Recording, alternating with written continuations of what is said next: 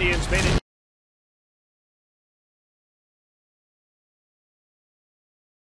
And Jack Hanahan joined him in the sixth for a 6-2 win. The Indians will try to make it 3 straight behind Ubaldo Jimenez, who will try to go 3-0 at Progressive Field. Next on Sports Time Ohio.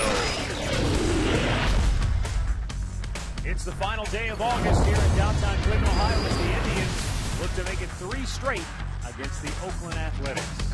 Hi again, everyone. Matt Underwood alongside Rick Manning. Indians have already won the season series against Oakland, but that's not good enough. They need to continue to win. Tigers have already won today, so the Indians want to try to keep pace with the front-running Detroit Ball Club atop the American League Central Division standings. And, Rick, with all the injuries to the offense, Manny Acta's been looking for some guys to step in and fill the void. And, boy, the way Carlos Santana and Kosuke Fukudome have swung the bats over the last several weeks, they're doing just that for them. They really have stepped up. Fukudome has been able to find the gaps out there. He's driven in some big runs and, giving the Indians a lead. He hits a double to score the first 2 runs last night. And then this guy, the ball makes a different sound off his bat. He homered for the 2nd night in a row. And, Carlos Santana is really starting to develop into a very good hitter. When you look at these 2 guys over the last 24 games, they have 29 RBIs. They have 17 doubles. They have been carrying the bulk of the load for the Indians offense. And carrying the bulk of the load for the Indians pitching staff tonight will be Ubaldo Jimenez, coming off a tremendous start his last time out. And here at Progressive Field, he has been dynamite. Our pitching matchup brought to you by Dodge. Visit Dodge.com or your local dealer today.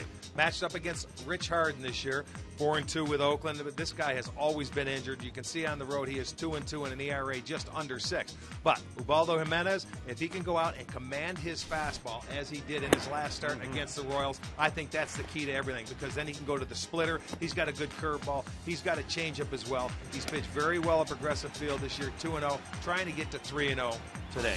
Jimenez will try to keep the Oakland A's bats on ice. They've scored a total of 6 runs in their last 4 games, 4 straight losses for the A's. We're back with play-by-play action coming up next, right here on Sports Time Ohio.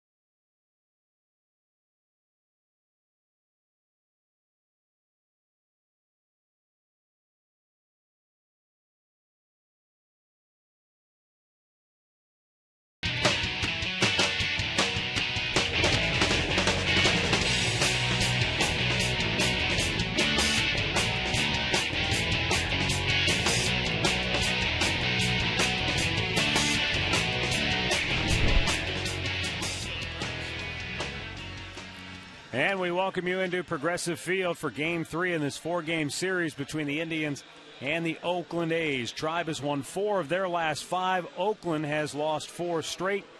And let's take a look at Bob Melvin's starting 9 tonight for the A's. Jamiel Weeks will lead it off, followed by Cliff Pennington. Hideki Matsui batting 3rd. Then it's Josh Willingham, followed by Brandon Allen. Brian Sweeney gets the start tonight in center field, batting 6th. Then it's David DeJesus, Kurt Suzuki, and Scott Sizemore. Ubaldo Jimenez on the mound for the Indians. He is with the Tribe 2-1, 5.79 ERA, 28 innings, 32 strikeouts. He's pitched very well at Progressive Field this year, 2-0 in his 15 innings. He has given up 12 hits, 16 punch-outs, and just 2 walks. So we'll see if he can go to 3-0 tonight. Let's take a look at the Indians' defense, brought to you by Pat O'Brien Chevrolet, saluting the men and women defending our country and watching on the Armed Forces Network. Head is in left, Carrera center, Fugudome is in right. Hanahan at third, Cabrera at short, Donald at second, Santana at first, Lou Marson behind the plate. Bruce Dreckman will call the balls and strikes. Alan Porter at first, Rob Drake at second, the crew chief Gary Darling down at third. Ubaldo Jimenez into the line at tonight's first pitch, a called strike to Weeks. Weeks has gone 3 for 8 in the series, riding a 7-game hitting streak for Oakland.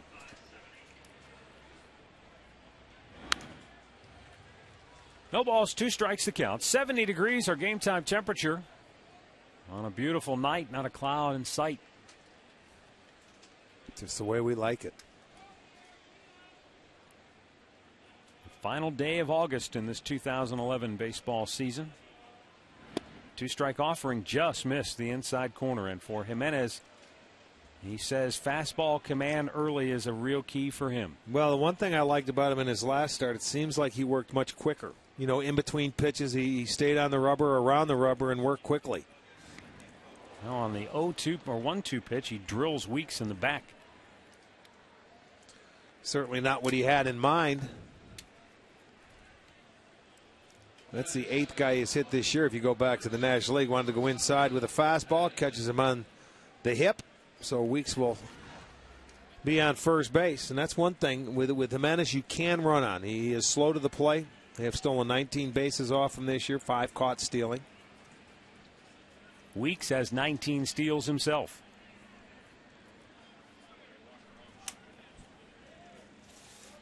Cliff Pennington looks at a ball down low. He did get picked off yesterday, though. Gomez got him. Remember, he tried to time him, yeah, and he threw to first base and caught him leaning towards second.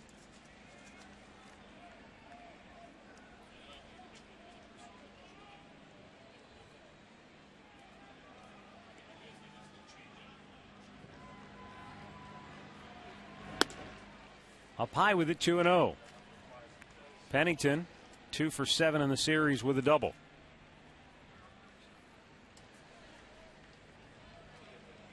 And on this current road trip, he's gone 11 for 31. Popped him up. And an easy play for Jack Hanahan at third. 1 down. Get a look at our Ion 4 Powerade rankings tonight. And at third base, nobody better defensively this year than Jack Hanahan in the American League. Well, he has definitely been there day in and day out when he's played, picking the baseball. It's going to bring up Hideki Matsui. And the Indians will shift with 3 on the right side. Hanahan, the third baseman, goes over to the shortstop position.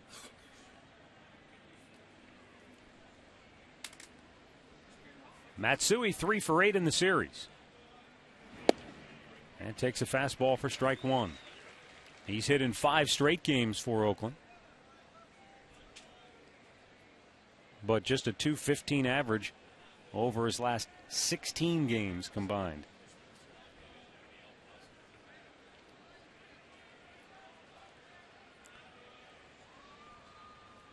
A little bit low, 1 ball, 1 strike.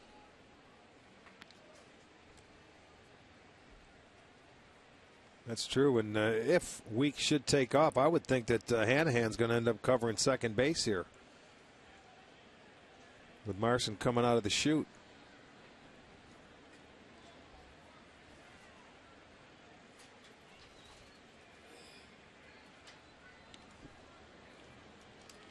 Santana had to go around Weeks to make the grab, and he almost knocked him off the base in doing so.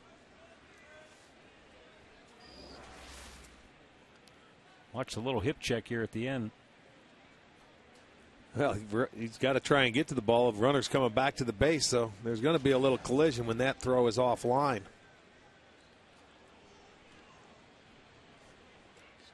One pitch.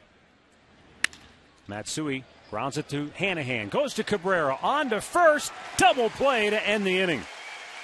5-6-3 on the twin killer. And the Indians are coming to bat when we come back.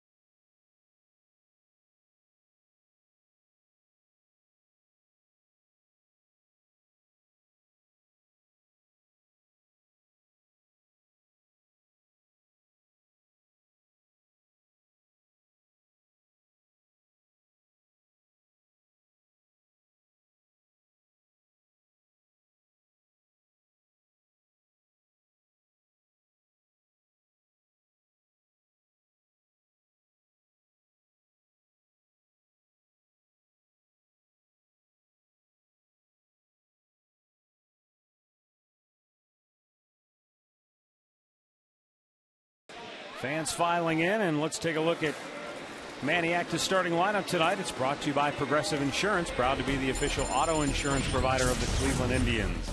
Ezekiel Carrera at the top, followed by Kosuke Fukudome, Asdrubal Cabrera hitting third. Then it's Jim Thome, Carlos Santana, and the red-hot Jack Hanahan. Jason Donald, Jared Head, and Lou Marson batting ninth. Rich Harden on the mound for Oakland tonight, making his 11th start. He is 4-2, a .455 earned run average. On the road this year, 2-2, and an ERA of just under 6. He is 1-0 in his career in 7 starts against the Indians, and he does not have a win in 2 starts here in this ballpark. Ezekiel Carrera drives a fly ball to center field. Sweeney was playing shallow. It's over his head. That'll go to the fence. Carrera around second. He's going to burn for third. And there will be no relay. He's in sliding with a leadoff triple. So Sweeney playing a little too shallow and was unable to really just open his hips and turn and make a beeline for the ball. He was shocked. And there you'll see Carrera gets his first triple of his career. And I mean, he smoked that ball. It was a get me over fastball, trying to get ahead of him. You see how he turned? He really didn't turn the right way, and he crossed himself up. It actually shocked him that he hit the ball right at him, made the wrong turn. So Carrera comes burning into third base. What a way to start a game! Lead-off triple. And now Kosuke Fukudome looks at a ball up high. Fukudome on the homestand has gone 11 for 33 with 5 runs batted in. But as we told you in the open, in his last 24 games, he's accounted for 10 runs batted in, hitting a .316 average. Lifts the fly ball deep left, Willingham back. He'll make the catch, but Carrera will tag. He'll come home easily, and the Indians have a 1-0 lead. Boy, now that's the way to start the game. Triple, sac fly, and you have the lead. Fukudome now his 13th RBI. He only had 13 RBIs the whole year in Chicago that he played there, and he has 13 already. Yeah, when you talk about Fukudome, that was, 70-plus games he played with Chicago. And Ezekiel Carrera has now scored a run in 4 straight games.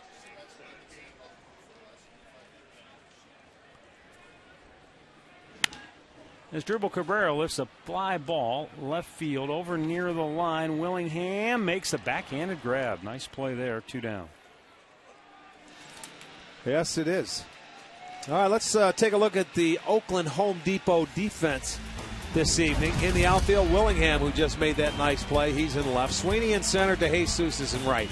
Sizemore at third. Pennington at short. Weeks at second. Allen is at first with Suzuki behind the plate. More savings, more doing. That's the power of the Home Depot. How about that shot right there? Beautiful shot from the Goodyear blimp. Hovering overhead tonight. Here's Jim Thome. Checks on a ball down low.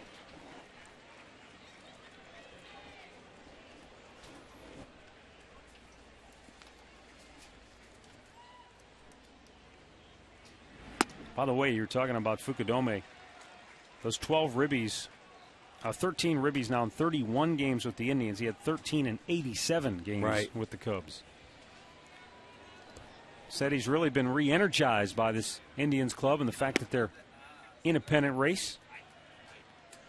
Thome takes a strike. It's 2-1. And as Manny Acta said, he has played well defensively and now starting to come up with some big hits and driving in runs. Jimmy looks at a ball down low, and it's 3-1. Thome walked twice yesterday, picking up his 1,000th career walk as an Indian. Franchise all-time leader in that category, as well as home runs. And on the 3-1, he drives it to deep right center field, and that will short hop the wall. It goes over the fence for a ground rule double.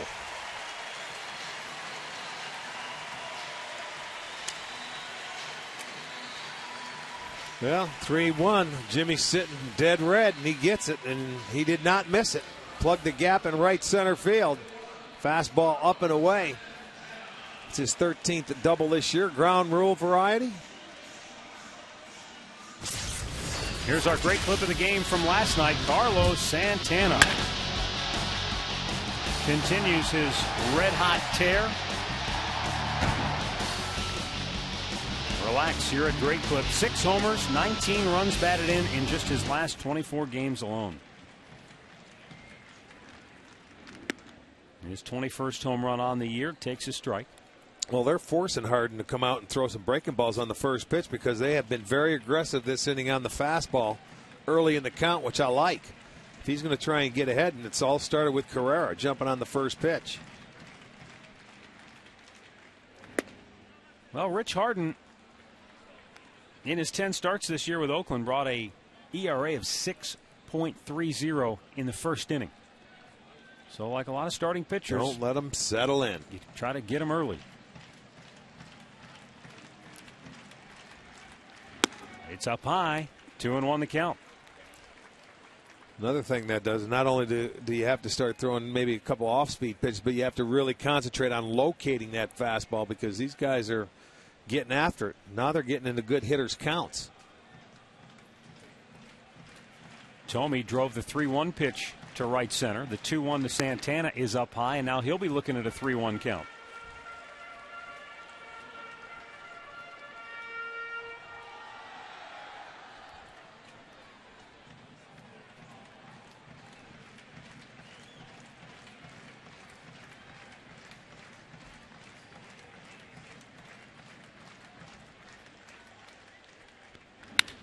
And a ground ball to first. Allen with a nice backhanded pick. Flips to Harden to end the inning.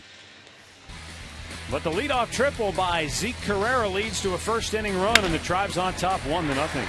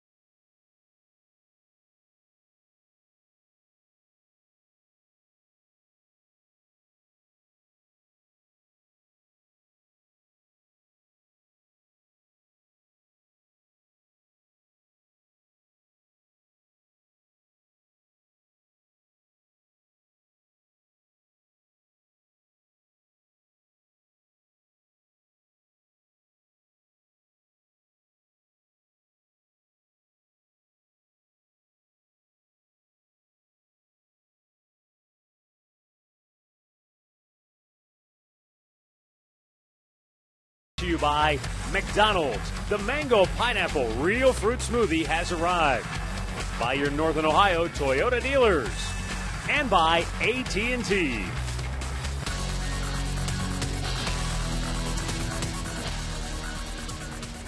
All right, we go to the second inning. 1-0 Cleveland. Josh Willingham will lead off for the A's.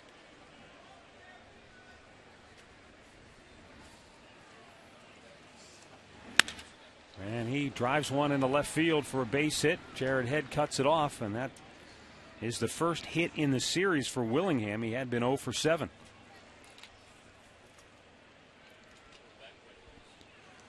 Well, Willingham wasn't going to wait around. He was looking for the first fastball as well.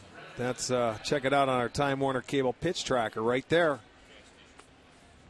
And why not get after that first fastball if it's to your liking?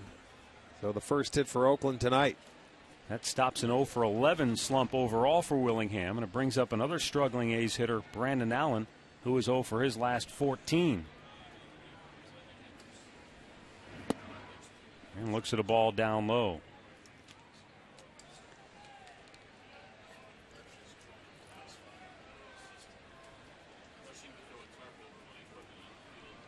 Allen was called up August 13th from AAA Sacramento. He started every game at first base since. 1-1 the count.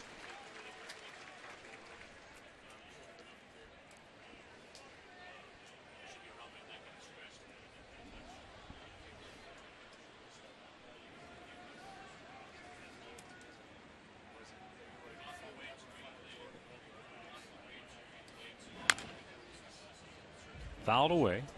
1 ball and 2 strikes. So far in his time with the Indians, that has been a huge pitch for Ubaldo Jimenez.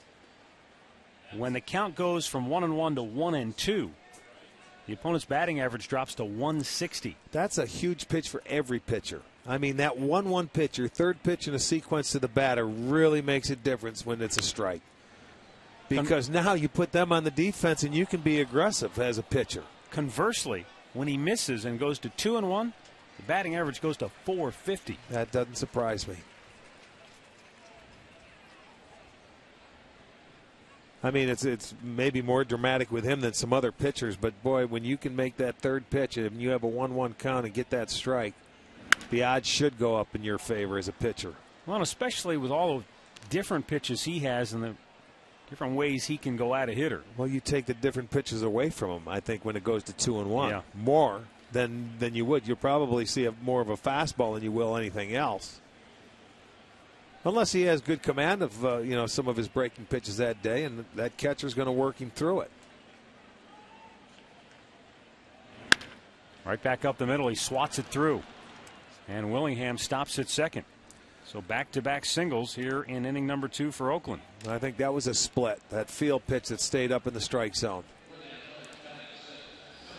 Got the ground ball, but it was elevated. He didn't make him work for it. You see, he reaches away and gets enough of this ball to get it through the infield. So that's a little split that stayed upstairs and into center field. So back-to-back singles, first and second, nobody out for Oakland. So Willingham snapped an 0 for 11. Allen snaps an 0 for 14. And now Ryan Sweeney, who's only had 1 plate appearance in the series, and he struck out last night. Just 1 hit in his last 19 at-bats. And a little bit low for ball 1.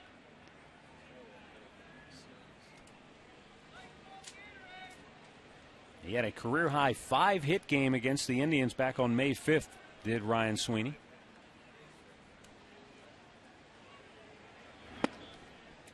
That'll leave in the count at 1-1.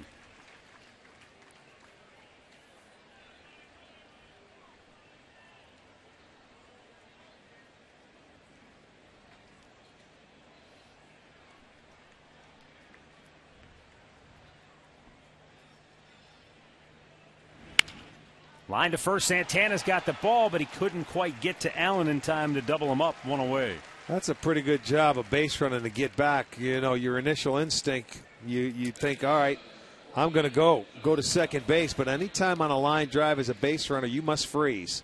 He thought about it. He took a half a step, but he was able to get back because Santana playing behind him. So pretty good job to get back there. So with one down, it's going to bring up David DeJesus. DeJesus 0 for 3 last night. Did draw a walk and scored a run.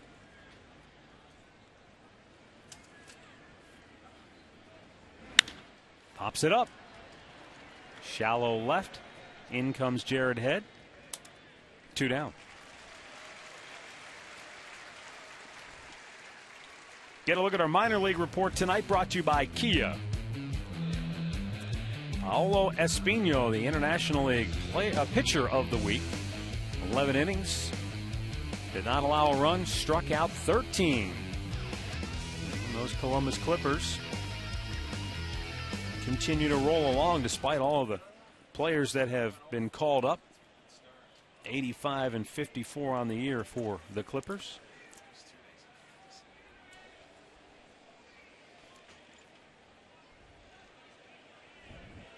Columbus clinched the Western Division in the International League 8 days ago. Just missed outside.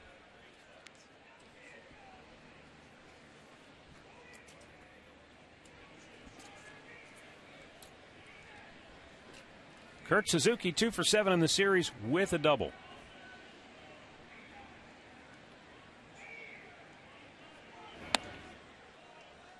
Misses, 2 balls, no strikes.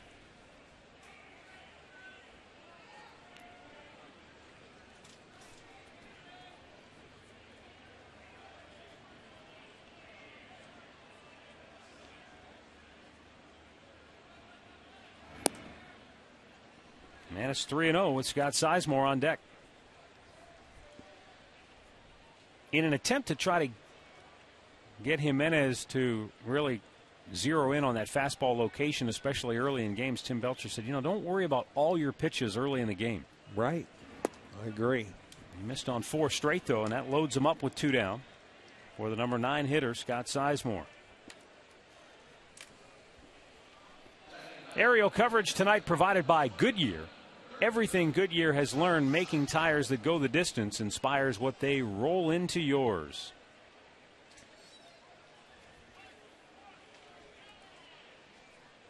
Bird's eye view.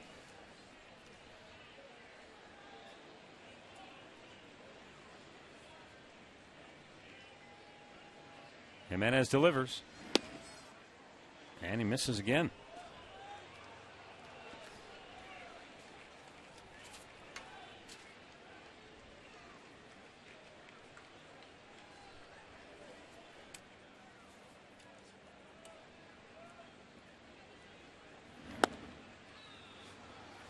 Right now, home plate moving on him. Marson wants to go out and have a little chat with him. 6 straight. DeJesus came up there, made the second out on 1 pitch, and then he has not been able to throw a strike.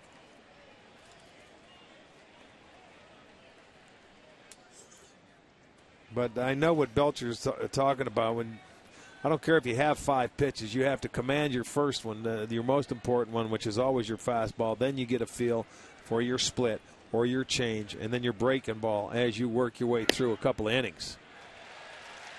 I mean, because he throws hard enough where he can, they're not going to get on it if he locates his fastball.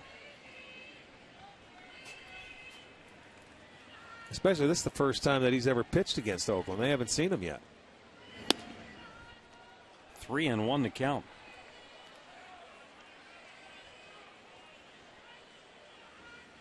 And you can just see in the body language, Jimenez kind of searching for that so-called release point in his delivery right now. Full count. Well, Sizemore taking all away, which is not a bad idea because he's got to come back with 2 in a row. So he hits with that one, full count. Now the guys will be off and running that are on the bases.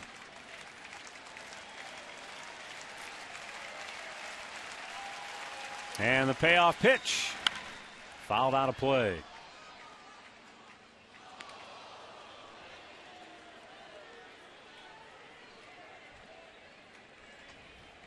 Back-to-back singles by Willingham and Allen open the inning.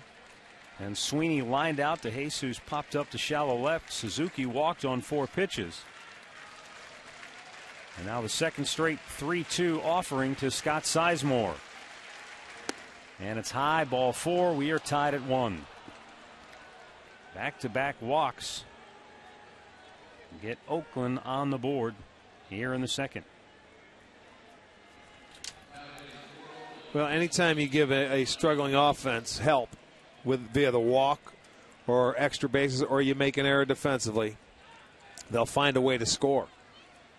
And, you know, with the back-to-back walks, he puts them on the board. And now you got to get out of it to keep it. If they get a 2-out base hit, you may give them a little confidence here. And Jamal Weeks takes a strike. He was hit by a pitch down on the count 1-2 his first time up.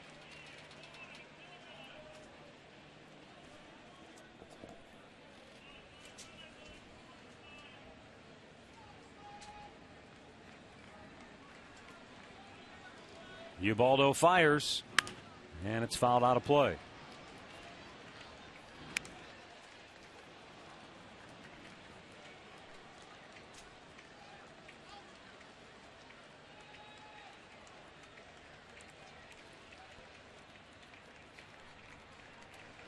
Allen at third, Suzuki at second, Sizemore down at first.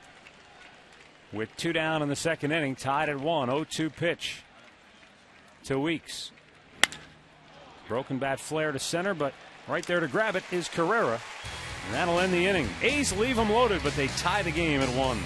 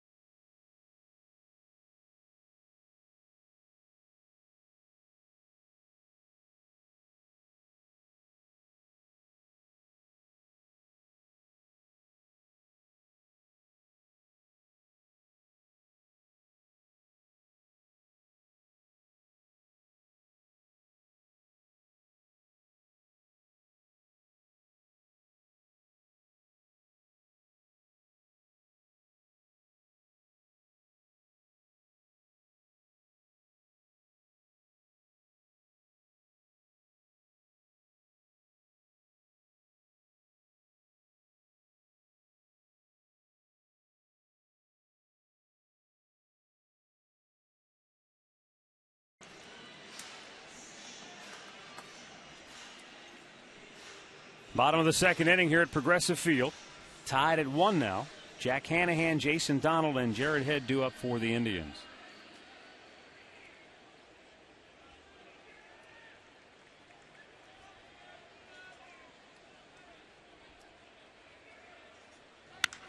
Hanahan with a drive to deep center. Sweeney racing back, looking up. It is gone. Jack Hanahan continues to sizzle. His second home run in as many nights, and the Indians go right back on top 2-1. Well, he smoked that ball. I mean, he got a fastball up in the zone, and he gave it a ride. That one went over the trees, so that had to be about 430 feet. We'll get another look at it on our home run replay, brought to you by Great Clips. Great needs, great deeds, great clips. Look at that. Fastball up and away, and look where his head is at. Right there, used the big part of the park. And he didn't hesitate. First pitch, that makes it a 2-1 game. They come right back and get that run back. Good swing. Now Jason Donald takes a strike. That's already, Rick, the 11th home run, unless that was a typo in the stat sheet. 11 home runs allowed by Harden. Yeah, that's his 11th. In just 58 innings of work. Well, when you keep throwing fastballs there, you're going to give up a lot of home runs. These guys, I mean, I think their approach has been great tonight. They've been waiting for that first pitch fastball. You know, you've got Carrera started the game off, first pitch, triple. Hit it deep to center field. Hanahan starts a second inning off, first pitch, homer. Outside corner, a strike.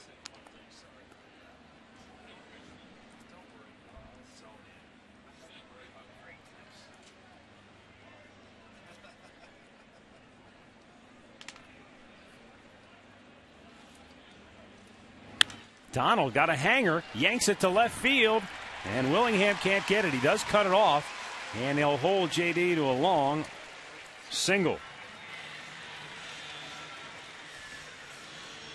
Well, they've hit for the cycle already. We're in the second inning. Jason Donald goes down and picks on a pitch, and he's able to pull it into the left field corner. He was thinking double. That was a breaking ball. Down at the knees, a curveball, and Donald put a good swing on it. Already 4 hits now.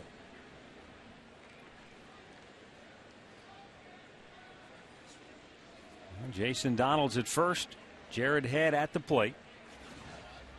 Well, that's how you round first base, thinking second. Make that guy stop you. He had to hustle to get over there, did Willingham, and get it into second base.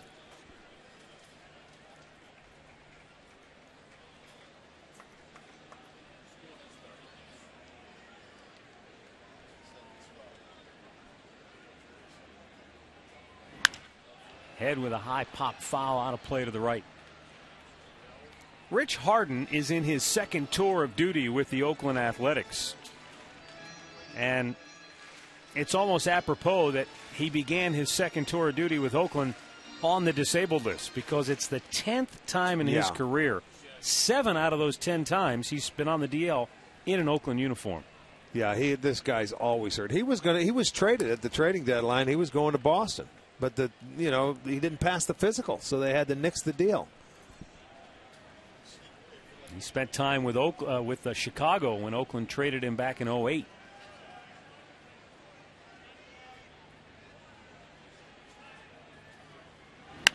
Head with a bouncer. Nice diving stop by Sizemore at third. Gets up and throws him out at first. Boy, that was a terrific defensive play at third base by Scott Sizemore to take a hit away from Jared Head. It sure was. Boy, that ball was by him. And you know what? He even made just as good as a play. He wanted to go for the double play, but couldn't get it out of his glove. And watch, he has to just re-rack him and go to first. He wanted to go to second, couldn't do it. Just let me get the baseball and go ahead and get the lead, the hitter. Wanted to go to second, but that's a very good play. And so Donald into scoring position with 1 out now for Lou Marson. And a little bit outside, ball 1.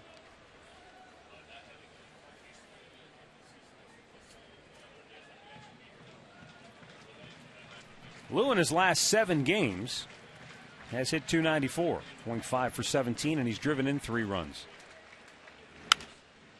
Out of play to the right.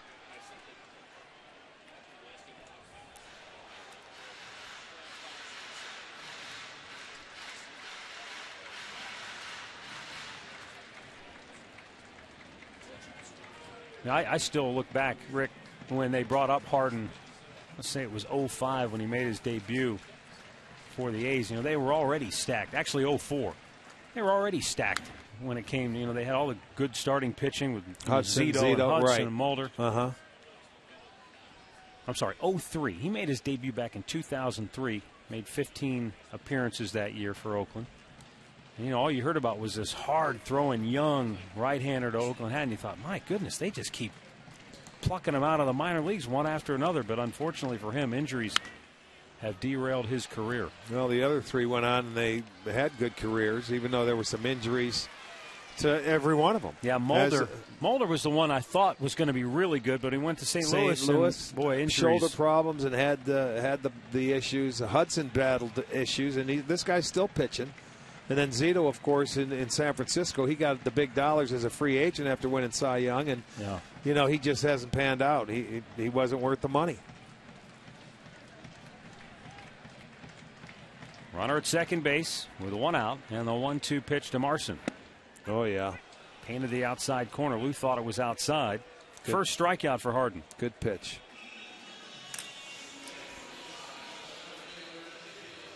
Let's check in with Katie Witham.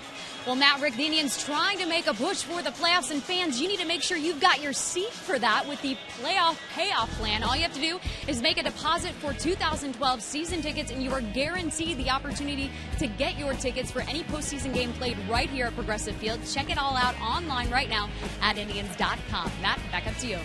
Thanks, Katie. Ezekiel Carrera, he started the game with a triple over the head of Ryan Sweeney, and this time Sweeney's playing a little more straight up and honest. Well, and they didn't start him off with a fastball. They started him off with a curveball.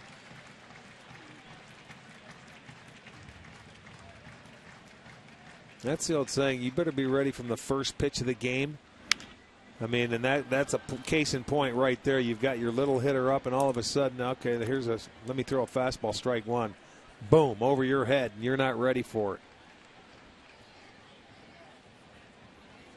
Ryan Sweeney subscribes to the theory, fool me once, shame on you. Fool me twice, shame on me.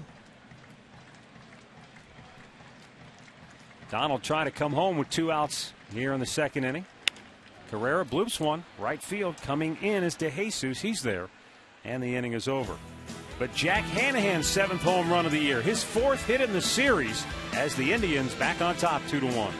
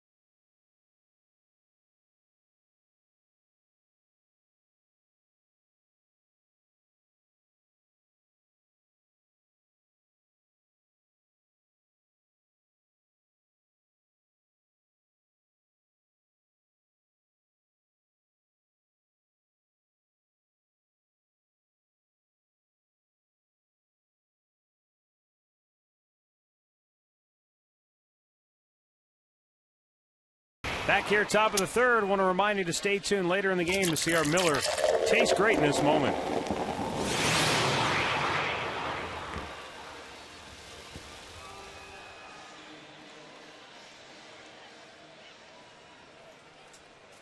Two-1 Indians.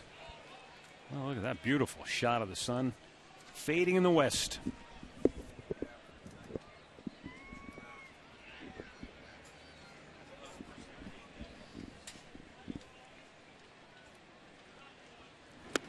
Fastball misses up high, ball 1 to Cliff Pennington.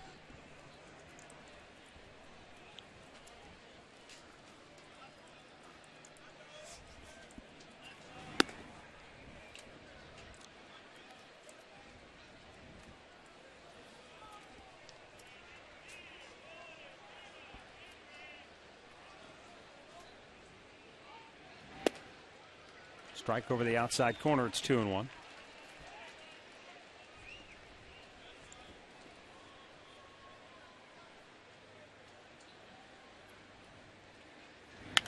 Out of play. If you haven't heard, Detroit rallied back to beat Kansas City 5-4 this afternoon. However, Minnesota hung on and beat Chicago 7-6.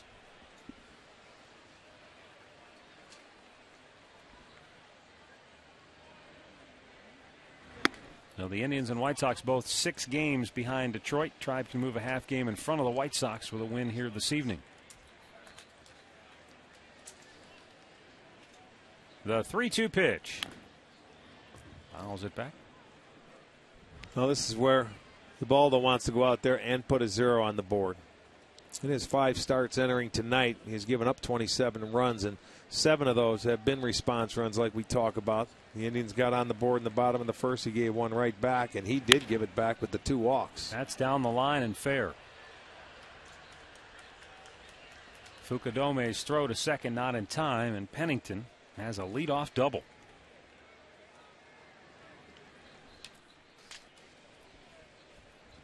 Third hit tonight for Oakland. And they get their leadoff man into scoring position. Well, it's a fastball, 3-2, but he missed inside. They wanted it down. He comes in, 3-2, turned on it. Pennington hits it down in there and hustles for a double. First extra base hit for Oakland tonight, and their 3rd hit. And brings up Hideki Matsui. The Indians have a shift on, but because there's a runner at second, Hanahan has to play over towards third. Remember when Matsui hit into the double play, he hit it right about where Pennington is standing. Now he lines one to right field, and Fukudome with a thigh-high catch and releases it in a hurry to keep Pennington at second base, 1 down. Nice play, because that's a quick, sharp break Fukudome's got to make to get in and grab that ball. It was sinking on him in a hurry. Well, there's a good look at it right there. Hit right on the nose, and here he comes. You get a good jump. He comes in, catches it about waist high. And that runner cannot advance. And they get the first out.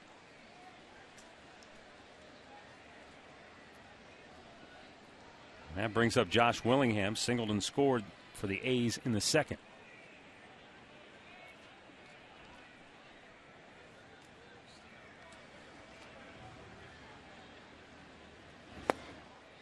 Down low for ball 1.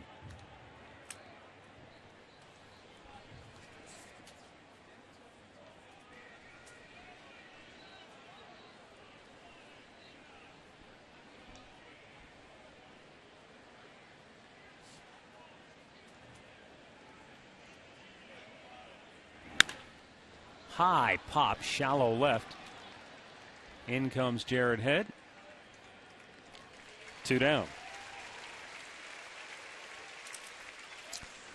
Well, come on out to the ballpark. Only 1 weekend left out here at Progressive Field if you want to see a fireworks presentation, and it is dwindling down this season. You can get your tickets at Indians.com. It'll be against the Minnesota Twins coming in for the last weekend here this year.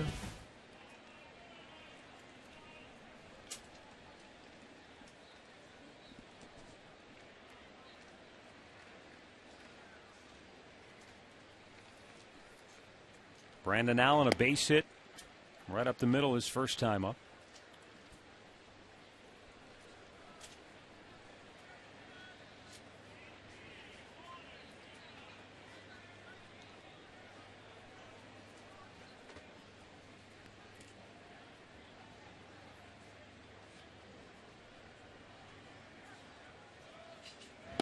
Oakland has gone 2 for 23 so far in the series with runners in scoring position. On the year, they've scored 10 runs in the 5 games against the Indians. So you talk about a terrific job by the Indians pitching staff. They're lucky to have 1 win then, when you look at it that way. It was a 3-1 win. It was May 4th. It was back in Oakland, Cahill got him.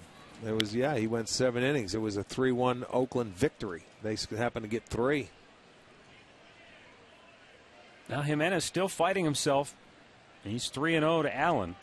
You know, that's been a consistency. He hasn't been able to come out here and do it back-to-back times in his starts. Runner goes to third. Jimenez really never checked him, and Pennington goes in unmolested with a steal, his 11th on the year.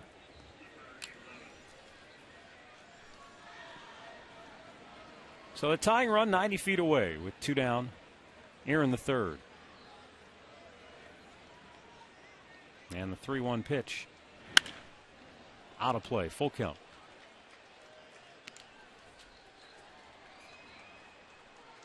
Yeah, remember his last start, he had 10 strikeouts against Kansas City. Well, it seemed like he did fall behind early in the first 3 innings of the game, behind in the counts, but then he really settled in. This is his 3rd full count tonight.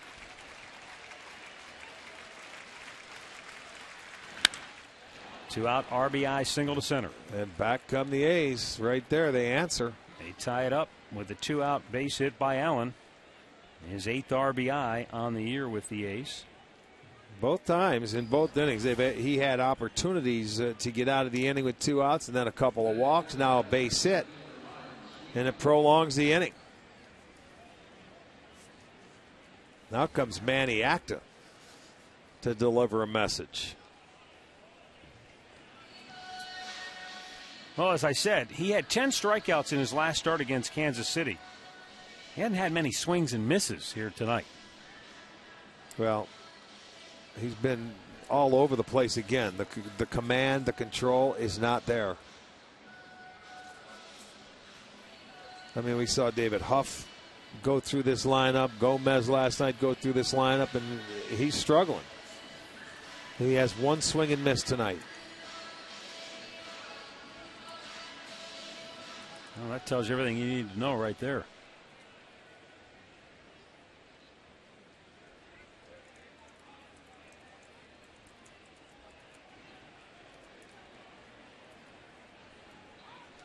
Ryan Sweeney lined out sharply to first base his first time up.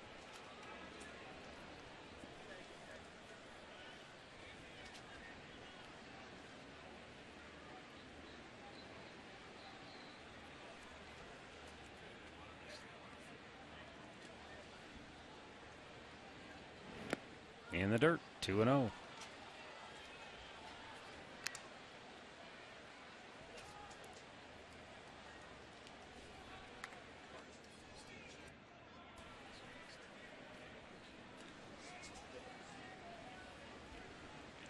Already, Tommy's telling me his 6th 2-0 count. And he did that earlier in the Kansas City game in the first couple innings, and then he really settled in. But he came out and made some good quality 2-0 pitches. But you hate to pitch like that all night long. 20th pitch of the inning. Allen takes off, pitches outside, throw down, not in time. Yeah, and that's what I'm saying. Another thing you can do, you can run on him. First steal for Allen. 2nd in the inning. You can see the kind of jump, and that's not a base stealer, folks. That's your first baseman over there. They just get such a jump that they're taking off.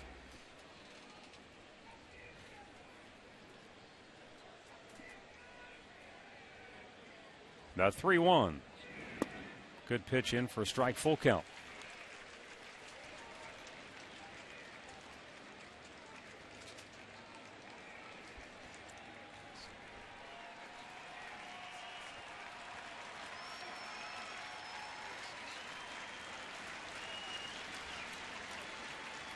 And Ubaldo sets the payoff pitch. Grounded foul.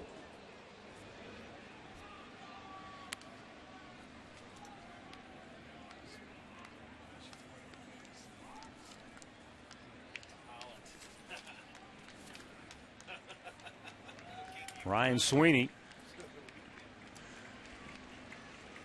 has batted .303 on the year against right-handers. Just 3 for 31 against lefties. And the payoff pitch. Popped him up right at the plate. Marson settles under it. That ends the inning. But Oakland comes back with a 2-out RBI hit to tie the game at 2, middle of the 3rd.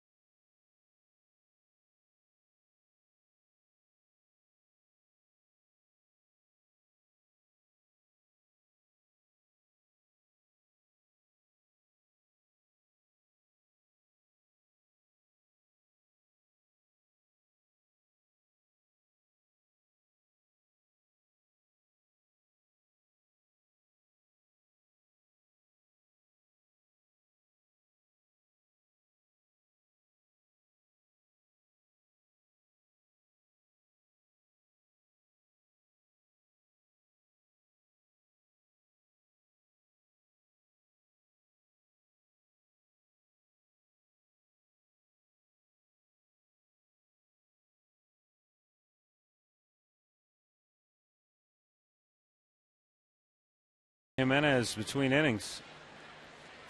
He's got to try to get things turned around here. Bottom half of the third, Kosuke Fukudome as Drupal Cabrera and Jim Thome for the Tribe.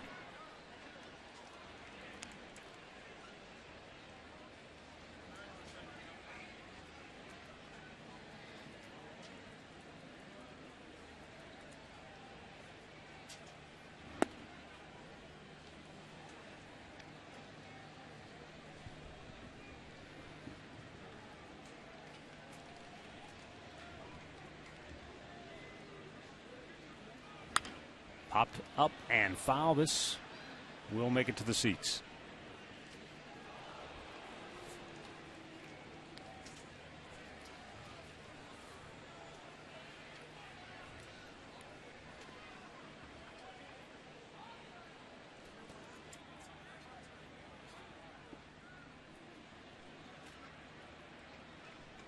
Now the 1-2.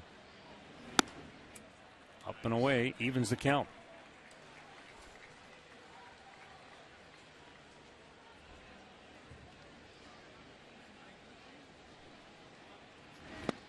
Got him swinging. Second strikeout for Harden. One down here in the third. Our trivia question tonight brought to you by AT&T. Since 1950, 3 Indians have collected 6 hits in a 9-inning game. We'll have the answer coming up later in the game. I can only think of one. I got 2. You got 2? Yeah. I know you've got the one I'm thinking of. I have one more that you're not thinking of. Yeah. I think we may have to go back for the third one. I got 2. Attaboy.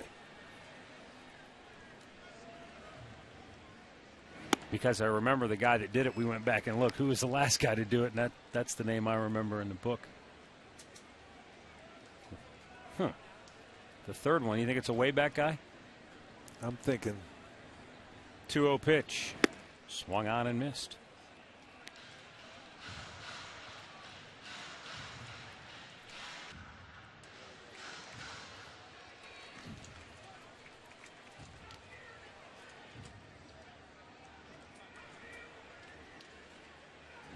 Two one popped up, and that'll make it to the seats.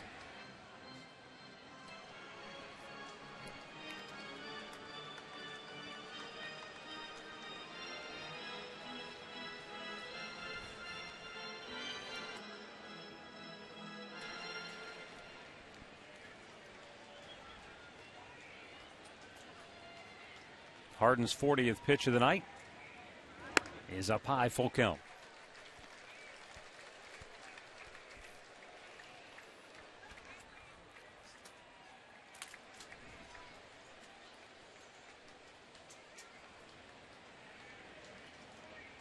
Payoff pitch. A little bit high, ball 4.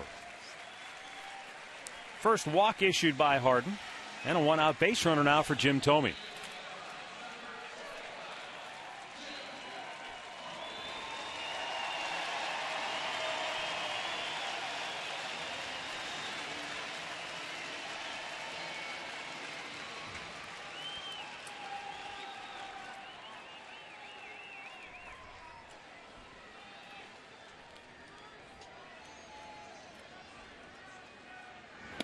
Down and in for ball 1. Thome doubled to right center his first time up. Now 3 for 7 in his career against Rich Harden. He does have a home run against the right-hander. And leaving the count at 1-1.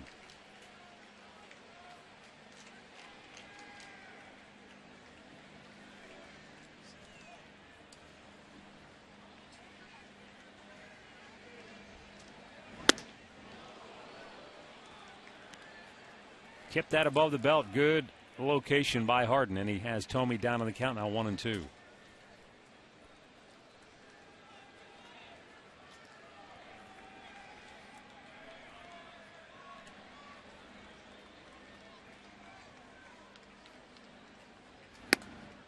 In off the dish, and it evens it up.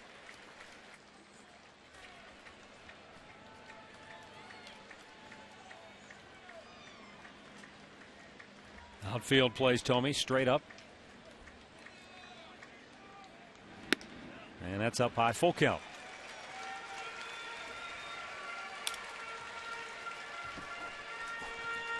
Carlos Santana waiting on deck. Tied at 2 here in the bottom of the third. Each team with 4 hits. Popped him up. Foul ground. Sizemore, the third baseman, makes the catch and bangs into the tarp for out number 2.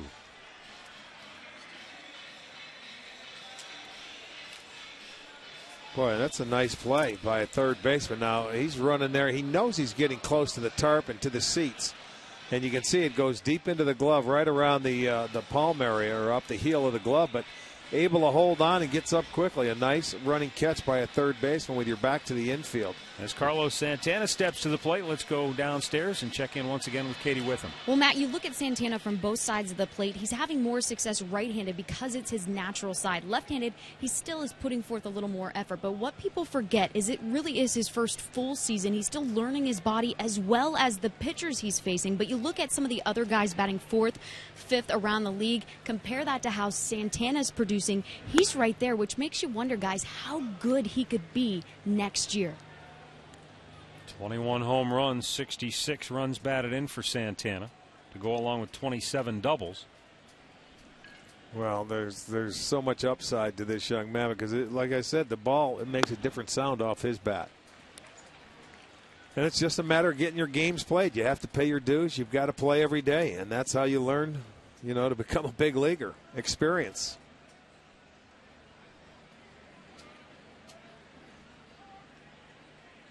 '50th pitch of the night by Harden. Watch the distance that Sizemore has to cover. He's over at shortstop now, mind you, on Tomey's fly ball. Look at, he has that far of a run to go and put that hand up. That's a terrific play. The 2-1. Had him out front, popped it up. And that'll end the third. We are tied at 2.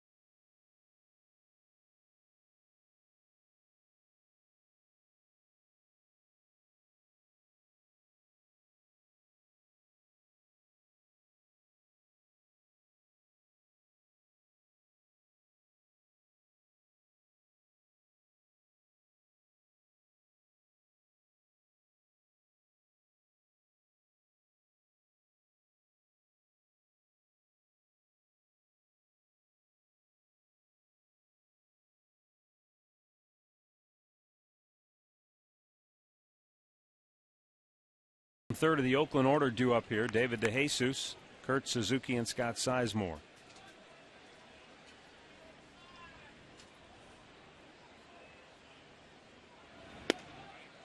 Jimenez with a breaking ball for a strike.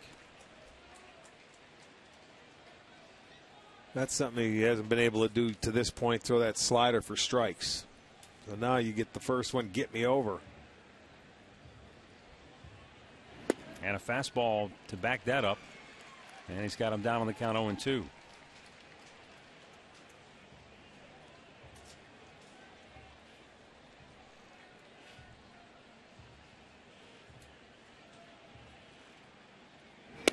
Oh, yeah. Ooh. That's a good pitch. Good pitch, 0-2. I mean, the umpire's sitting right inside on that corner, so he felt that that was just a little bit inside, but that's a darn good 0-2 pitch. Couldn't get him to chase after that, and it's back to even at 2-2.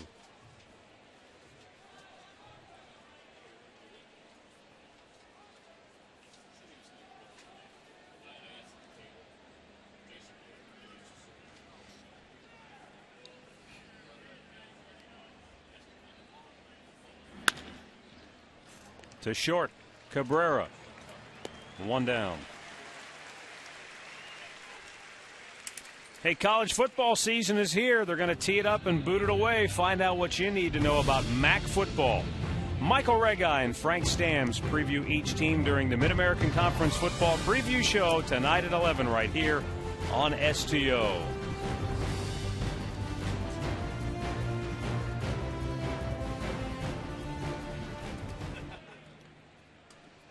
Kurt Suzuki drew a walk his first time up.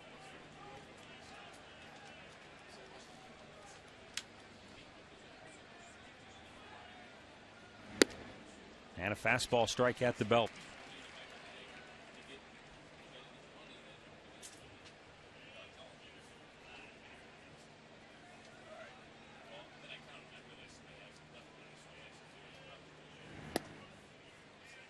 One ball and one strike.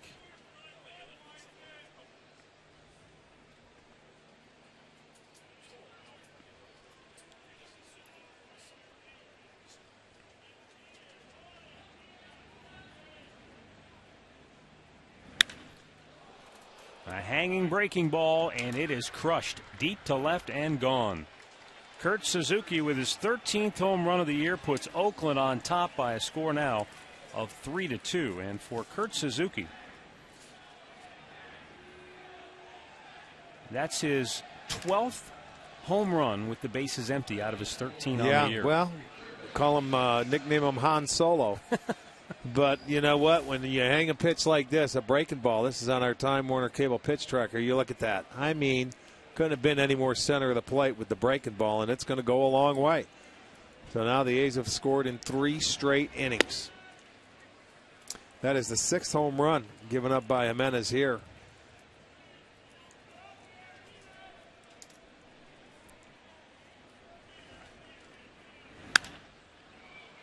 Pop to right.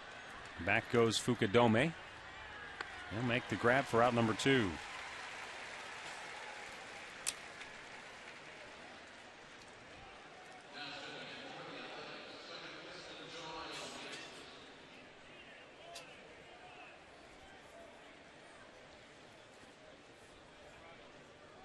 First lead for Oakland.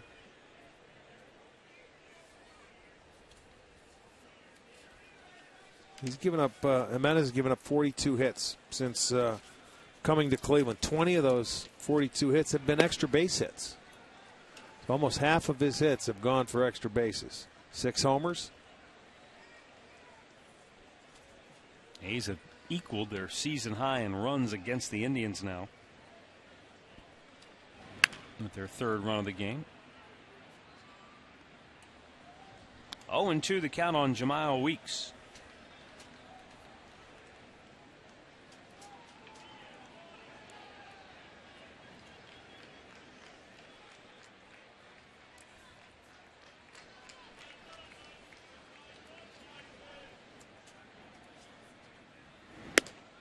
Outside with a fastball, 1-2.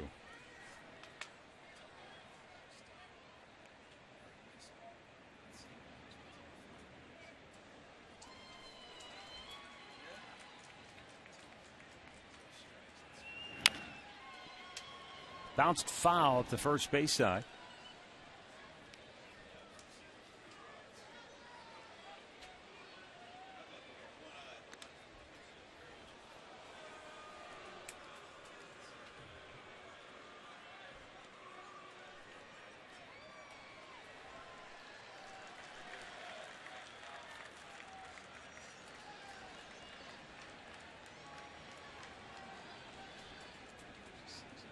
So Weeks climbs back in, and the 1-2 from Jimenez. That kind of play.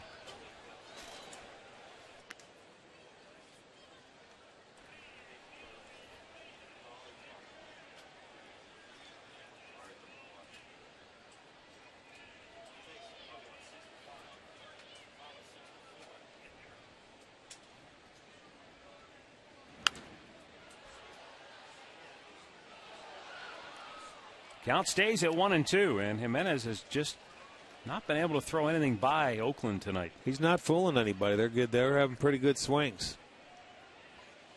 This will be his 75th pitch of the night already.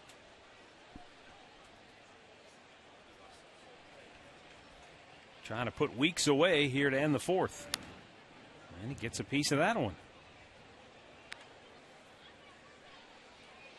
You know, his second start against the Tigers, he went 8 innings in that game, 5 hits. His last start, Kansas City, 7 innings, 7 hits. But after, his first start against Texas, 5 innings, 4 2/3 against the White Sox, 3 1/3 against Detroit. Bounced up the middle. Cabrera, what a grab, but he's not going to be able to get the speedy Weeks. And so Jimenez just can't put him away, even when he had him down on the count. First hit tonight for Weeks.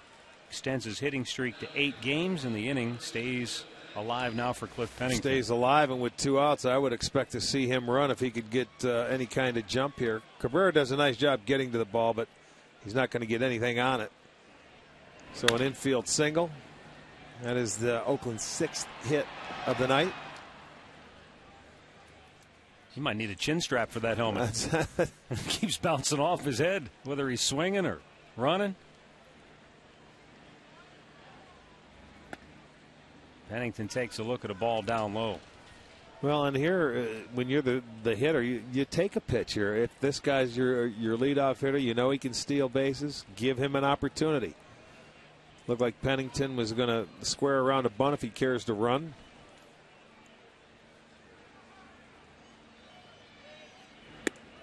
Takes a strike. It's 1-1. Well, Pennington gave him 2 pitches. Yeah, that's what you do as a second place hitter. But after that, you're saying, hey, pal, I gave you your chance. You don't want to run. Now it's up to me. There's 2 outs here. I can't sit and wait forever.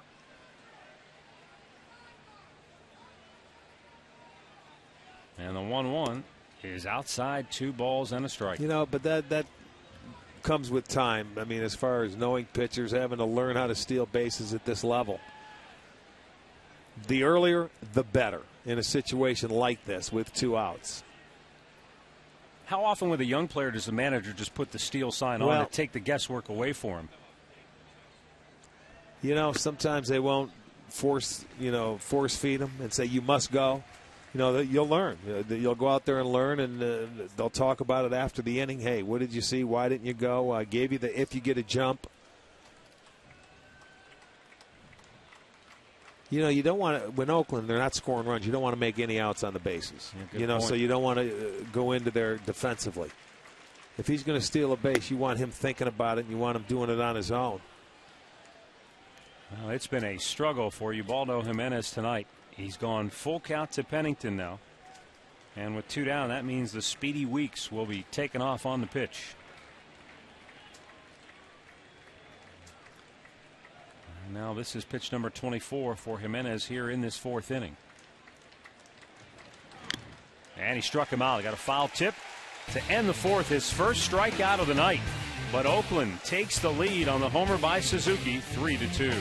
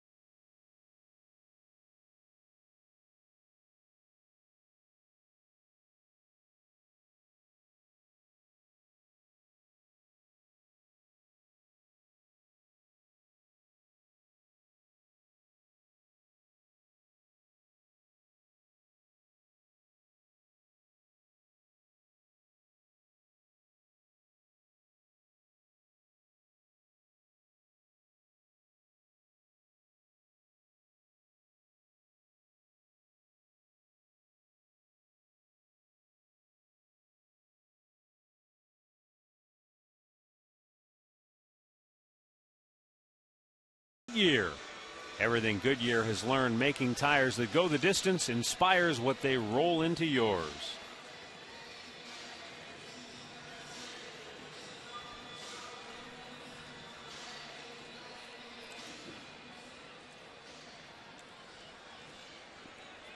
Oakland with a 3-2 lead now as we move to the bottom of the fourth inning. Jack Hanahan will lead it off. He homered to straightaway center field off Rich Harden his first time up. See if he gets a breaking ball. Yep. Because he jumped on that first fastball.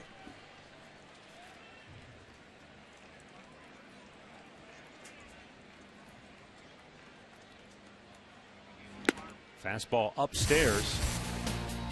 And it's 0-2. He hit this ball a ton. He stayed on it, middle of the field. Jack told us a couple days ago when we had him on the post-game show, he went to a 33-ounce bat, a couple ounces heavier. Says the ball seems to jump a little better off that heavier bat. Strikes out here and the throw to first to complete the putout. Third K for Harden. One down here in the fourth. Our scoreboard update brought to you by your Northern Ohio Ford dealers and the all-new 2012 Ford Focus. Ford, drive one.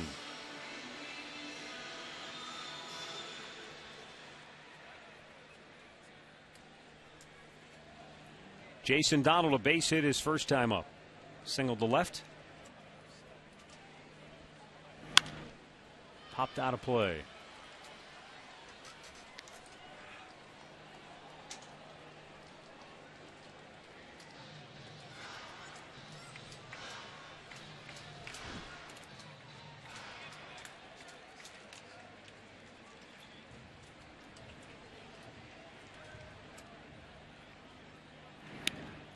A little bit outside, 1-1 to count.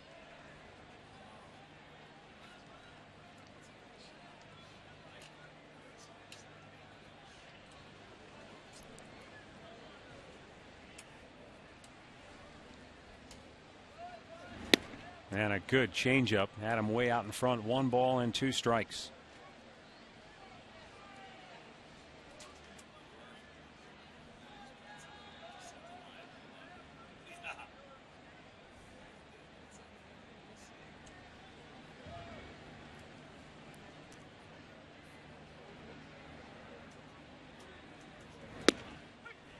Locked him up with a breaking ball. Back-to-back strikeouts for Harden here in the fourth. 2 down.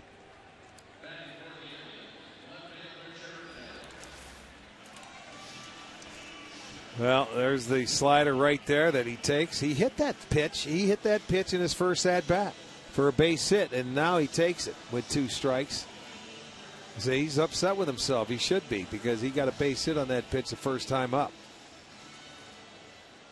And with 2 down, Jared Head coming to the plate. Robbed of a hit his first time up on a terrific defensive play at third base by Scott Sizemore. And he takes that slider for a strike.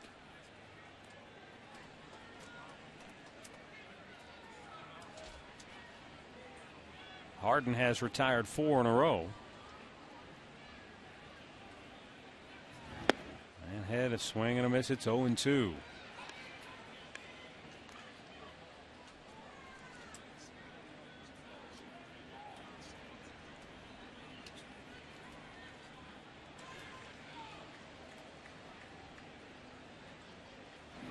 Fastball hit on the ground to second. Weeks throws him out, and the Indians go 1-2-3 for the first time tonight through 4. It's Oakland 3, Cleveland 2.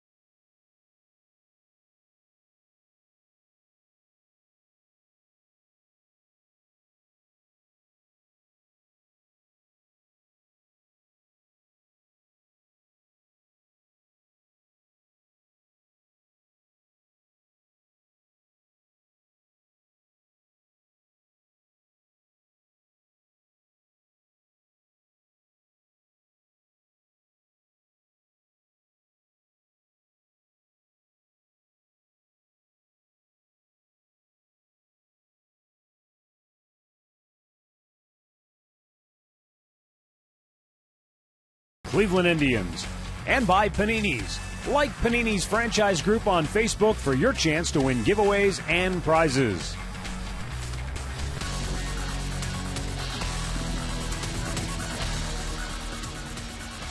Well, we go to the fifth inning.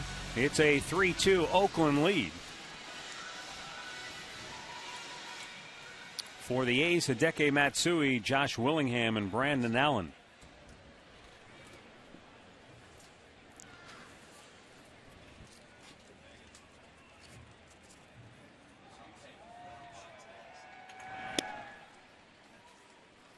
And it's ball one. Matsui 0 for 2 tonight.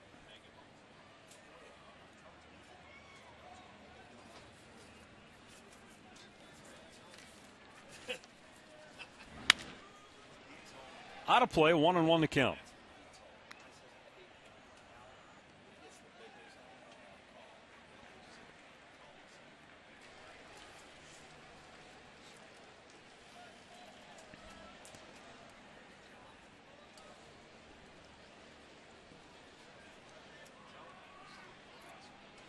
Now the 1-1.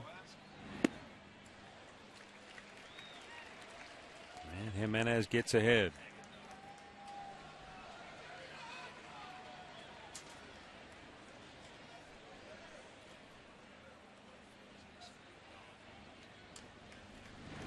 Struck him out. Back-to-back Ks for Jimenez. One down here in the fifth inning. Well, sitting the newest hotspot here at Progressive Field this year, it's the Time Warner Cable Bleachers. All tickets are just $10. And a reminder, always buy your tickets in advance for great savings.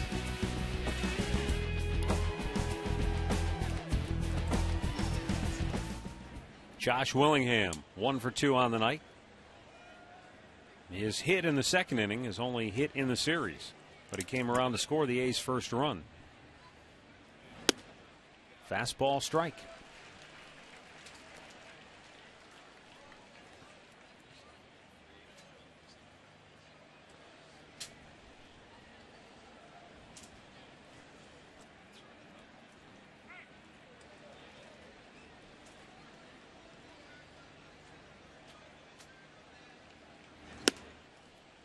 Fastball just a tad high that time.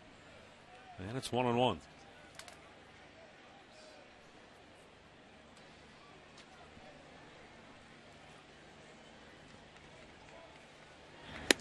Curveball away is outside, 2-1.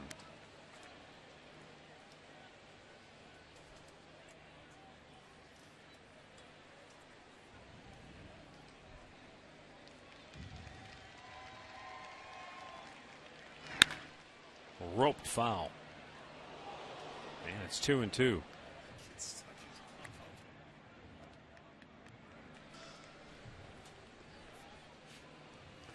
We get a catch down there? No. We had a miss. Deflection. That ball had, as you say, it had some hair on it. Yeah, it did.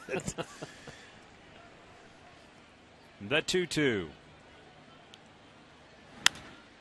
High pop foul, first base side. That's going to find the seats. Send along some birthday wishes tonight. Ed Vasselchuk of Struthers, Ohio, is turning 85. Ed, happy birthday. Alice Weissman of Beechwood is turning 59. Jimmy and Julie Ellison of Talmadge celebrating their 9th anniversary. Congratulations. And happy birthday wishes to Bob Ewell, celebrating his 40th birthday tonight in Massillon. The 2-2. Way outside, full count.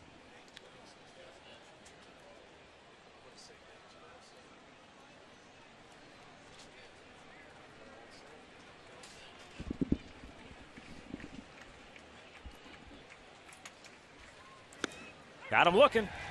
3 in a row for Ubaldo Jimenez. 2 down here in the fifth inning.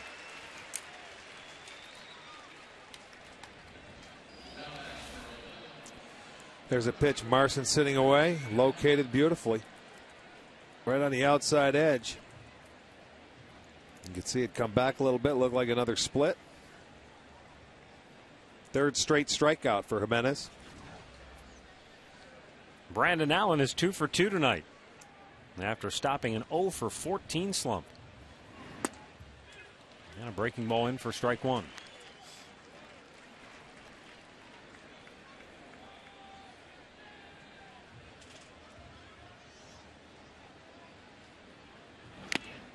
And he swung through it, a foul tip, 0-2.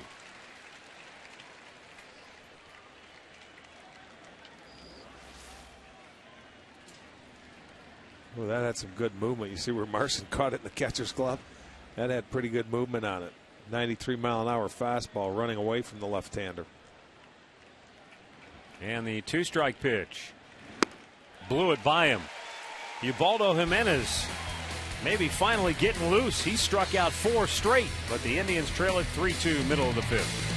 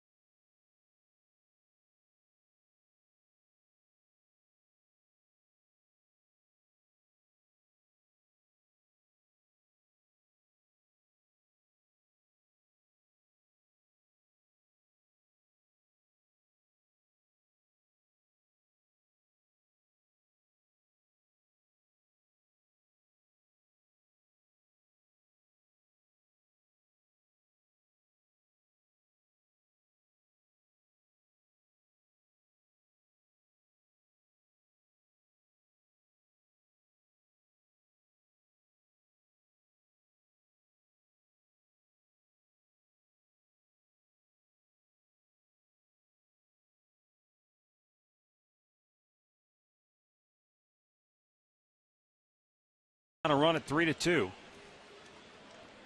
Lou Marson, Ezekiel Carrera, and Kosuke Fukudome due up for the Indians.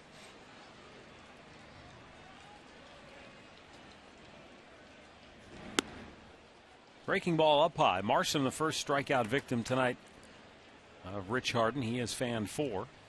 Well, the first time through the lineup, Harden didn't have any swings and misses. The second time through now, he's had 7.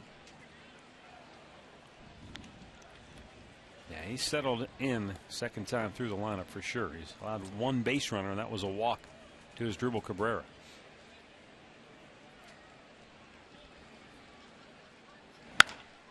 Bounce to short. Cliff Pennington. High throw. Allen comes off and makes the tag for out number 1.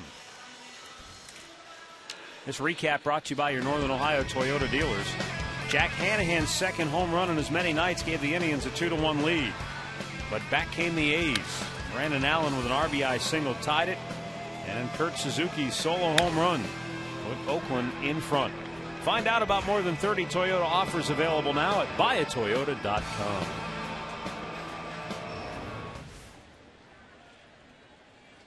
Ezekiel Carrera tripled and scored in the first, giving him a run scored in 4 straight games. Slide to right his last time up.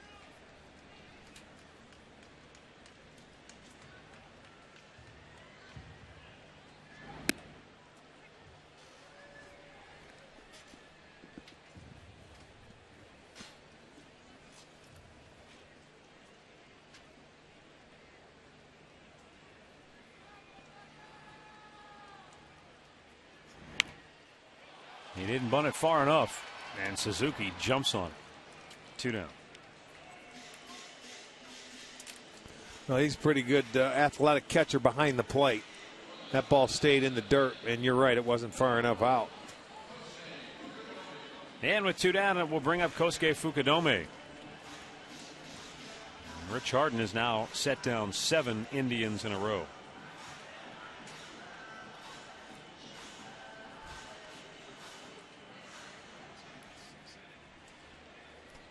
Fukudome drove in the first run of the night with a sac fly in the first.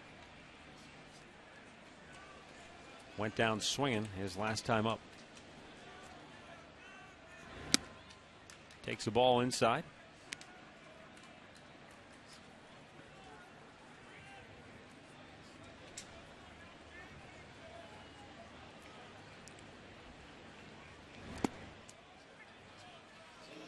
One and one to count.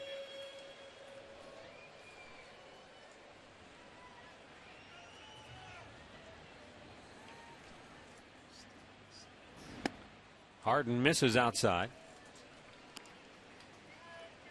And now Fukudome gains the advantage.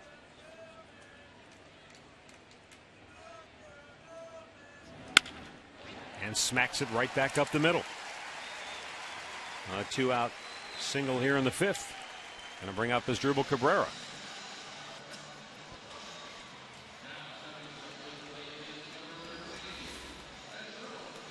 This is one thing that he has done very well, is use the whole field. Since he's been here, he hasn't tried to pull everything. He's hit the ball where it's been pitched. He takes that fastball or that breaking ball there right back up the middle. So he gets his first hit of the night. 2-out single. And Asdrubal Cabrera looks at a ball inside.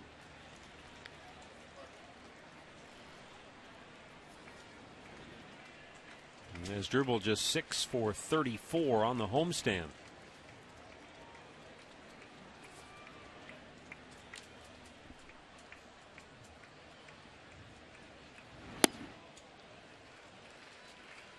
Two and 0.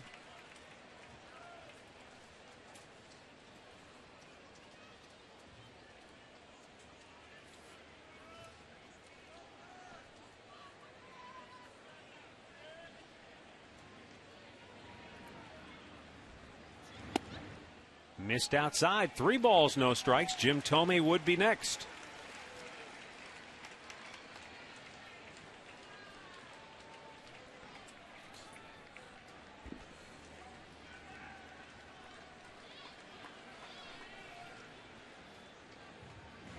And it's ball 4. 4-pitch walk.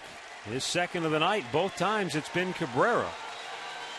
Now, with 2 on and 2 out, Suzuki to the mound as Jim Thome comes to the plate.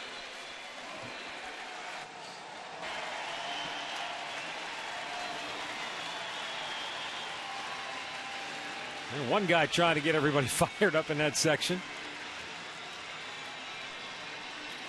Oh, there's a hat for you, Arch. That's a Texas hat. That'll fit you. And make it bigger down there. He took it off in a hurry, didn't he? Maybe it wasn't his. All right, here's Jim Thome now. Doubled in the first, fouled out his last time up. And a big swing and a miss.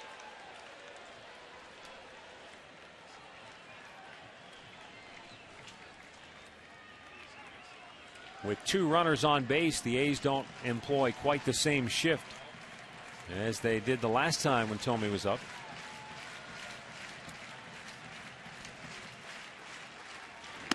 High and away, and it evens the count.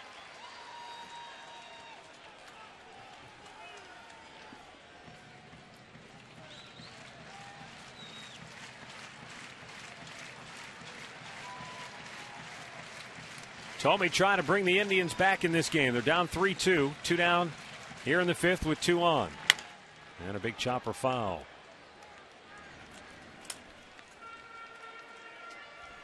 I'll send along some more birthday wishes. B. Siegel is turning 84 and B. Sent us a nice donation for the gathering place in honor of her daughter. So B, thank you very much. Yes. And a special happy birthday.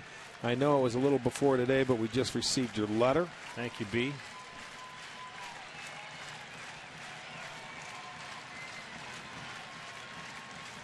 The 1-2.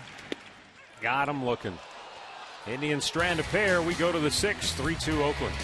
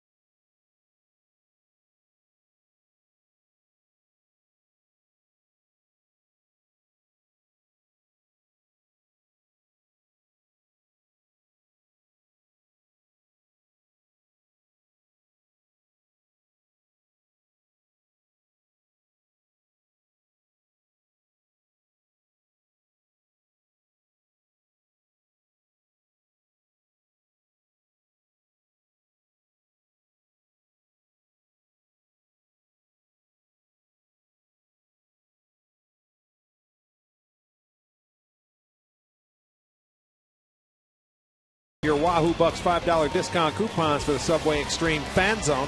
It's a place to be for a chance to win Subway gift cards, Indians fun money, and you'll get great discounts for your next Subway purchase. Subway, where winners eat.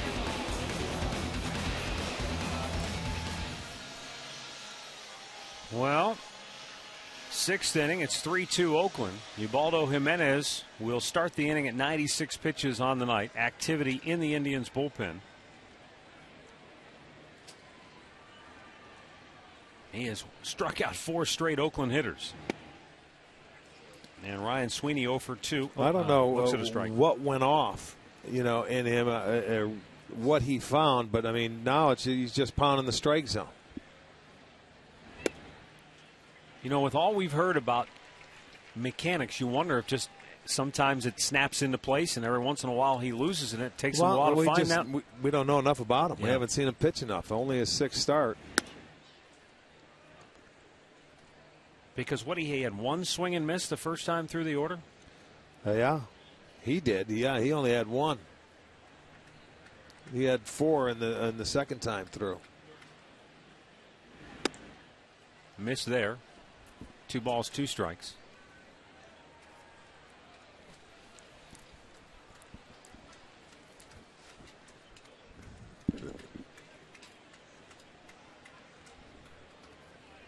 And the 2-2 is up high, full count.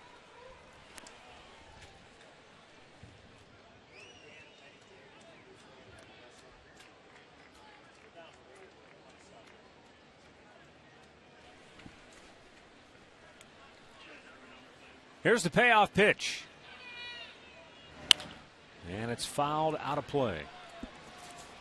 A couple more birthdays to take care of. Ralph Ricksecker from Canton is 47 Ohio. Ralph, happy birthday. Arnold Barzak of Warren is 74. And Ken Genoso from Kent is 63.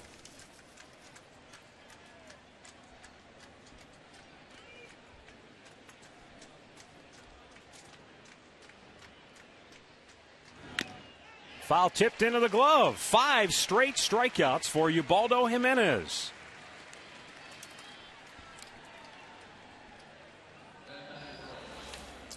Well, you talk about getting them all at once. And, I mean, he didn't have one. He got number 1, and he hasn't stopped.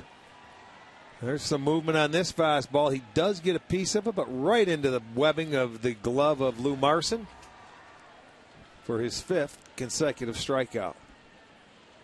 Well, he was talking about something completely unrelated to this, but Jim Thome himself the other day said baseball's a weird game.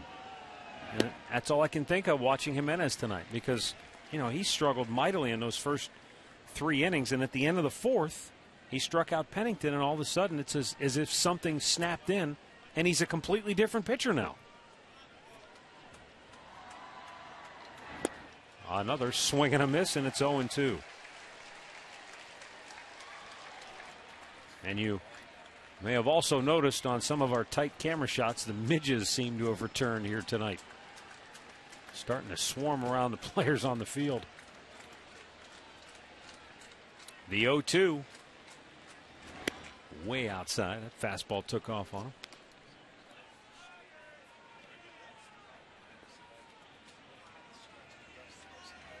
You see those pesky bugs swirling around David DeJesus at home plate. And the 1-2. Bounced it in there.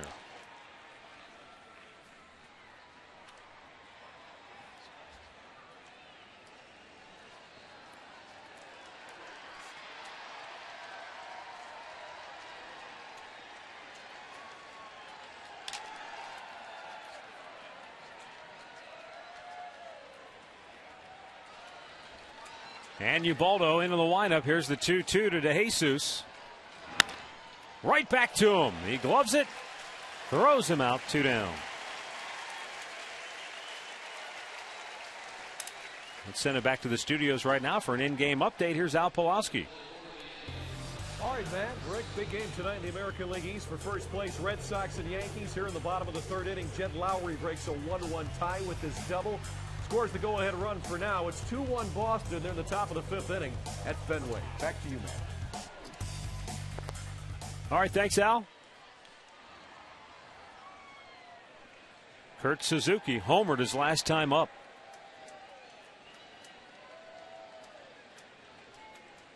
He got the hanging breaking ball from Jimenez and yanked it onto the home run porch. Straighten him up with a fastball. That'll keep you from leaning out over the plate for a breaking ball.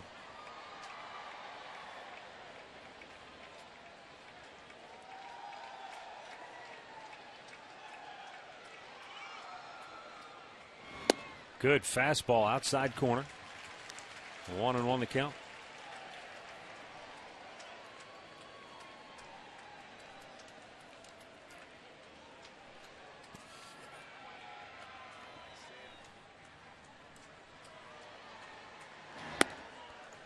Low and away. One more birthday wish, since we won't be televising tomorrow. DJ Tracy from Massillon will be celebrating his birthday tomorrow, but since we won't be televising, an early happy birthday wish to DJ Tracy in Massillon. All right, Ubaldo Jimenez trying to brush away those pesky bugs. Look at all those things. You're not kidding. They are out in full forces, right? And the 2-1. Fouled back. Imagine those things flying in front of your face and you still got to concentrate and try and hit the baseball. Ask Jabba Chamberlain. They were his undoing back in that postseason game here in the division series of 07. He's got to step off the mound now. They're all around him. Do not spray anything on you. Dryer sheets. That's right. Get a Now little bounce. Now the wine and the 2-2. Trying to get him to chase. Full count. Jimenez near the end of his night, trying to retire the side in order for the second straight inning.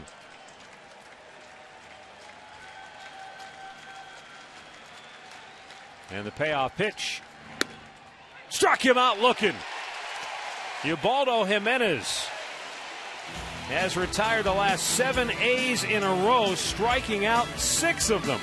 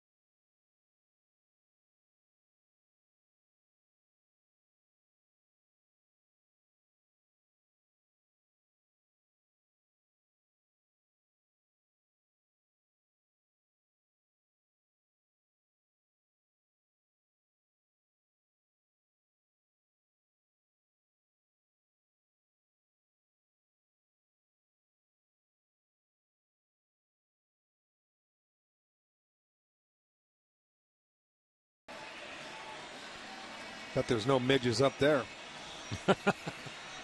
They might be out of range. I think they are.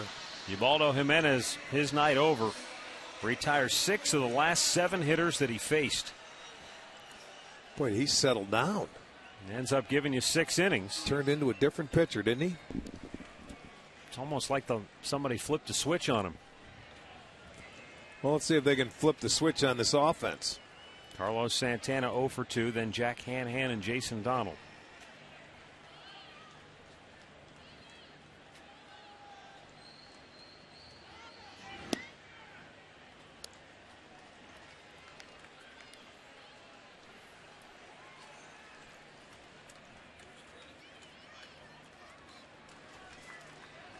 Now the 1-0. Evens the count up. There's his netting.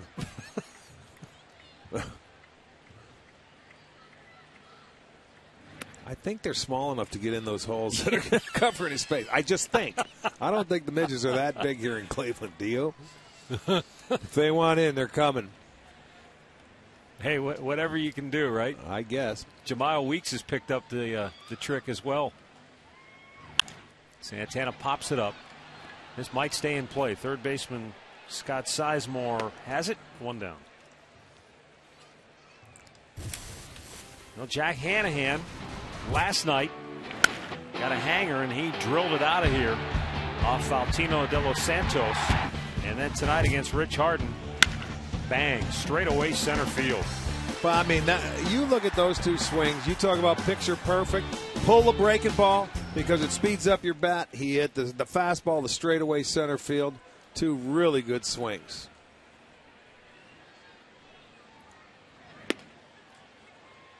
Fastball in the inside corner. See, that's when you're a pitcher. You say, okay, he hit my fastball out, but I didn't locate it where I wanted to. Oh, he came in there and made a good pitch inside. Hanahan with a long drive, deep right, and hit the pole! Hanahan with a game-tying home run, his second of the night. We are tied at 3.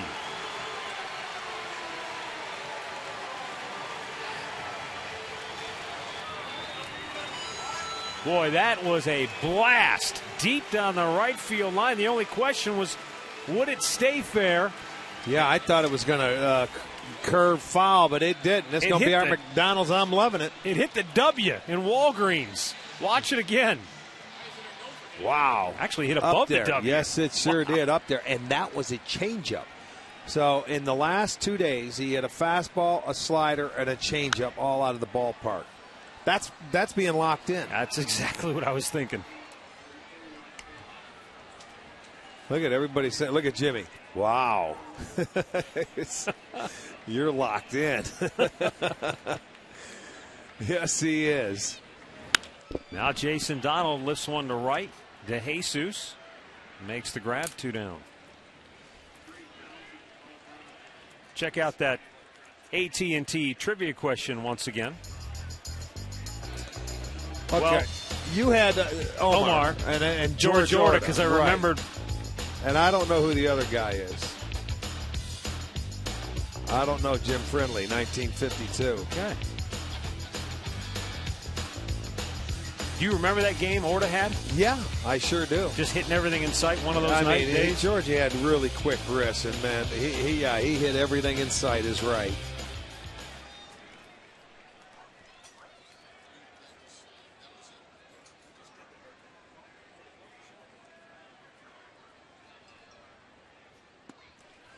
They're telling us that was the 3,000th home run. No way, that can't be right. 3,000th home run in Progressive Field? Not by the Indians, by both teams? Total. Well, this is the 1,400th career game at Progressive 1,400th, Field. right. So. Teflon Tom, now he's got a helper. Jack Hanahan with a little history tonight. Teflon Tom and Pam Gary. He's the spray Pam. Pam Gary.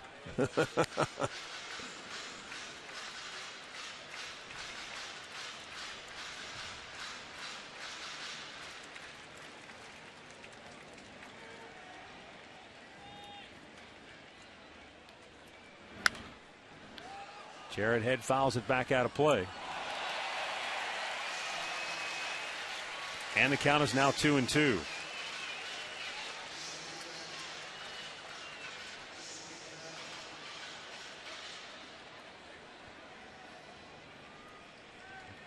There's Faustino de los Santos, who we just showed you gave up the home run to Hanahan last night.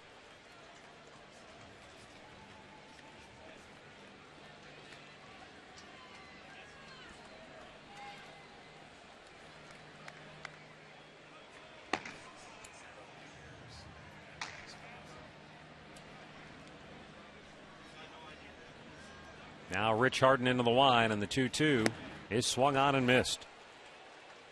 We go to the 7th inning here at Progressive Field. Thanks to Jack Hanahan, we're back to even. He has had a heck of a series. 3 home runs in the last 2 nights.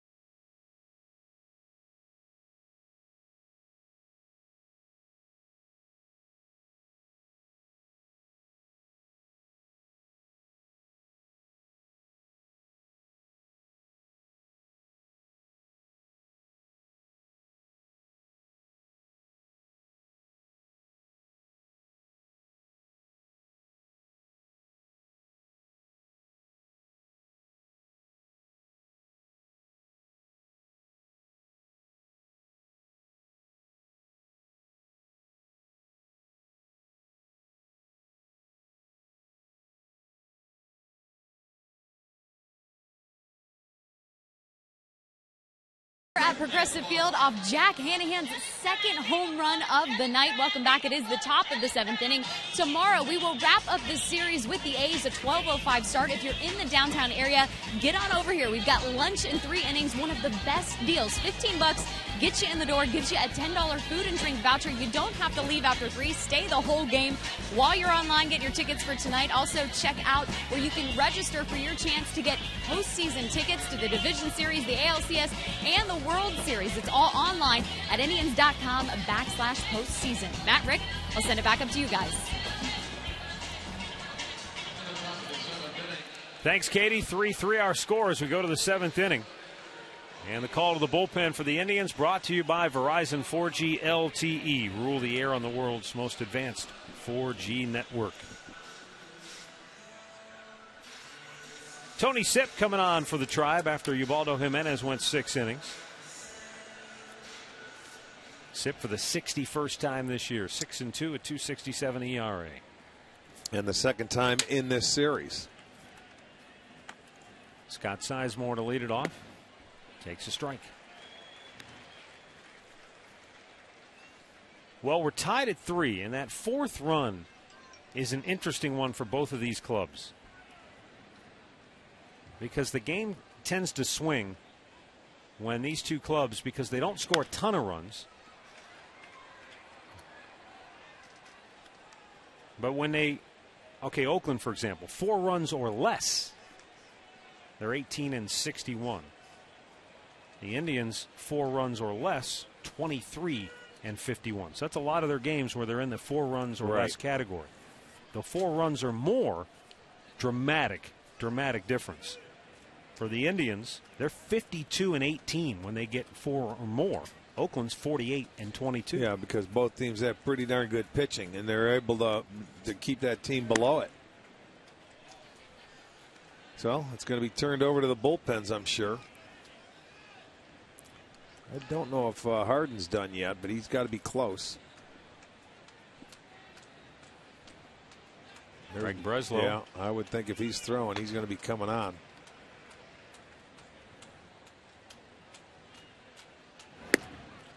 Missed outside.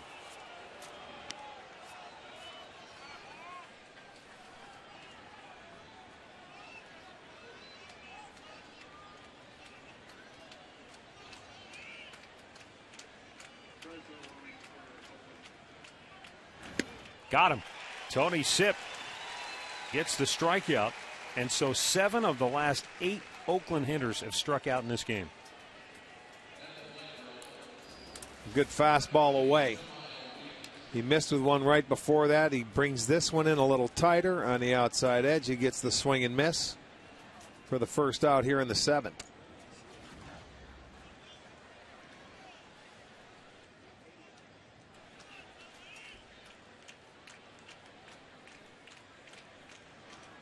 Now Tony Sipp comes set and delivers, and strike over the outside corner to Jemiah Weeks, who is 1 for 2 tonight.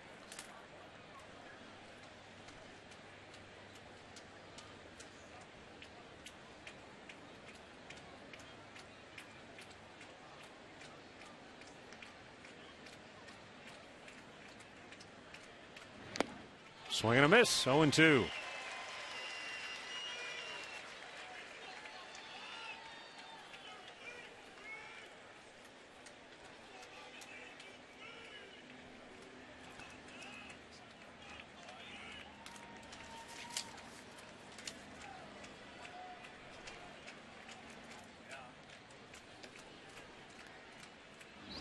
A little bit outside.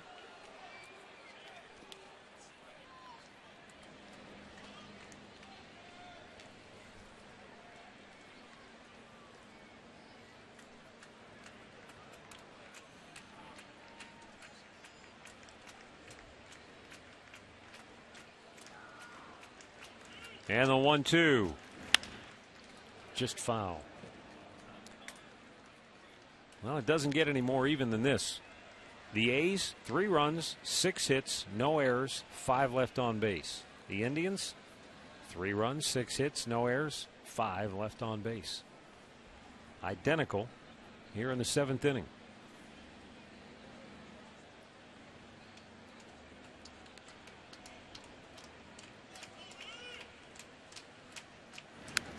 Right back.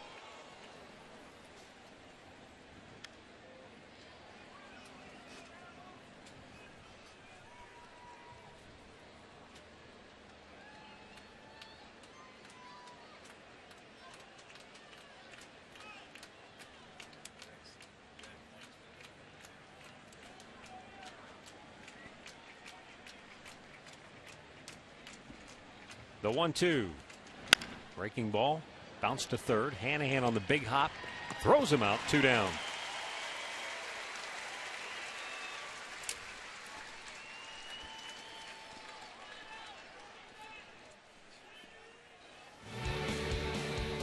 Facebook friends, become a fan of Sports Time Ohio and get the latest programming updates. Take a look at behind-the-scenes photos and videos. Plus, you can upload your own photos that we may use in a commercial.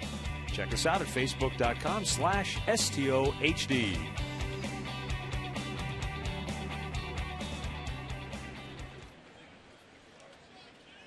Now Cliff Pennington. Jemiah Weeks running to first base. Before he got there, you could see he ran right into a bug.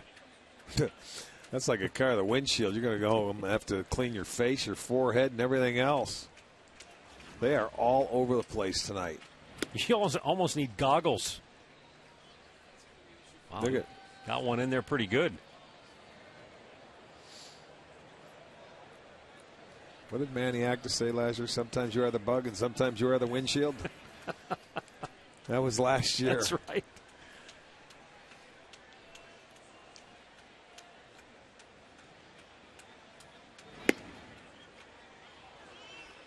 Today, I think it's the windshield.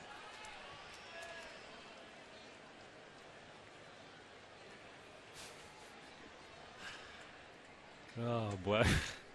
2 down, bases empty. 3-0 pitch. And it's a called strike.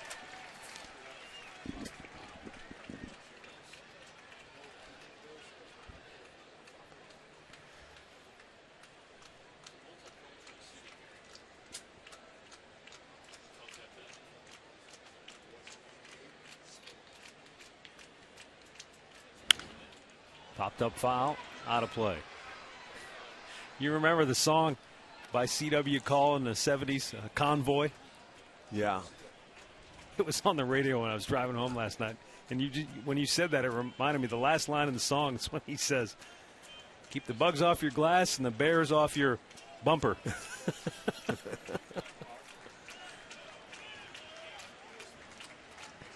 What channel were you listening to? The 70s. Gotcha. A little You bit like outside. that, huh? And that's the first A's hitter to reach since Jemiah Weeks singled back in the 4th. Sounds of the 70s, man. Yeah. Channel 7 on your XM That's radio. right. That's funny. Hideki Matsui 0 for 3 tonight. And he'll bat with a runner aboard and 2 down here in the 7th. And a 3-3 tie. Tim Belcher going to go out for a chat. Looks like Joe Smith is up in the Indians bullpen. Yeah, he may be getting up for the next hitter, Willingham, who's on deck. They thought Sip might go out there and go 1, 2, 3, even though he still has a chance to get out of this facing the left-hander, but they're giving Smith time to get loose.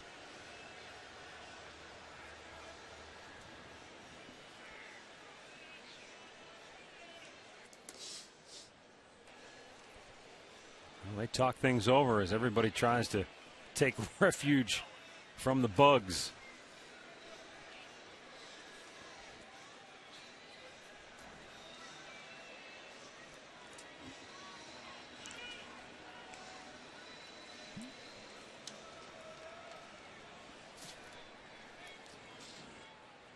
So Matsui steps in now.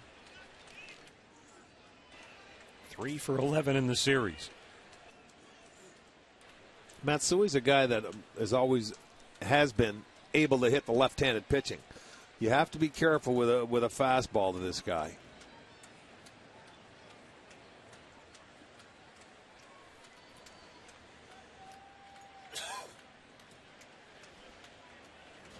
Lob throw to first.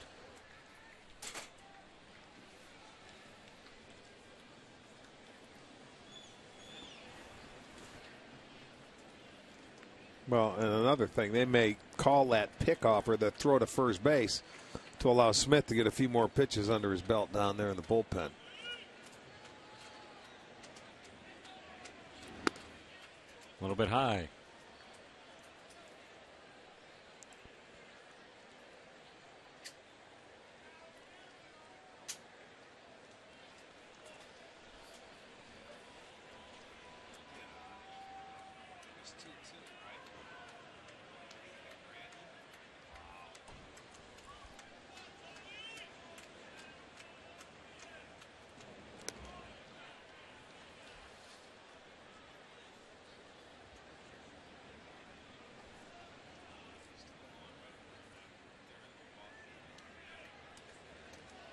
Go ahead run at first for Oakland here in the 7th with 2 down and a 1-0 count for Hideki Matsui.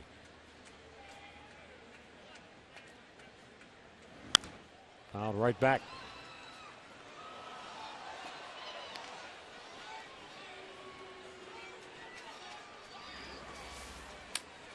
No, he gets after it. He tries to get on top of that high fastball, but fouls it straight back. That's tough. Tough pitch to try and get on top of as a hitter.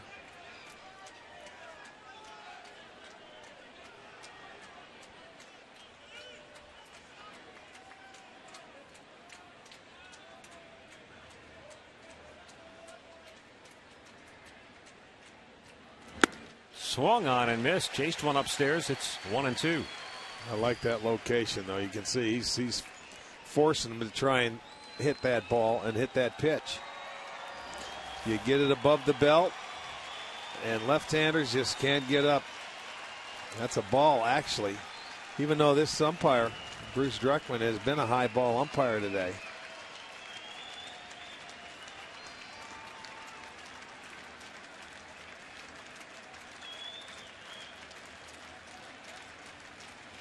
And the 1-2 pitch. I'll throw to first instead.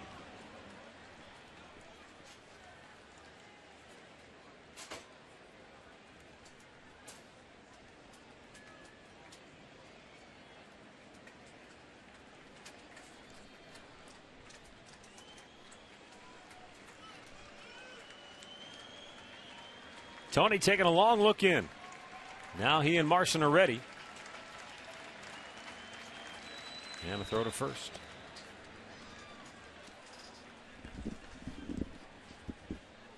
Boy, it is a tough night in Baltimore for the Orioles They're getting shut out on one hit in the 8th inning, and they're losing 13-0. Toronto has banged out 18 hits in that game.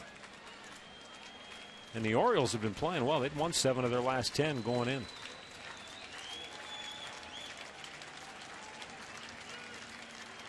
One-two pitch. A little bit outside.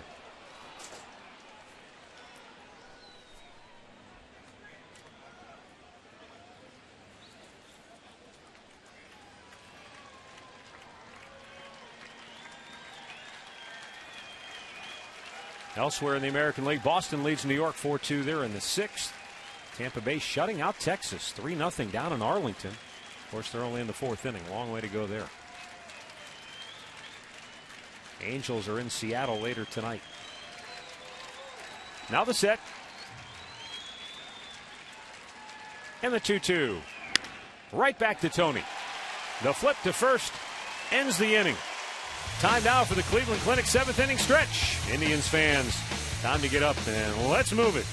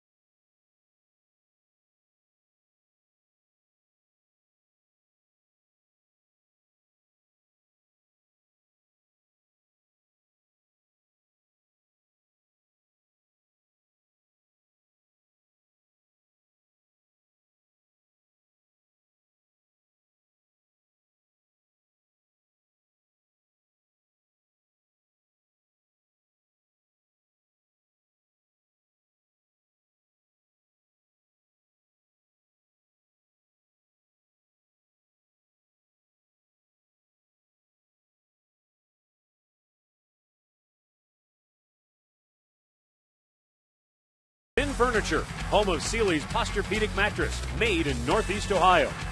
And by your Northern Ohio Hyundai dealers. It's time to join the Hyundai movement.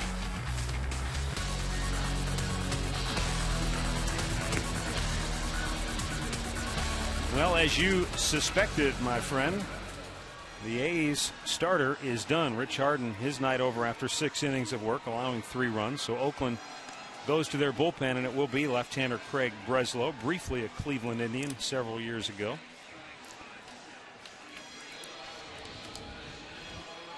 Harden, victimized by the long ball tonight, gave up a pair of solo homers to Jack Hanahan. Yes. And a triple to Ezekiel Carrera, and he scored on a sac fly. Yeah, the extra base hit has paid dividends for the Indians tonight. And actually, Jack Hanahan, the guy that's been on fire, has done all the damage.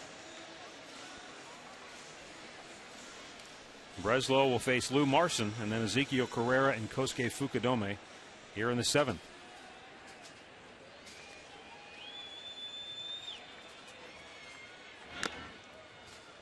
And a foul tip.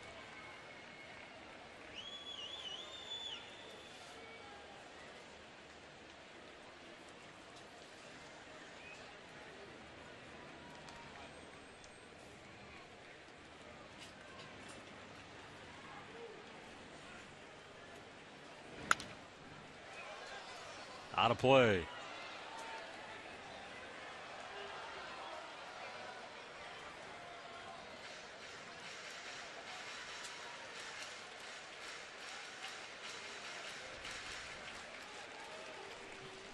Starting to get into that part of the game where the Indians do a lot of their damage offensively.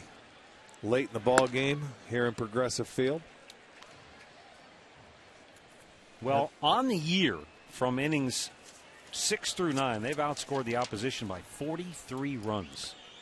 Yeah, and they've had their share of walk-off wins, 16 here. Well, make that 44 after the home run by Hanahan now. So they've outscored opponents by 44 runs. They've been outscored by 50 in the first 5 innings. It's, yeah.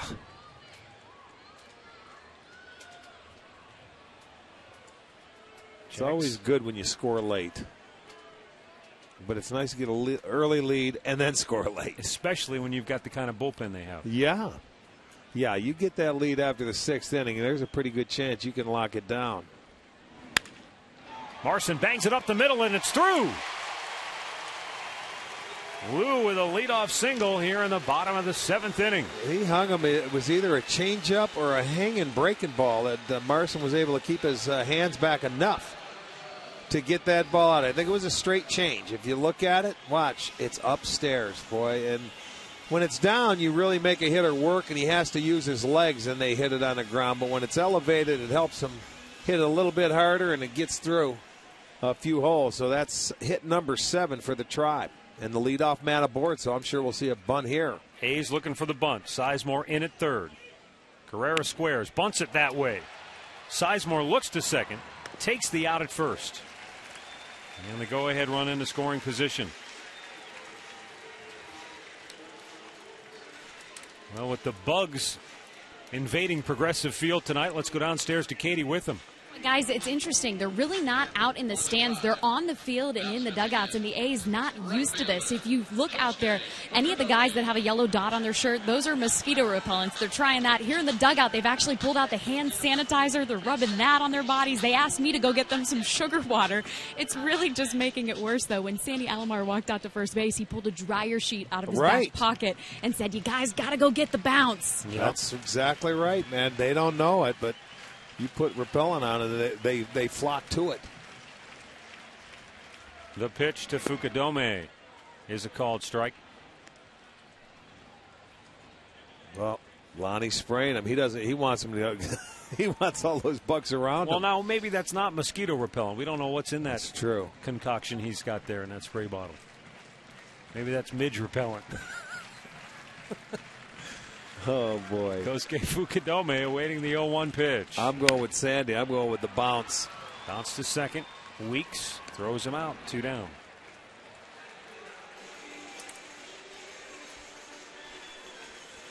Time now for a Miller Taste Greatness moment on this date in 2002. Omar Vizquel with a walk-off double against the Boston Red Sox. Bill Selby coming home with a winning run. Veritek couldn't handle the throw, and the Indians win it.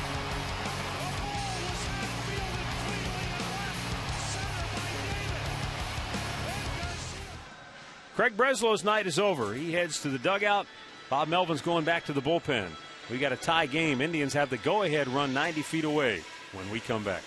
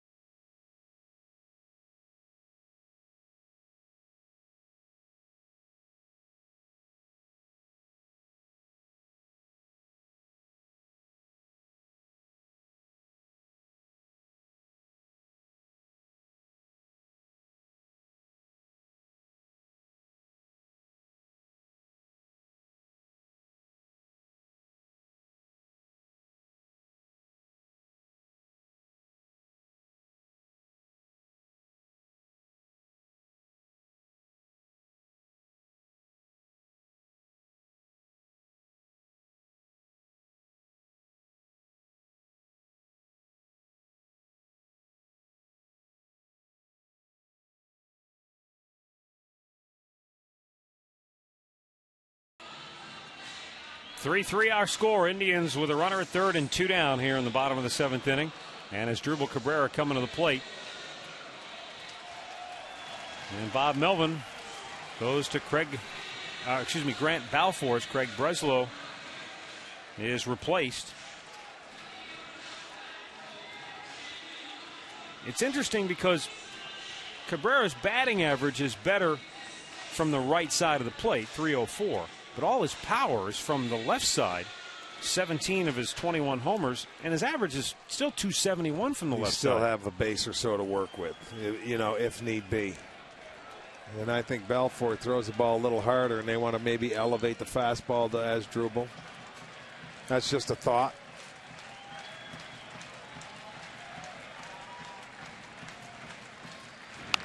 Checked his swing and fouled it back. Well, they've got their numbers too, and there's obviously, forethought in what they decided to do here. I think if you're going to face Cabrera from the left side of the plate, you need a fastball pitcher that can elevate it and get it above the belt left-handed. He can't catch up to it. You see, he was trying to get ready. Asdrubal's a good low ball hitter. He can hit a breaking ball down. He can turn on the fastball in if it's down. If you elevate it, he has problems with it like most hitters do. Fastball. Two pretty good heaters the right there. Corner.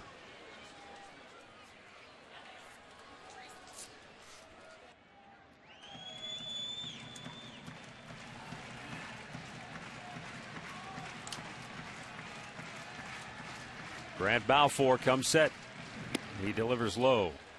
By the way, Grady Sizemore tonight in his rehab stint at Akron was the DH, and he went 0 for 3 in that game. But good to get him back on the field, back in action. He's scheduled to play in the outfield tomorrow, and then they'll reevaluate him on Friday. Go ahead run at third. Balfour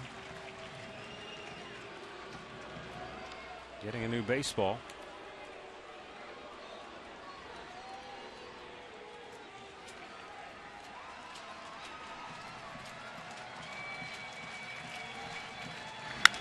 Cabrera with a high drive, left center, Sweeney back, and he'll make the catch on the warning track to end the inning.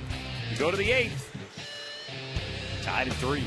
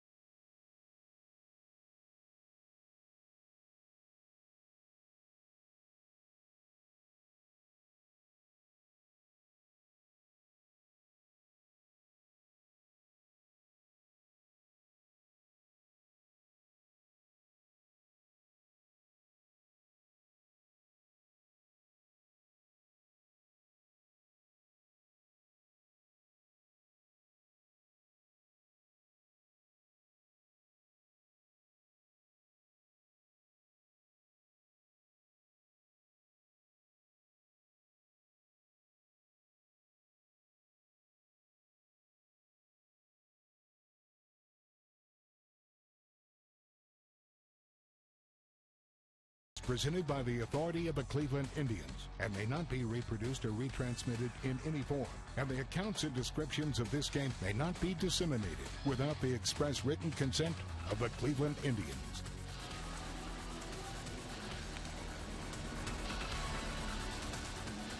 Three-hour score as we go to the 8th inning. Like Panini's franchise group on Facebook for your chance to win giveaways and prizes.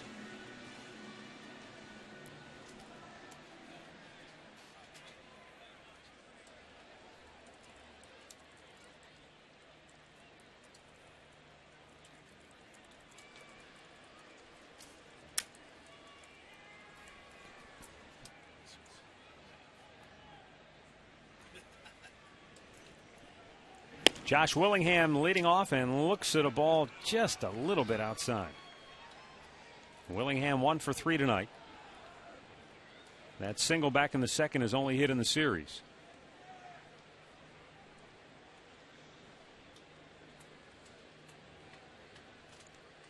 The A's have had one base runner in this game since Jamiel Weeks' 2-out single in the 4th inning. And that came in the 7th with 2 outs when Cliff Pennington drew a walk off Tony Sipp.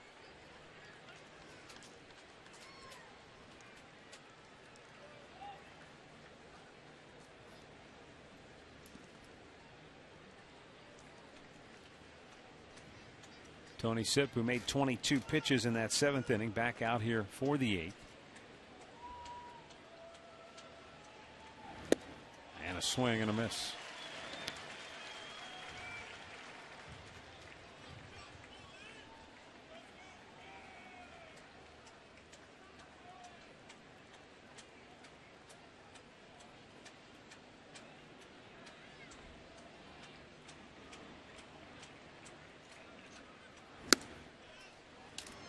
Tonight's Fill the House for Charity promotion raised $18,266 for Our Lady of the Wayside. Crowd of just better than 15,000. On what was a beautiful night at the outset. Till the bugs arrived. That's been the only downside. But as Katie reported, they're not in the stands. It's just on the field where they are congregating. You don't see the folks in the stands swatting them away. That's true. I guess where the lights are concentrated right down on the field.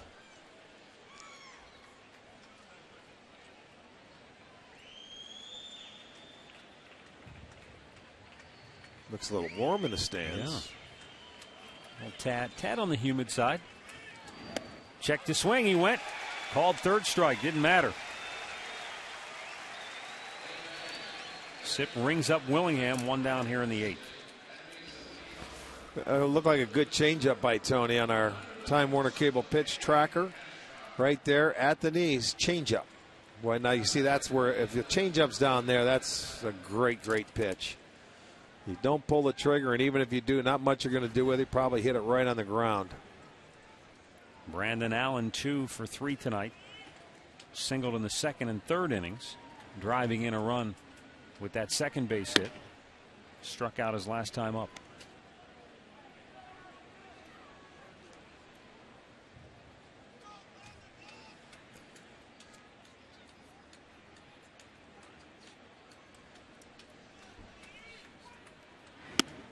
Up too high, 2-0.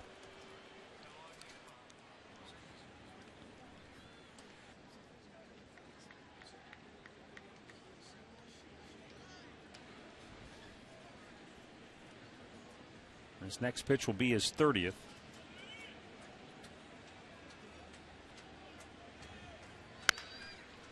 Kind of a squib shot toward third. Hanahan throws him out. 2 down.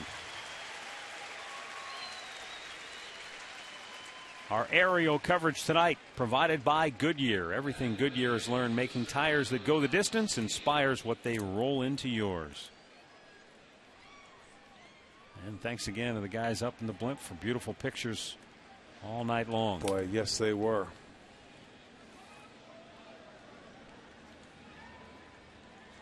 Starting to get darker a little bit earlier. Yeah. Now heading into September, you know, as that light starts closing out on you at about 8 o'clock. Well, the good news for Baltimore is it's almost over. 13 runs on 20 hits for Toronto tonight. Orioles being shut out in that game. Fouled away. Tampa Bay still shutting out Texas 3-zip. They're in the 5th. New York leading Boston now 5-4 in the 6th inning.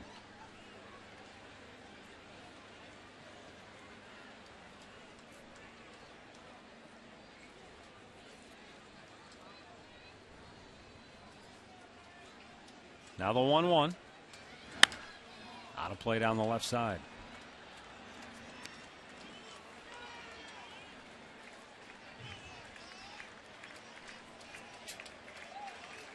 Sweeney lined out to first in the second inning, fouled out right at home plate to end the third, and then struck out to lead off the sixth inning. Tony Sipp now trying to put him away to end the eighth. A little bit high.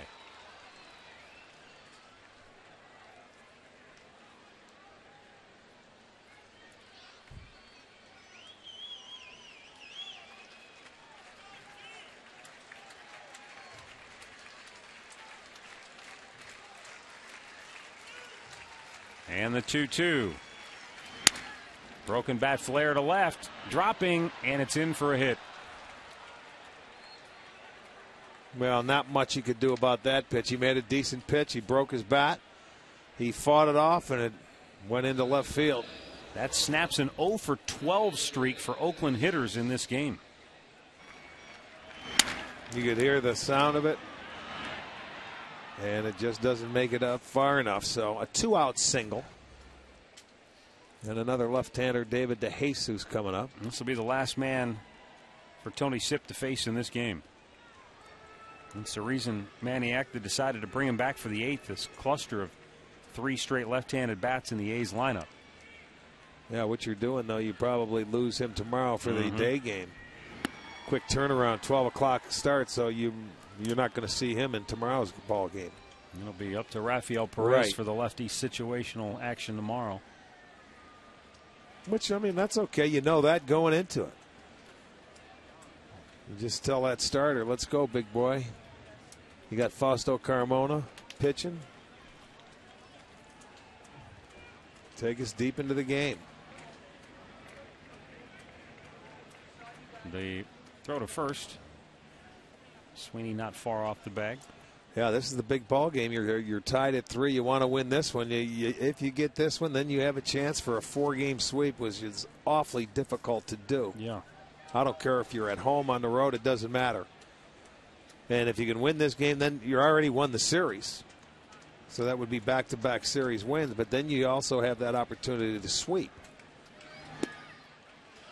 And because of the rainouts, the Indians have 3 remaining 4-game series this year. 1 in Chicago. Right, and then which 2 is a here. natural. That's a natural. And then the 2 here against Minnesota and Chicago, which are right makeups. 2 makeups. Yeah, a couple of doubleheaders. Right. And they're coming home off that long road trip, having to play on Monday, a 4 o'clock start against Seattle. More games than there are days when we go down the stretch.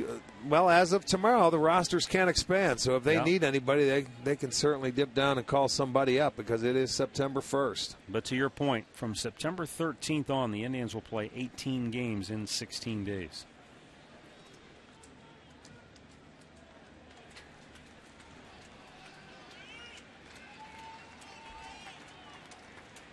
Now the set by Sipp. And the 2-1 to DeJesus. Popped him up foul into the seats.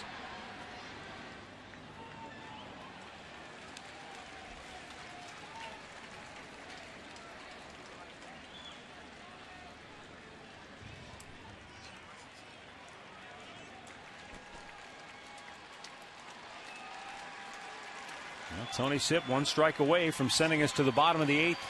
Knotted up at 3 apiece.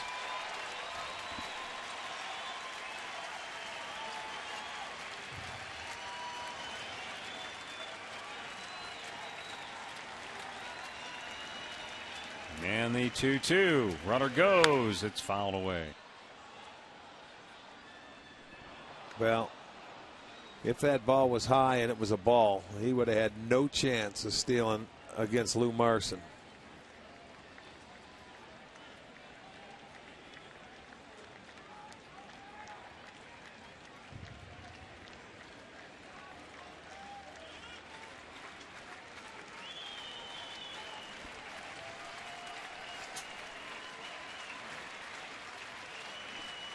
Now the 2-2. Runner goes again. Swing and a miss. Ends the inning. Tony Sipp gets his 3rd strikeout. 9 punch-outs for Indians pitching here tonight. We're still tied at 3.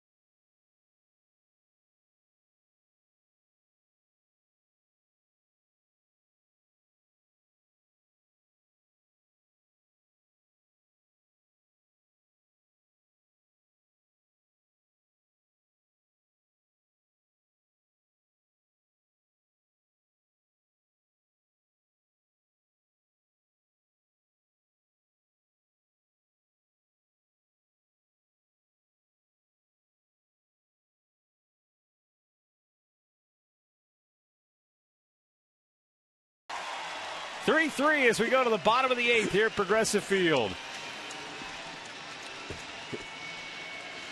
Not a big crowd tonight, but the ones who are here are having a blast. Yeah, they certainly are. 21st birthday. Grant Balfour got the last out in the 7th inning, stays on here to work the 8th. And he'll face Jim Thome, Carlos Santana, and Jack Hanahan.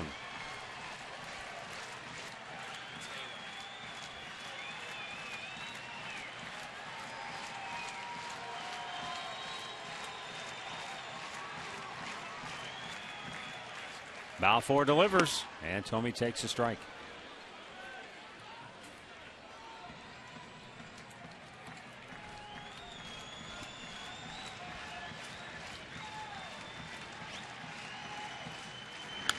Foul back out of play. It's 0-2.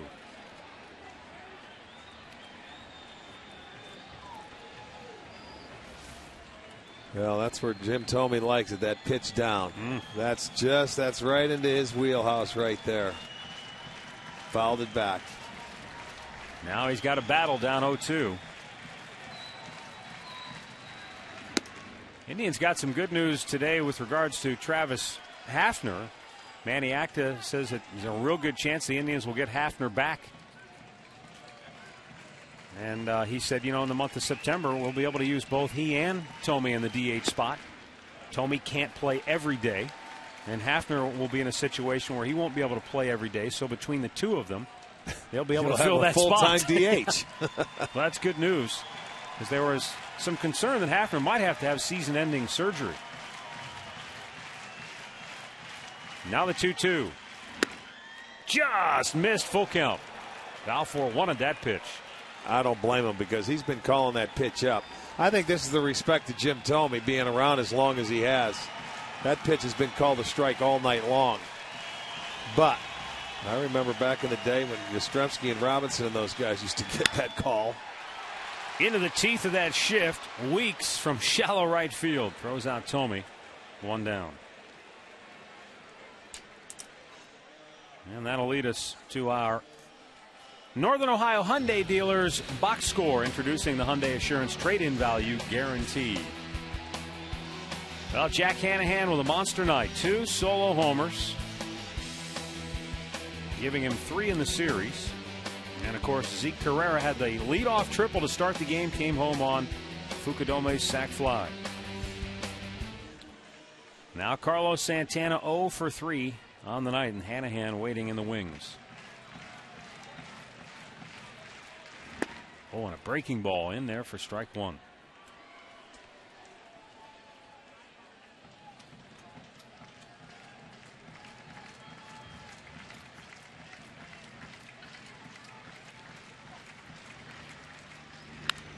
Fastball in on his fist, coming right back towards us.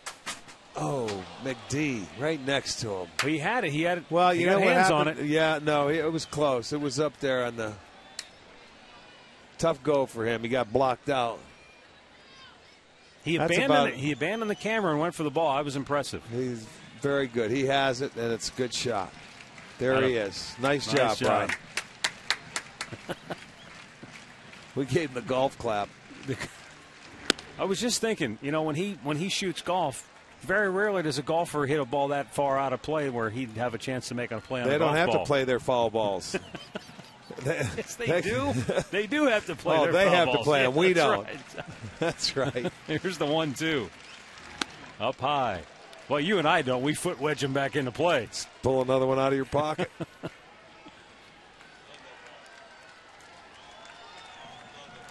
Grant Balfour in a battle with Carlos Santana here. 2 balls, 2 strikes, with 1 down in the bottom of the 8th inning.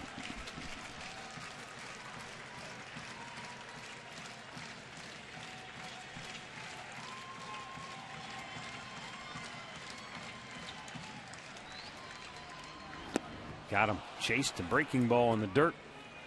2 down. First strikeout for Balfour. Jack Hanahan in the 2nd inning got a fastball from Rich Harden and smoked it to straightaway central. And then in the 6th inning, drilled one off the top of the foul pole and right. And you're right. It was the top of the foul pole. Changeup. Hit off the top. And boy, he has really had a nice homestand, hasn't he? Swinging the bat. Yes, he has.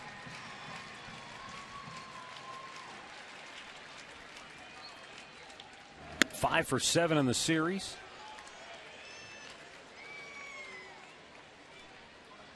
Jack's second 2-homer game on the year. He had a 2-homer game back in April against Kansas City.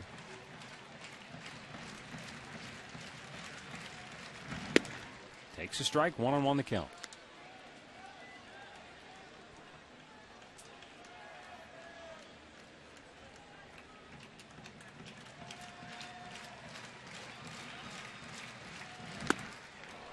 Got it up high. And it's 1-2, and Balfour trying to make it a 1-2-3-8 for Oakland and send us to the ninth. All tied at 3. Hanahan has other ideas. Wants the fastball up. Not going to chase that. 1-2-2. Now, Balfour has always had a terrific arm. You think back to his time with Minnesota, with Tampa. Mm-hmm. Yeah, he comes in and he's got a good heater, a nice breaking ball.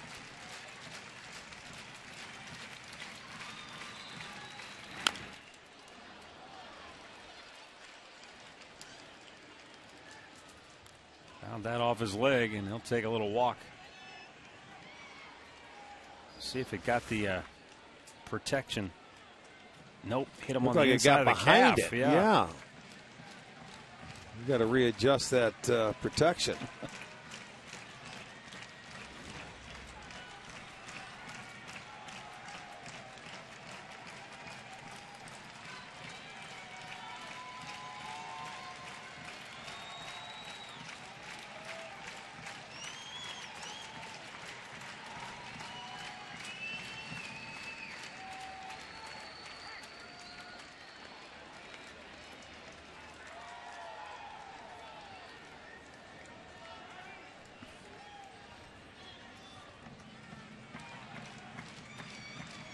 And the 2-2 is a little bit outside. Full count.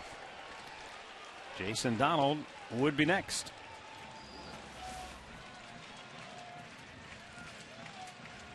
Wow, good pitch, just off the plate. He didn't offer at it. Did not nibble. Coming in. And he throws it by him. We go to the ninth, tied at 3.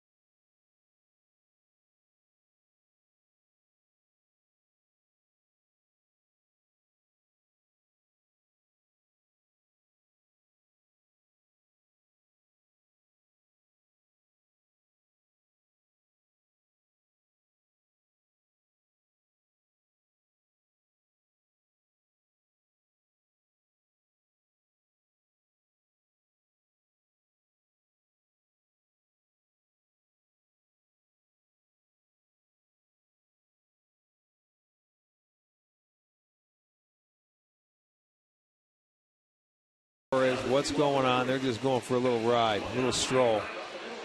Round and around and around we go. Ninth inning, tied at 3. Chris Perez will come on to face Kurt Suzuki, Scott Sizemore, and Jamiel Weeks. These non-save situations have been a little dicey for CP.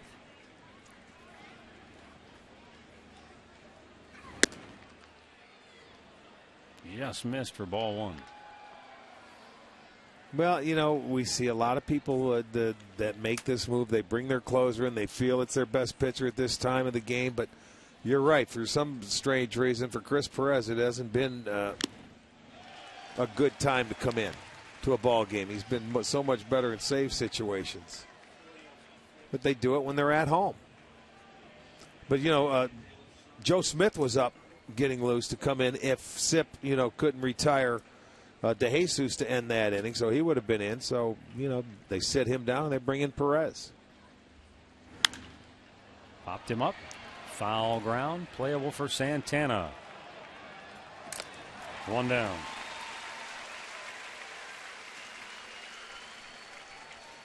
Stay tuned after the ball game for the Conrad's Tire Express and Total Car Care post-game show. Conrad's, home of the lowest everyday tire price guarantee.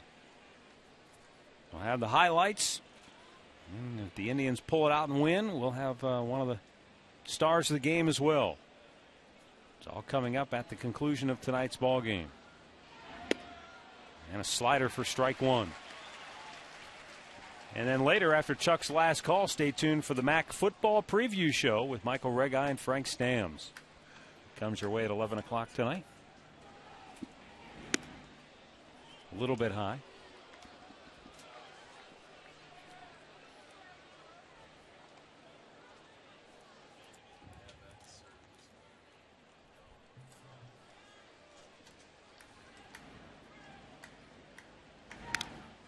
Oh, that got the home plate umpire Bruce Dreckman right in the arm, right near the elbow.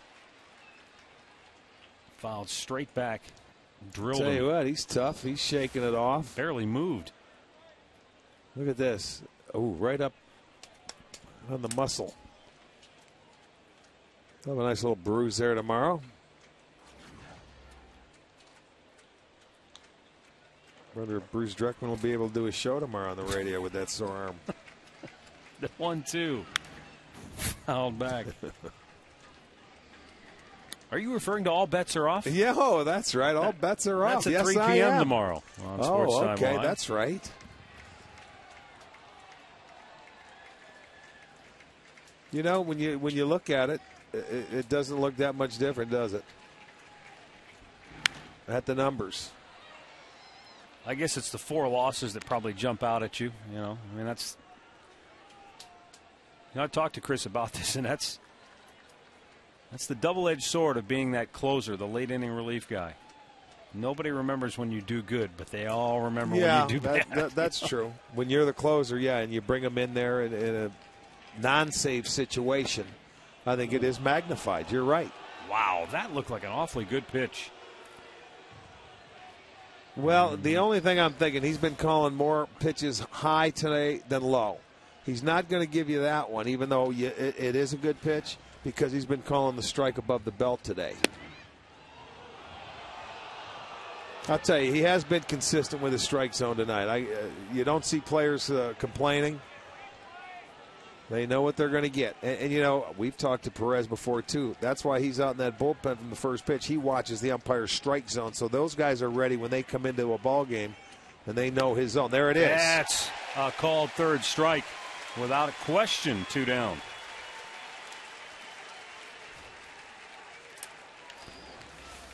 Well, that's a good pitch. There you go. That's a strike. And as you said, top of the strike top zone. He's of the been strike consistent zone. all night with that. All night long, he's given that pitch. The only one he didn't give it to was Belfour on Jim Thome. Other than that, it's been a strike all night long. Jamiel Weeks, 1 for 3 on the night. Bangs it into right field for a base hit.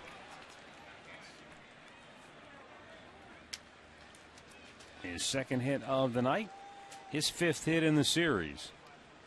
And it's going to give Cliff Pennington a chance to bat here in the 9th inning. There he goes. Picks on a fastball. That's hit number 7 now for Oak. Excuse me, hit number 8.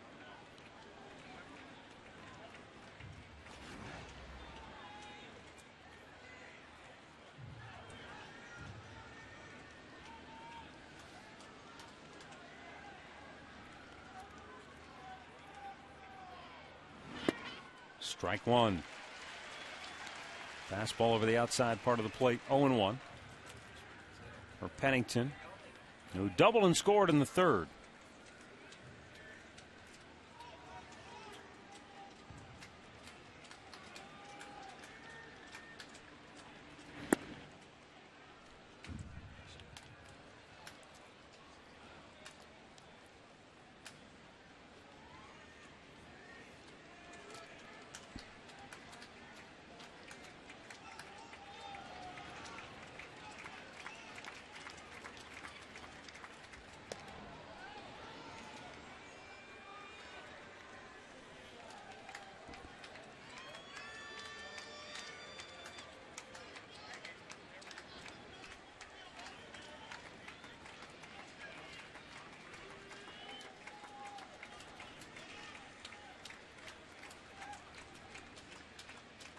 Runner goes, and the 1-1 is outside. Throw down. Not in time. Throw was just a little bit offline, and Weeks has tremendous speed. That's his 20th steal of the year. He had a good jump. He really did. And that throw was just a little to the second base side. Marson knew he had a good jump, and it would have had to be perfect right on the bag if he was going to nail him. So Weeks gets into scoring position. And a 2-1 count for Cliff Pennington.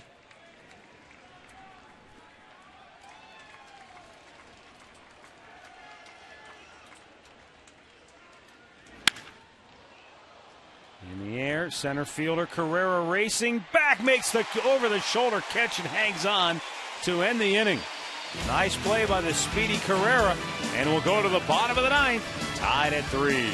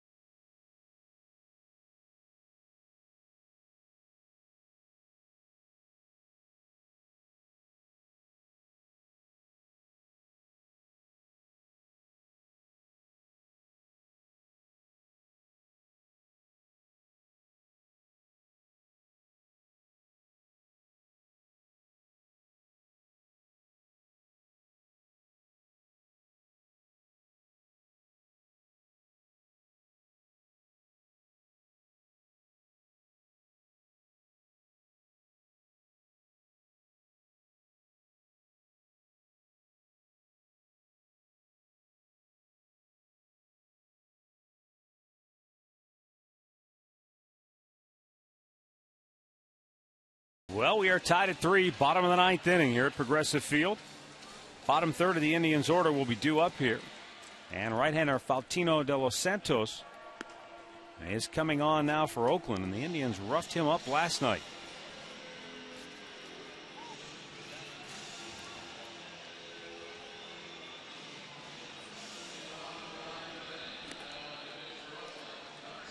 His 25th appearance on the year for the A's right-hander.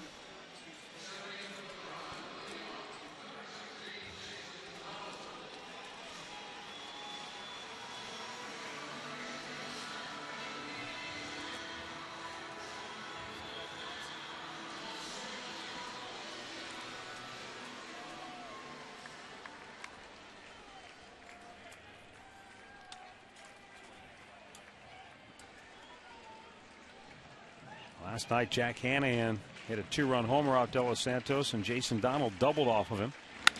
Donald hits one high in the air, down the right field line, slicing into the corner, and a foul ball. It looked like it hit the railing. I think it hit right on top of it. Yeah, it looked like it. It hit the railing, and you see De Jesus running after that ball. Tough play because he's got to slide because there's no room to stop down the line. No, I think it hit the steps. However, it looked like it was going to stay fair for a while. Well, that's the way Donald went last night for his double off De Los Santos. Yeah, he picked on a fastball and just slapped it the other way on a good stroke. And he's got a good fastball. Yeah, he sure does.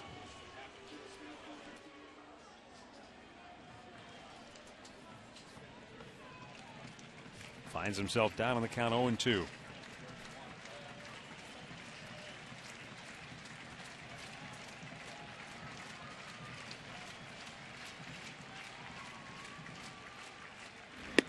And he blew him away with a high heater.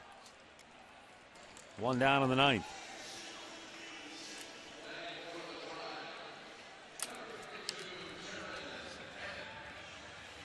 Joe Smith getting loose. Should we go to the 10th inning, he'll be coming on.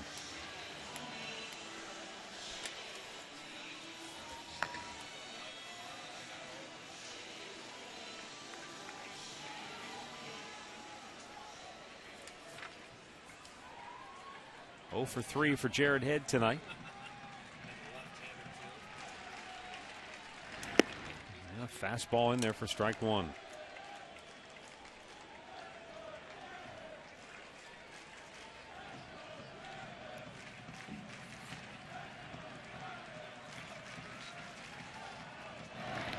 Breaking ball in the dirt. Wicked movement. 1-1 the count.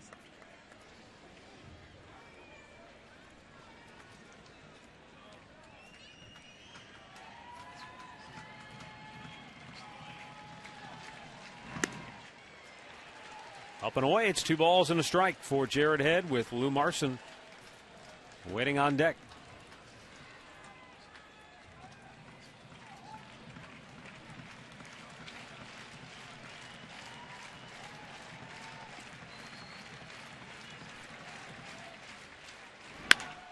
Our ground ball to short. Kicked by Pennington. Spins, throws, still gets him. 2 down.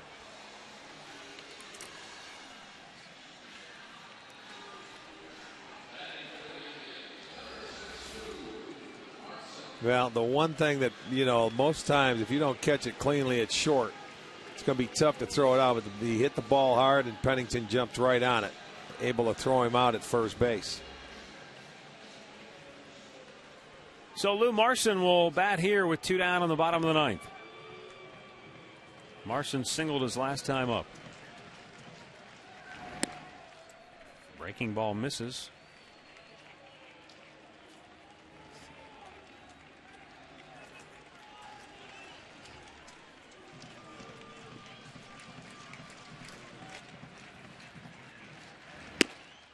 And that fastball finds the outside corner, 1-1.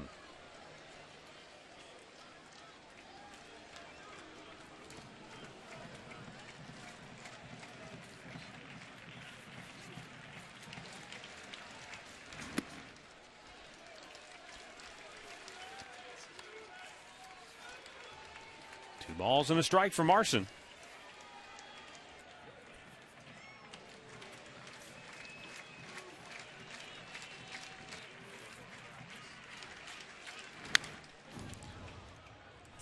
And the count evens up at 2-2.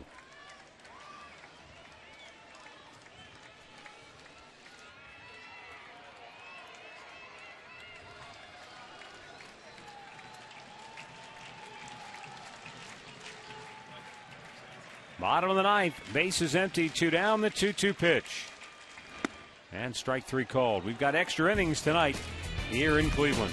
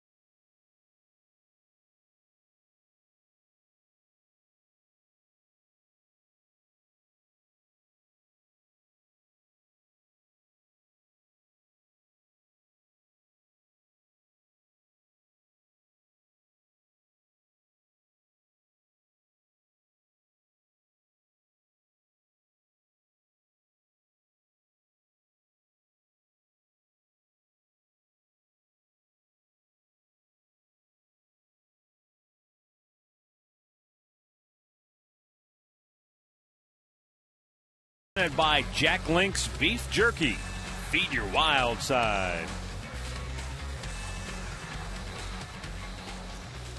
This goes too late tonight. We might have to break out that Jack Link's Beef Jerky. We have it ready to roll. We have to celebrate. I'm breaking out a package of it right now. Might be an in-between inning snack. There's no question about it. Joe Smith coming on for the Indians, 59th appearance this year. 3 wins, 3 losses, a 1.64 ERA. For the Indians, this is their 12th extra inning affair. For the A's, it's their 19th. Yes. Oakland so far this year 8-10 in one-run games. The Indians 5-6. You meant extra inning games. That's what I say. 1 run. That's what I meant, extra innings. I knew that. I'm right there with you. Of course, it could be a 1-run game, which this is the last day of the month of August. And it would give the Indians 14 if that is the way it ends up, but it would be 1 shy of that 1978 campaign in which you guys had 15 in the month of August. Well, and it would give them 15 wins in the month of August. They could go 15-13 if they win it. And they've had to battle with all the adversity that they've gone through. It wouldn't be a bad month, when you think about it. All things considered, you're right. Line drive smashed to center by Hideki Matsui to start the 10th inning for Oakland. And that's going to bring up Josh Willingham. Well, it's funny how the Indians in this whole series have played him on the ground to pull, which, he has hit into the strength of the defense, but every hit he has been the middle another way. Mm-hmm. Coco Crisp will come on to run for Matsui. He has 37 steals on the year. No, if I recall, Smitty's pretty quick to the plate.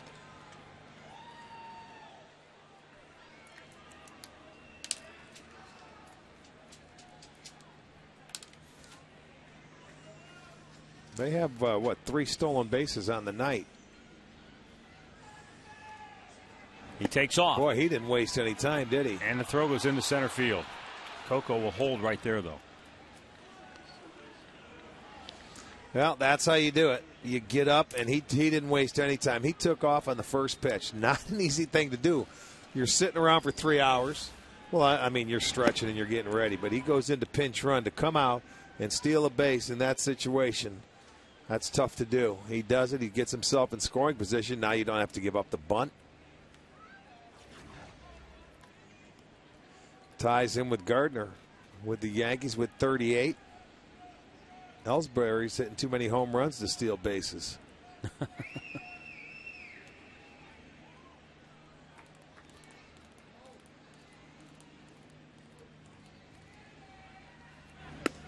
Missed inside, 1-1.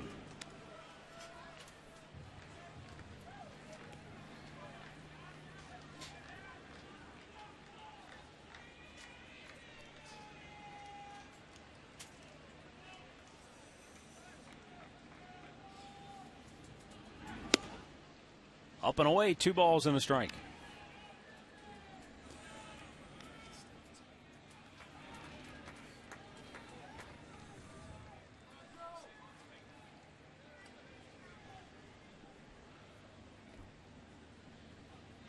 Now Smith ready with the 2-1.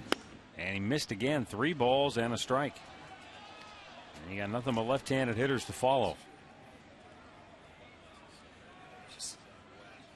Brandon Allen and Ryan Sweeney and David DeJesus.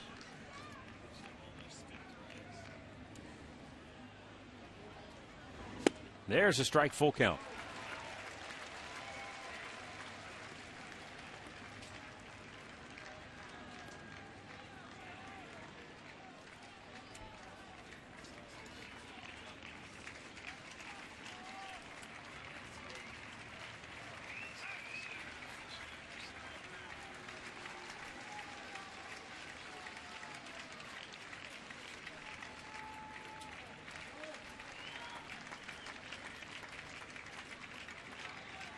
Now the payoff pitch. Oh, my. That's the low pitch. Yep. That's the one that, that's been a ball. Let's take a look. And for Joe Smith, the sinker baller, boy, that's one you want. That's a good pitch, but it hasn't been called. So 2 on, nobody out. Brandon Allen coming to the plate. Well, I don't know if this guy can bunt.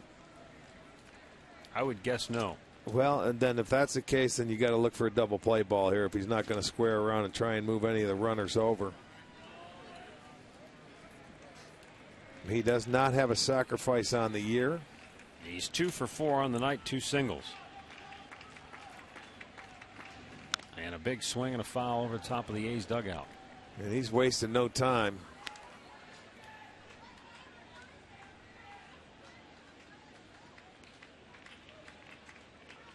Checks with third base coach Mike Gallego before he steps back in.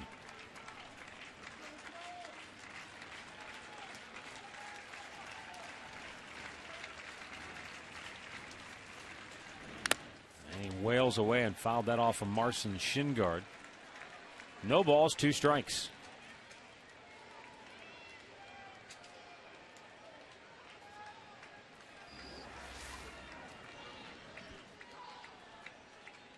Right off the top of the foot. The padding. Ouch.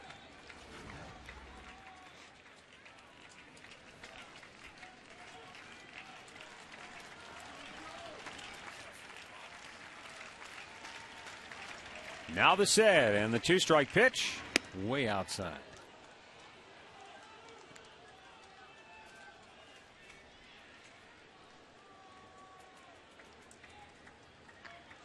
There's Chad Durbin just now getting loose in the Tribe pin.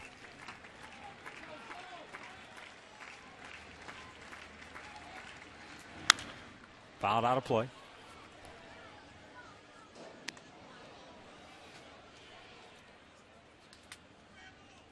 Smith looking for that double play ball, as you said, trying to get Allen to roll over on a ground ball here.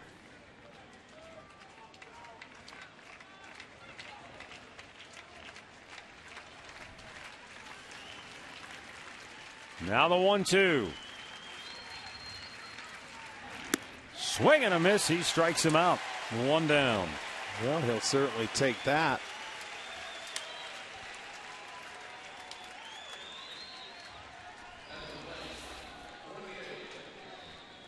Joe Smith goes with that fastball away. It's got some run going away from the bat, off the plate.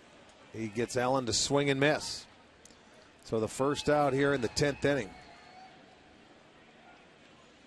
Now Tim Belcher's going to go out and talk to Joe Smith before Ryan Sweeney steps in.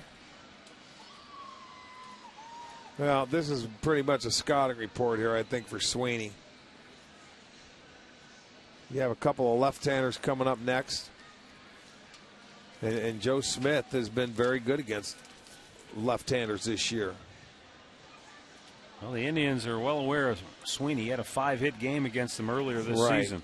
A long time ago, but Smitty's 138 against lefties coming into today's games. He just struck one out. So just a little reminder, a little scouting report, and the guy that's up next. So Belcher makes his point. Says, look, get this guy to ground it to one of your infielders. You can be back in here in no time.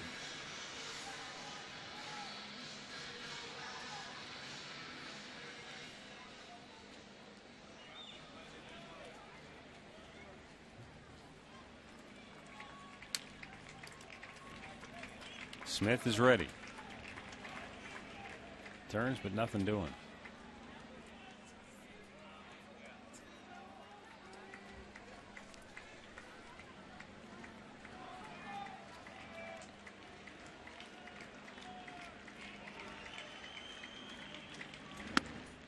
A little bit inside for ball 1.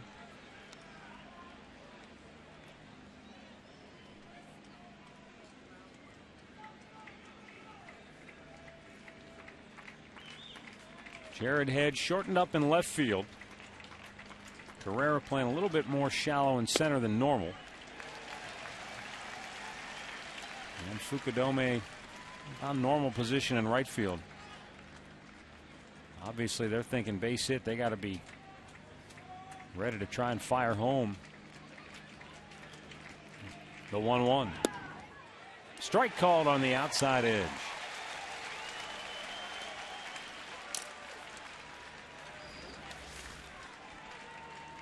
This one of the low strikes that were called tonight, right there. You know, he made a pitch earlier that should have been, wasn't.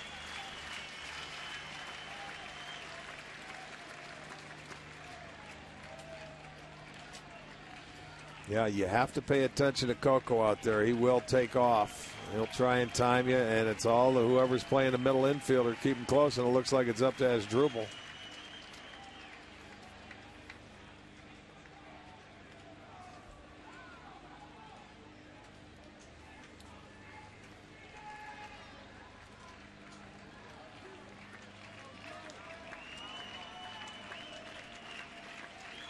A 1-2. Hit on the ground to Asdrubal. He'll go to second. Donald's turn in time. An inning-ending double play. We'll go to the bottom of the 10th. Still tied at 3.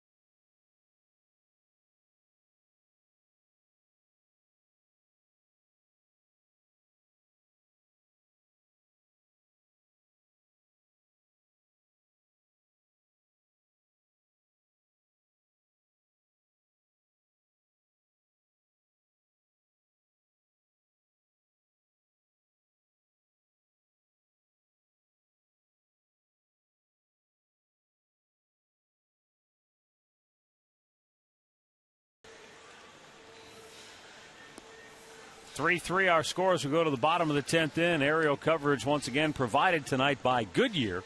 Everything Goodyear has learned making tires that go the distance inspires what they roll into yours.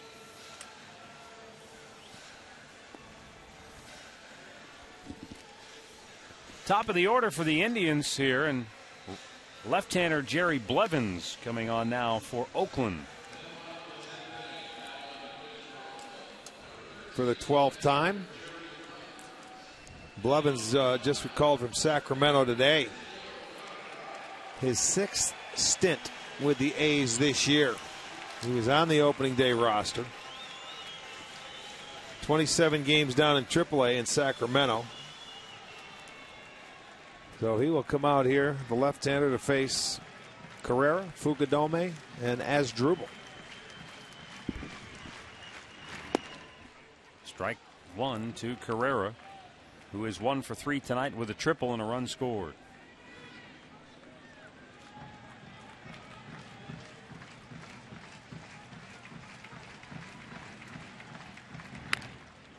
Tried to drag bunt it, but he bunted it right back to the mound, and Blevins throws him out easily, 1 down.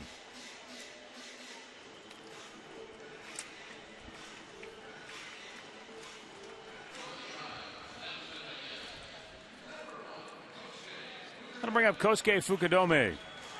1 for 3 with an RBI tonight.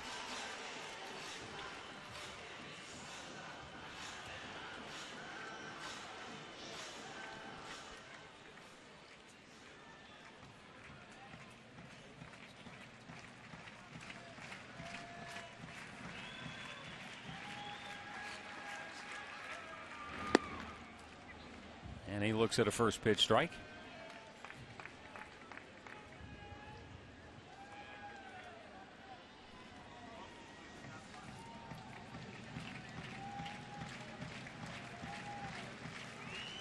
Blevins is listed at 6'6" and 175 pounds. Fukudome flies one to left. Willingham makes the catch, 2 down.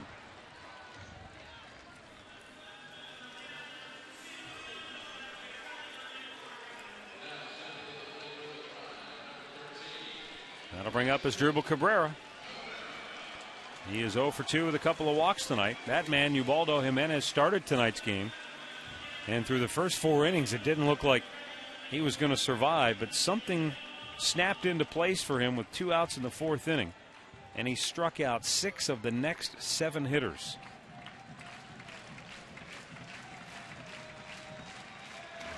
And Cabrera takes a strike. Blevins has not missed with a pitch yet. He is 5 for 5 with his pitches thrown.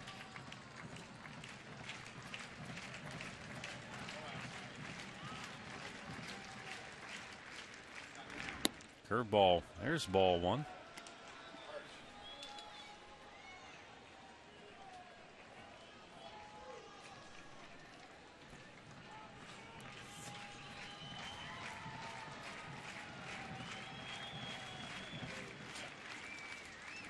Down low. 2 balls and a strike.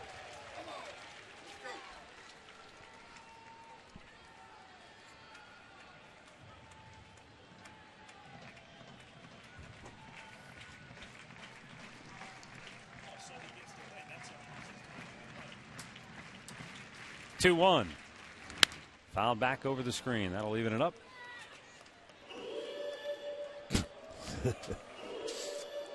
Boy, that woke everybody up, didn't it?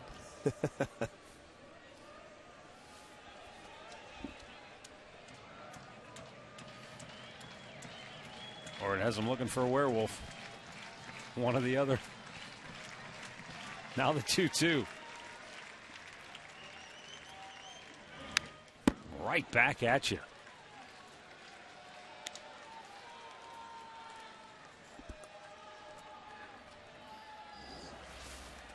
The man behind the glass, Kerry Cams, able to dodge another one. He's lucky that that screen's in front of him, or he would have had a rough homestand. 2-2 pitch. Swung on and missed. And we'll go to the 11th, tied at 3.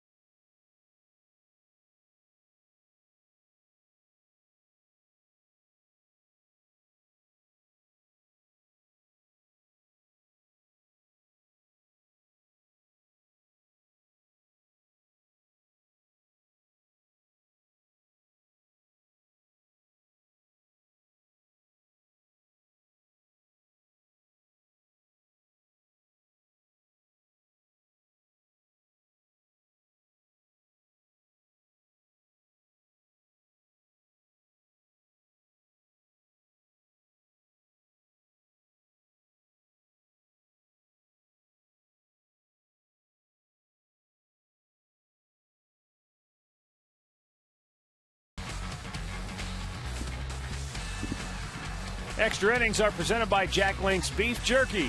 Feed your wild side. I got you a package open for you. Well, 3-3, top of the 11th inning. Bottom third of the Oakland order due up here, and Chad Durbin coming on now to pitch for the Indians. Durbin worked a scoreless inning last night.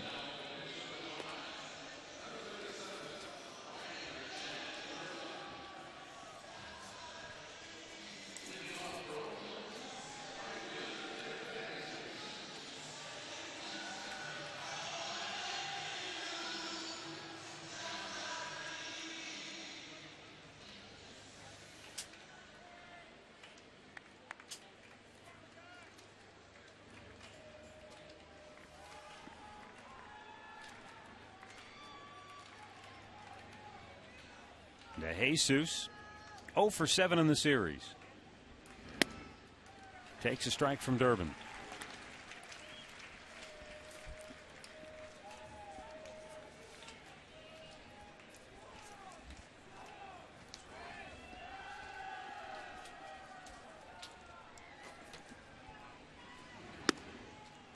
It's up high, 1 ball, 1 strike. Detroit beat Kansas City earlier today 5-4. White Sox lost to the Twins 7-6. Toronto shut out Baltimore 13-0. Red Sox now lead the Yankees 9-5. They're in the 9th inning as DeJesus hammers one to right. Fukudome over to cut it off. And he holds DeJesus to a leadoff single. So second straight inning, the A's get their leadoff man aboard.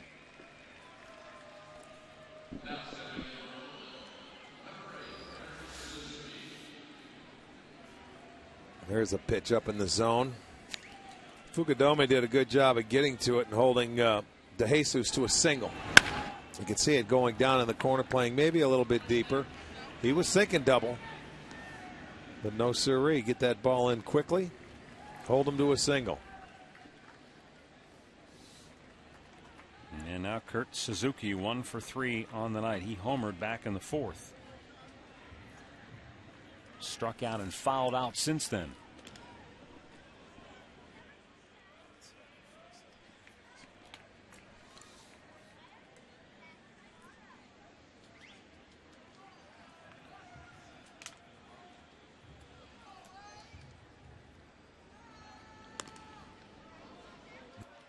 DeJesus has just 3 steals on the year, but he has pretty good wheels.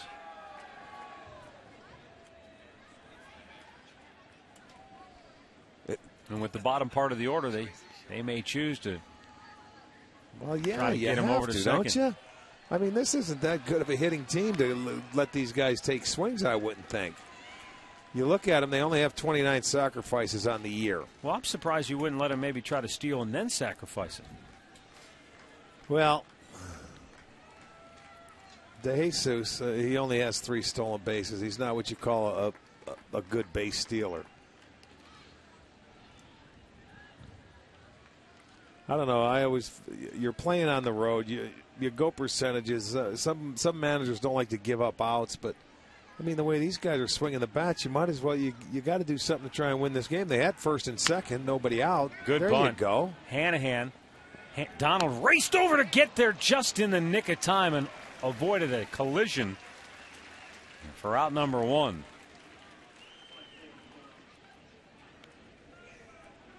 So go ahead, run into scoring position now with 1 out. You have to get over there if you're the second baseman. Your job is covering. They're crashing, and look he's all over the base.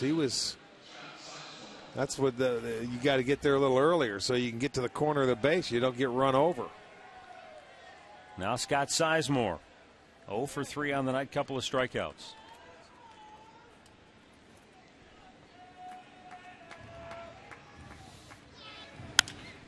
In the air, right field. Out goes Donald. The second baseman has it, 2 down.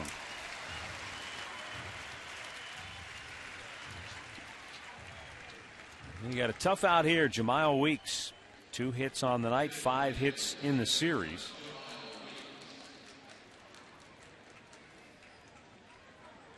Marson went out to talk to Durbin, see what he wants to do with Weeks. Go at this guy, or he said, all right. Durbin knows what he wants to do, the veteran.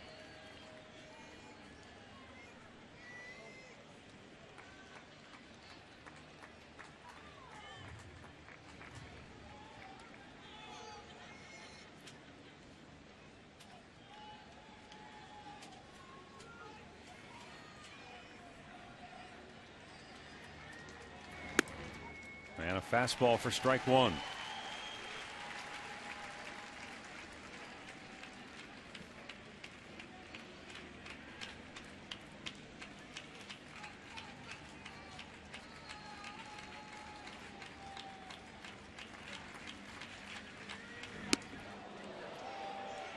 Up and in. That'll even the count at 1-1.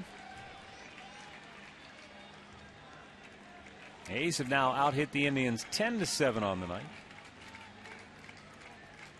Well, Pretty good numbers right there. 2 outs, runners in scoring position. As an infielder, do anything you can to knock this ball down. 2-1 the count.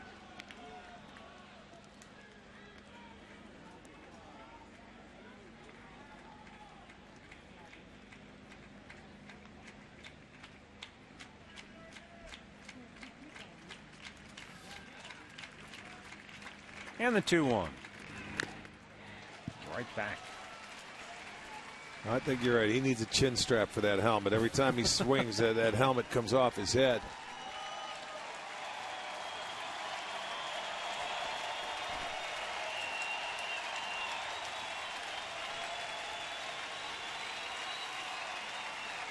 Chad Durbin 1 strike away now from sending us to the bottom of the 11th. Tied at 3. The 2-2. And Weeks fouled it off his foot.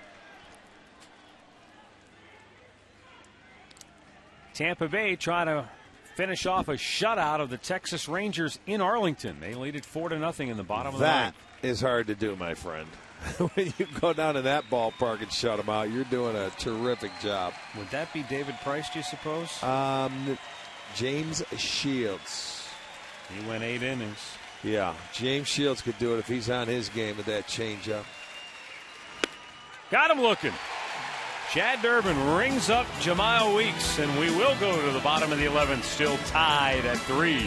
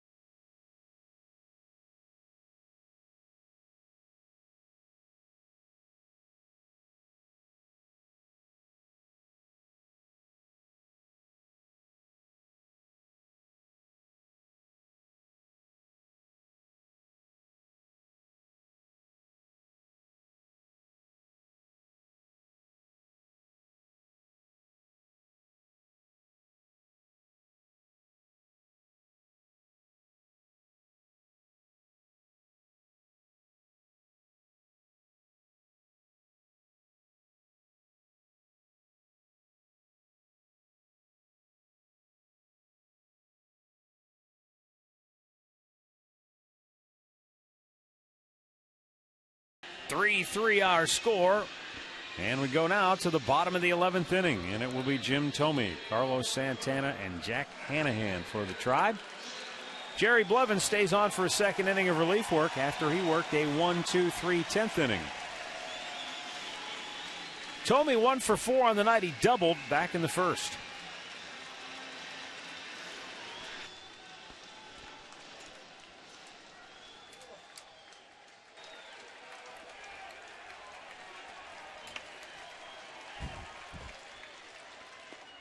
And it's outside, ball 1.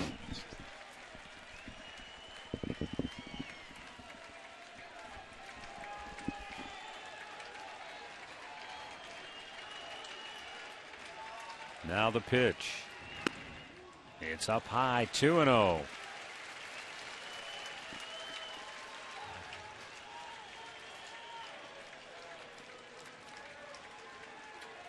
That is very positive for the Indians.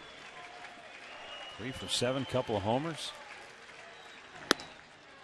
There's the high strike, 2-1.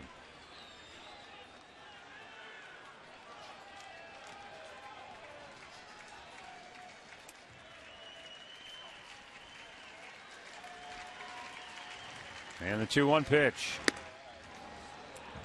He went too far, says third base ump Gary Darling, and it's 2-2.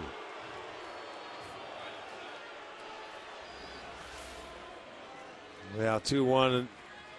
Well, no, not I'll a tell good you call. what, I thought he did an initial view of it, but right there it didn't look like he did. And the 2-2. Swing and a miss. Second strikeout for Blevins. One down here in the 11th.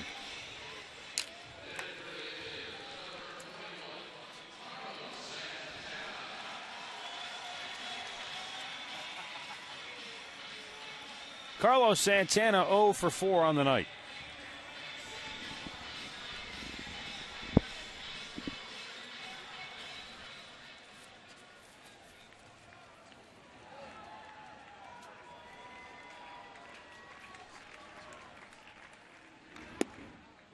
These two teams right back here tomorrow for a noon start. No television for tomorrow.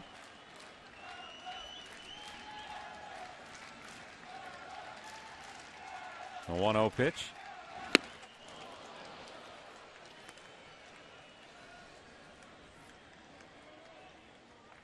We'll be back with you Friday night at 8 when the Indians take on the Royals in Kansas City. We'll have it for you on Channel 3. Now the 1-1.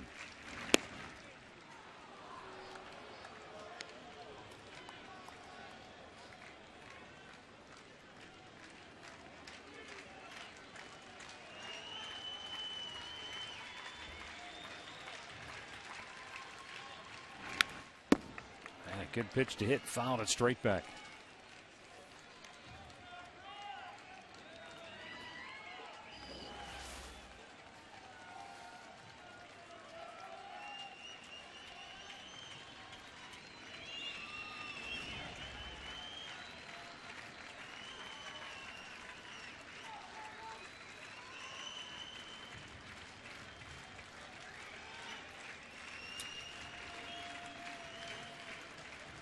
Blevins delivers, and Santana chops it foul.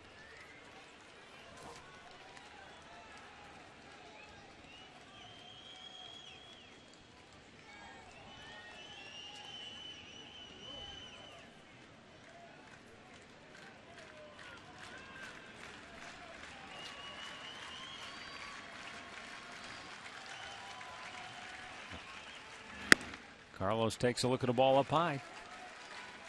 2-2.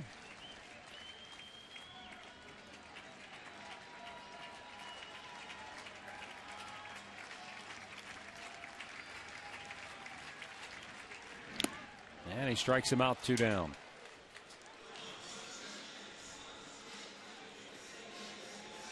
Three straight strikeouts for Jerry Blevins. Now he keeps it away, and you pull the string. You get a guy that's very anxious that wants to try and hit the ball out of the ballpark, and there he chases the changeup. See him shaking his head. Well, Jack Hanahan steps in now. He's been all or nothing tonight. 2 homers, 2 strikeouts.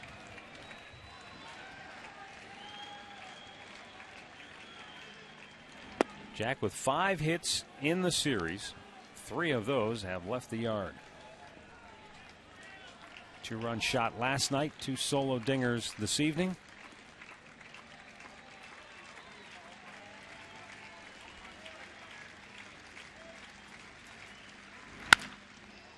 And a bouncer to second will send us to the 12th inning, still tied at 3.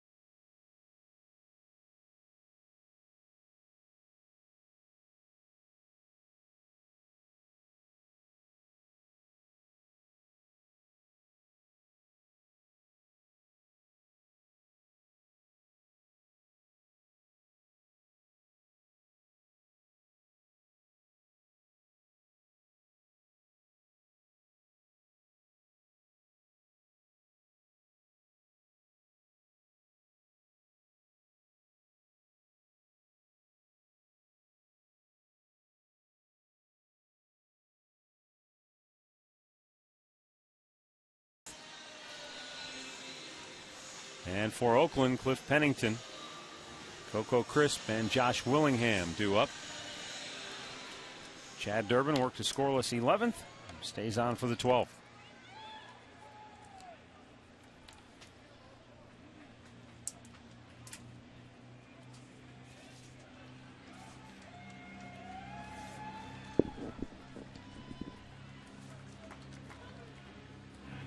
That's outside for ball one. Pennington tonight doubled and scored back in the third.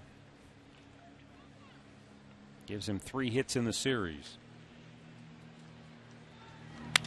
And a hot shot up the middle. Grabbed by Cabrera. On the run he throws, but Santana had to come off the bag and couldn't make the swipe tag. The ball hit the mound. It looked like it was going to scoot into center field, and his dribble did a nice job to get to it. Yeah, and on the run, making the throw, he just wasn't accurate with it, and it pulled Santana off. He got rid of it quickly as possible. He knew he had to, but he couldn't tag him. There was daylight there, so it'll go as an infield single. Number 11 now. And it brings up Coco Crisp. Came on as a pinch runner for Hideki Matsui in the 10th, so this will be his first at bat of the night.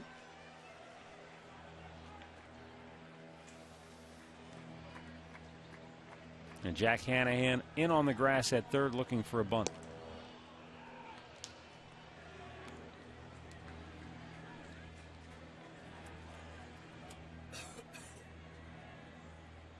They bunted in the 11th, but that was with the bottom of the order with Kurt Suzuki.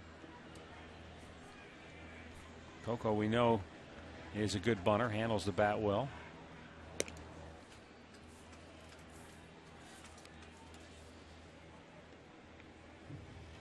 Four sacrifices bunts on the year for Coco.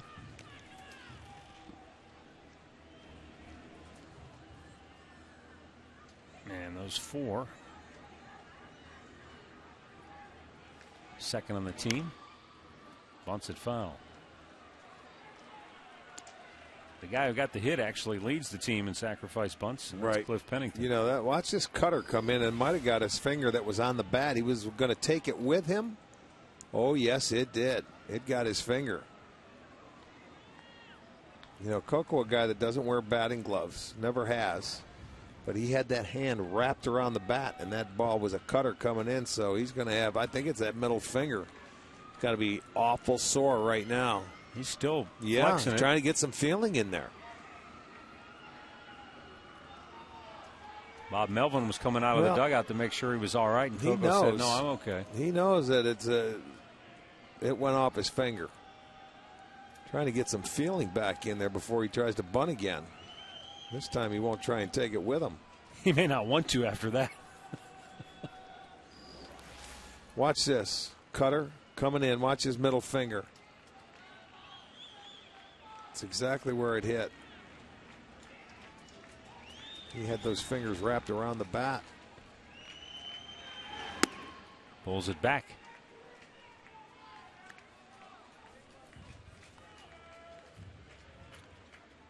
Well, Texas scratched out a run in the bottom of the ninth, 4-1. Tampa still leading it.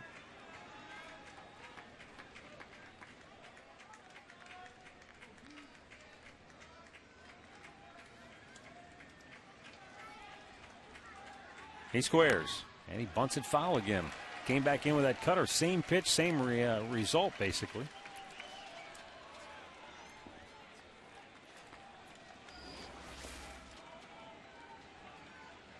See, he's trying to take it down the first base line, and that ball still has some movement coming in, and he didn't get the barrel out in front and bunted it foul again.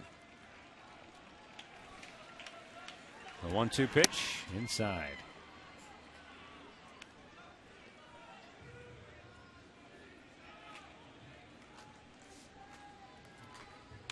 Josh Willingham waits on deck.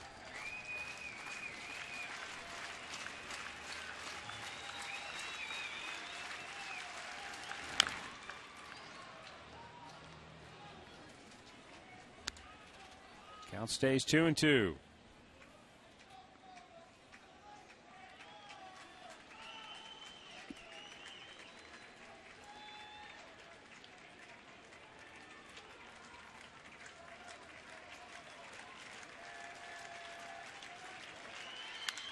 Bounce to first. Santana comes off the bag, makes a nice play. Return throw not in time. Coco able to beat it out. All right, good try.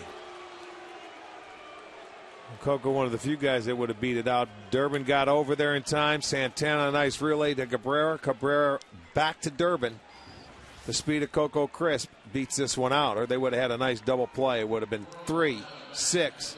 Back to 1. No, couldn't do it.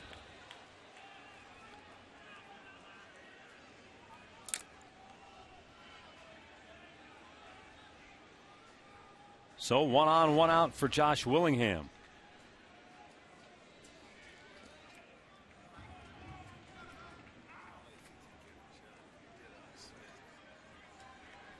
Crisps, oh my, nice pick by Santana on a ball in the dirt from Durbin.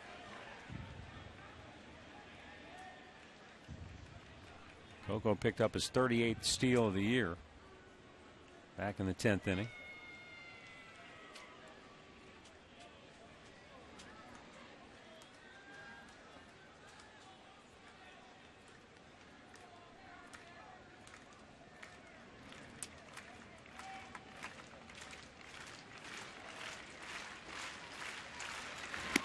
And the pitch outside for ball 1. Willingham singled and scored in the second. Since then, he has struck out twice, flied to left, and walked.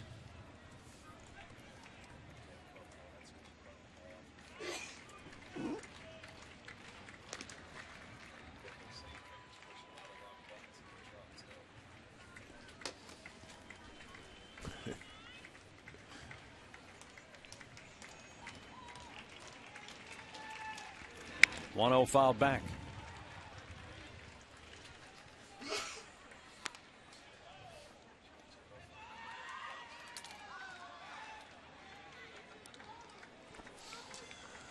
Durbin is pretty quick to home plate, so it's going to be tough for Coco to get a real good jump. Durbin's about 1-1 to home plate. Average is about 1-3.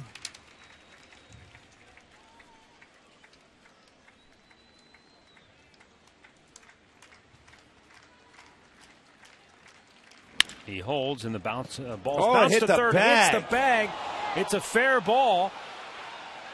Jarrett head up with it down the left field line, and Coco Crisp stops at third. Can you believe that? It hit the bag, and it took some spin off of it, and Hanahan couldn't get it. Boy, oh boy, you talk about a break right there. It goes as a double. Now Oakland in business. I mean, right on top of the bag. Almost looked like it hit the corner of the bag, too, on the Watch this. Line side. One hopper. Boom. Yep. And it just, Hanahan had it. And once that it hit the bag, it took some spin off of it. It stayed down on the ground. It got under his glove. It goes as a double. Now they'll have to walk the bases loaded.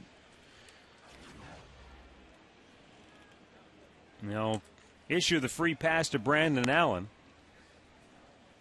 And they'll go to work on Ryan Sweeney, who's in the on-deck circle, and he hit into an inning-ending double play his last time up.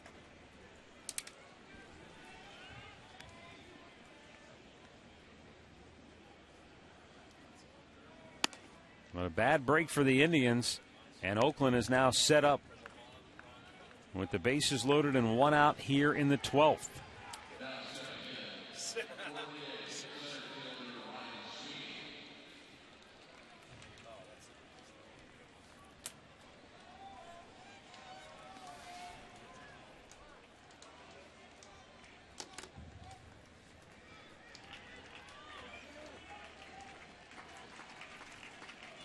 The pitch. In for a strike.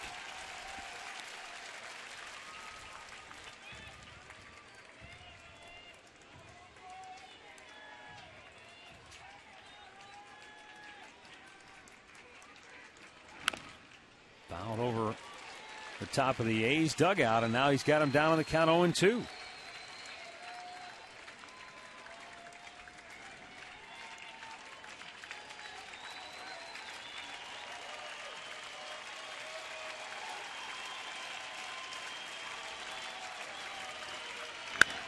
Ripped fouled on the right side.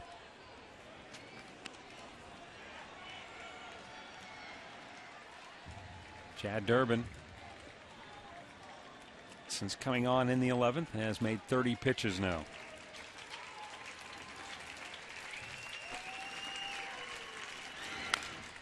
Fouled over toward the on-deck circle.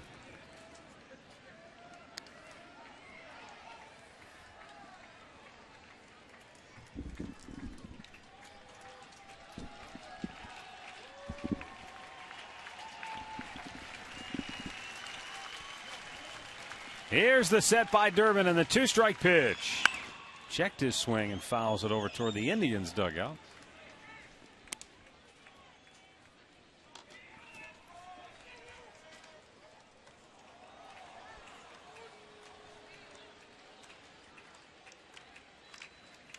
Three-hour score.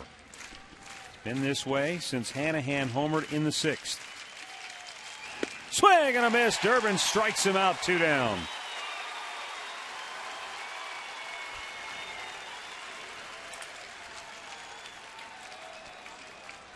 13th strikeout for Indians pitchers here tonight. Well, Chad comes out and throws a nice cutter on the outside part of the plate. Perfect pitch, but what set that whole at-bat up, he was able to get ahead of him. You can see Sweeney, he's upset with himself. He must have been looking for that cutter inside. He gets it away, but now he's got one more tough out to get. Now David DeJesus started the game 0 for 4 and was 0 for 7 in the series before he singled to lead off the 11th inning.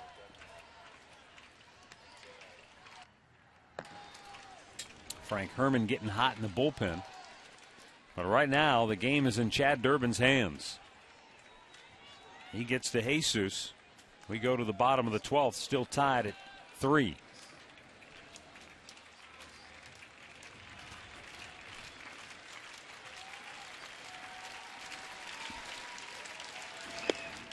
And a fastball for strike 1 went right at him with that first pitch. That's how he was able to get ahead of Sweeney right there. Got ahead of Mo too with that. He went cutter in.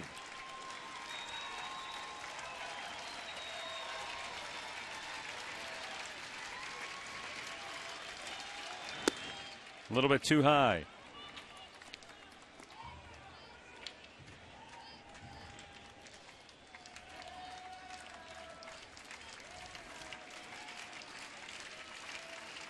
Durbin with nowhere to put him. Comes set. The 1-1. Popped him up. Cabrera, the shortstop, says, "I'll take it." He does, and Durbin works out of a bases-loaded jam here in the top of the 12th. And we are still tied at 3.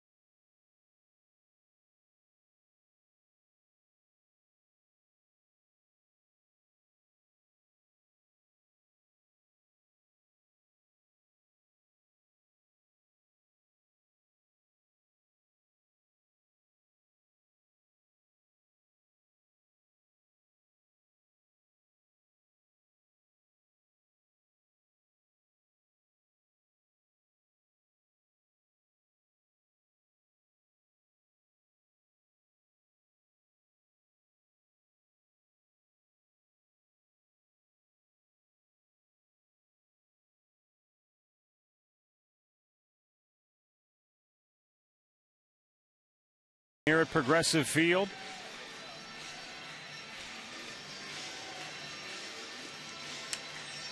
Neil Wagner, former Indians farmhand, originally drafted by the Tribe, will come on now for Oakland to pitch in the 12th inning. And the Indians offense has suddenly gone silent as Oakland. They sure have. Pitchers have retired the last 15 in a row, striking out 7.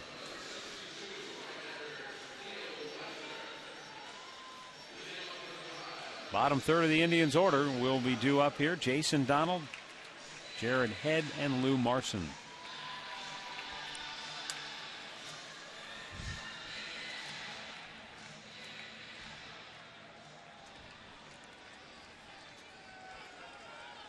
Donald 1 for 4. He singled back in the second inning.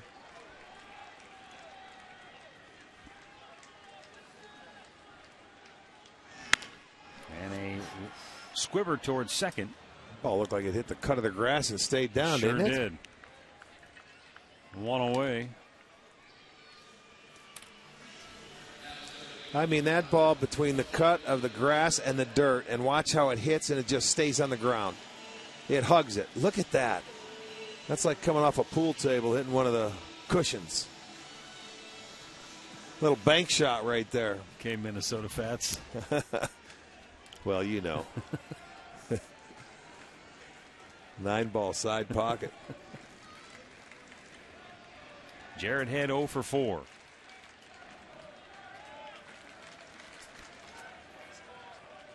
Takes a look at a ball down low.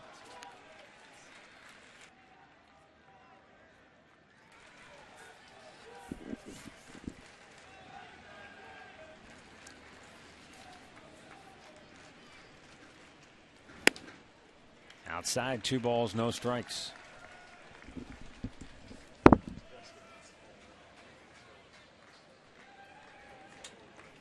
Neil Wagner.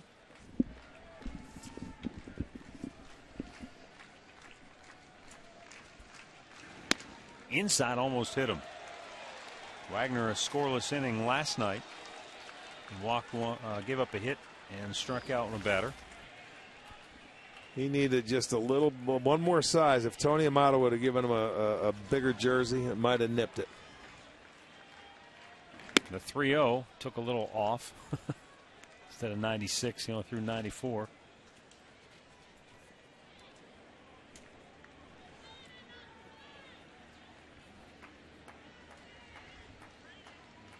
Wagner fires and Jared fouls it back. Full count.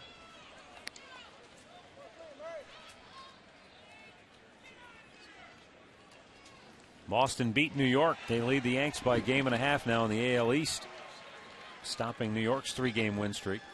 White Sox had their 5-game win streak stopped earlier today by Minnesota. Detroit came from behind to beat Kansas City for the second straight day. 3-2. Popped him up, foul, back out of play.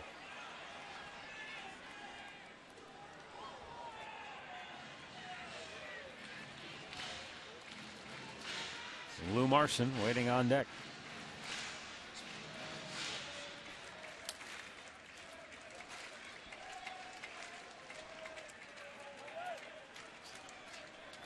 Payoff pitch. High pop. Rain falling. Weeks looking up into those raindrops. Makes the catch. 2 down.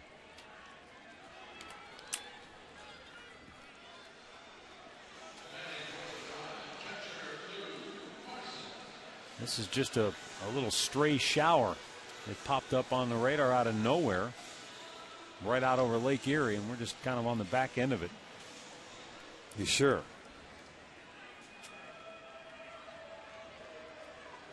That's my story, and I'm sticking to it.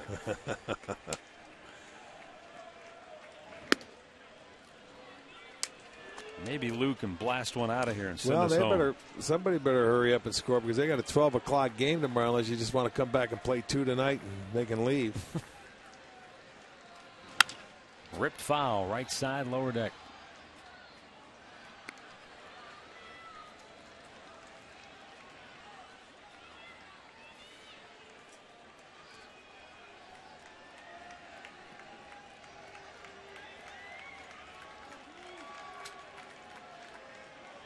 The 1-1. Swung on and missed.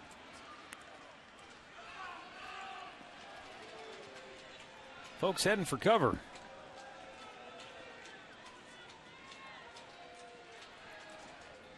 Not exactly a downpour, but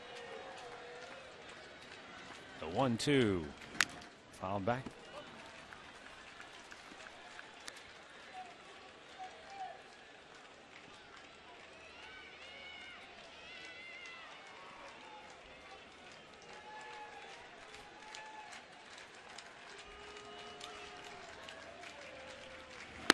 A little bit high. 2 balls, 2 strikes.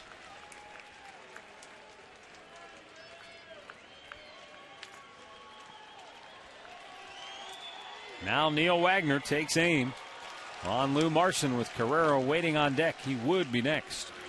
And Marson shoots it out of play.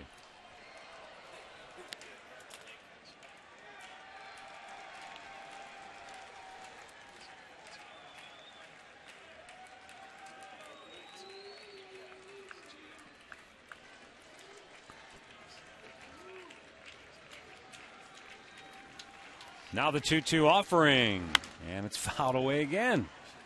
Marson putting up a pretty good battle here against Wagner.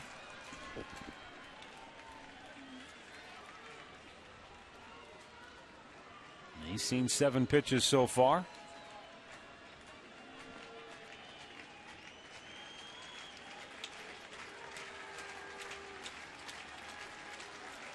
And the 2-2. Yes, he went too far, and he rings him up. The Indians go 1-2-3, and A's pitchers have retired 18 Indians hitters in a row.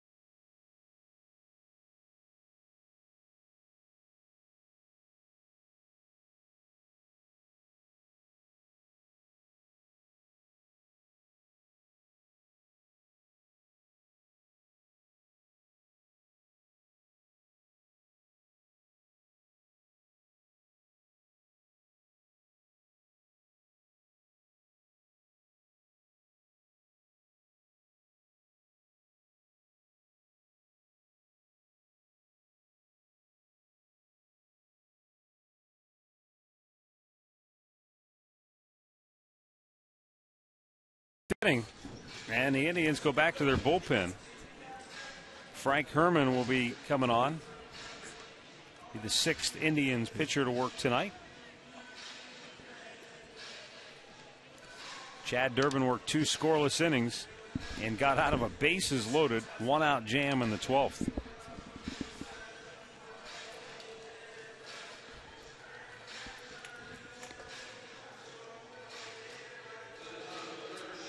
So Frank Herman will be facing Kurt Suzuki, Scott Sizemore, and Jamal Weeks.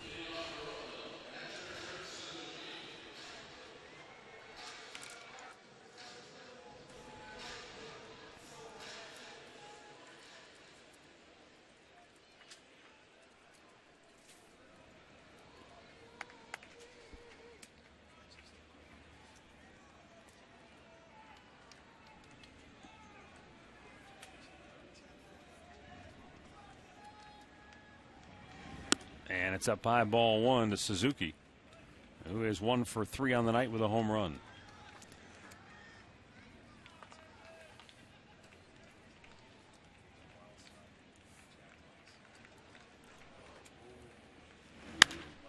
High pop. Might be playable for Santana. No, can't get to it.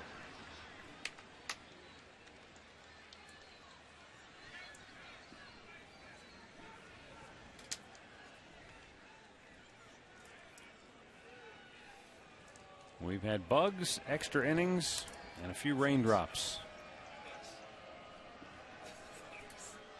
3-3 our score.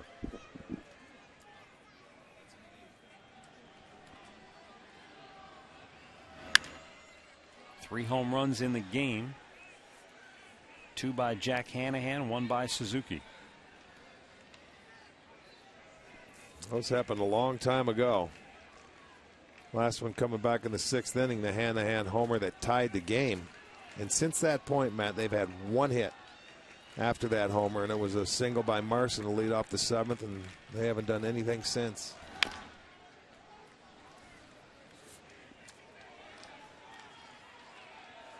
Yeah, we're talking about the A's and their bullpen. I think we said they retired 18 in a row. They did have a sacrifice bunt by Ezekiel Carrera, but so it's 17 in a row technically. But okay, they've done a phenomenal job. The 1-2, got him looking.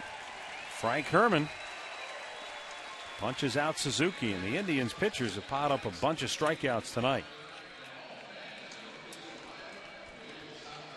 That's the 14th by my count.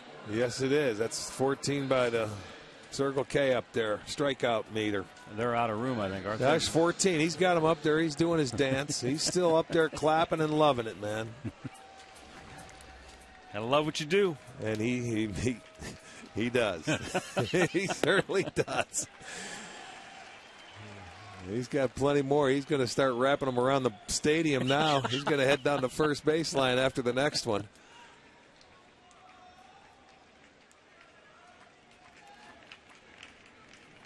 The pitch. Man, he just missed 1-1.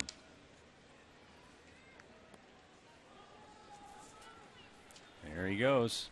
Look at. And at the very end, you'll see our guy. He's figuring it out. He's getting ready for the next one. Look at it. He's putting it in place, and after he puts one up, boy, he does a nice little dance out he's there. taking him down now. What's going on?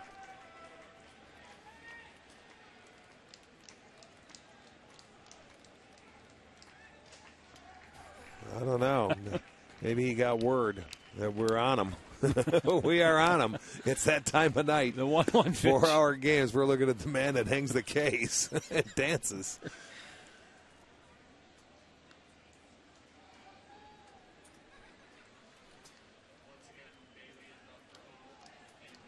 Now the set by Frank Herman and the 2-1 pitch.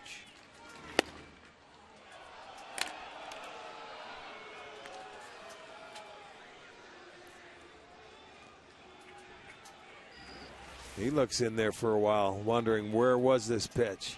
And it's low. Yeah.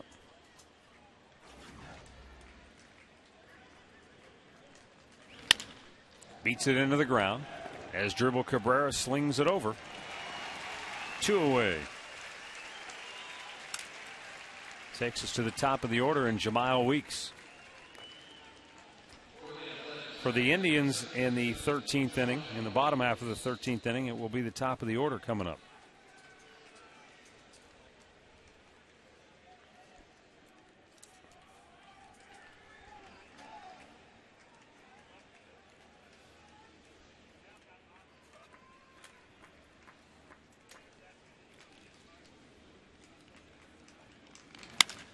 That's in the air to left. And Jared Head will make the catch. Frank Herman works a 1-2-3. Top of the 13th. And we still stay tied at 3.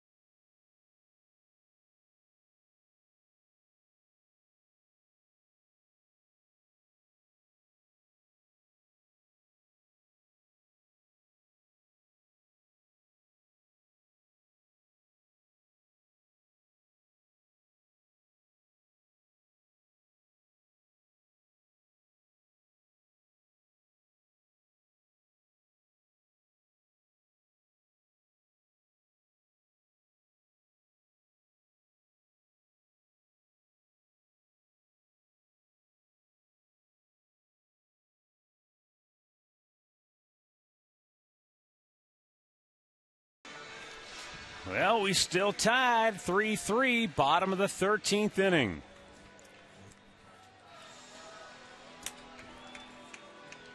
And Oakland's going back to their bullpen.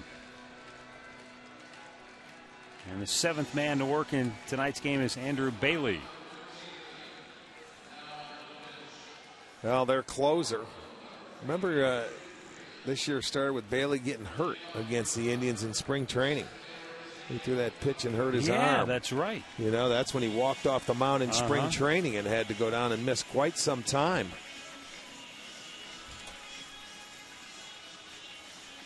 So the A's are down to one pitcher in their bullpen. Wouldn't it figure that you have a game like this the day before you can expand the rosters? A day before, and you flip it over, and you got a 12 o'clock game the next day. You're playing in about another 12 hours. Well, I would assume, for Oakland's sake, they're AAA clubs in Sacramento, so I would assume they already had their reinforcements here. Well, because if they wait till tomorrow morning, they won't get here in time. The Indians, of course, they could just pick up the phone now and call down to Columbus. They could be on 71 coming up. They might be. Ezekiel Carrera lifts it out of play, fouled on the left side. Remember, the Indians' last hit came in the 7th inning. Leading off the inning, Lou Marson got a single. And other than that, nobody has reached base since that time. Yeah, Carrera laid down the sacrifice bunt to put him at second base. And they have gone in order ever since.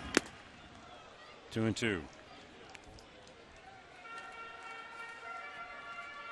But Oakland, they have wasted a lot of chances. Just since the 9th inning, they're 0 for 7 with runners in scoring position. Well, they've left 13 runners stranded. The Indians have left 6.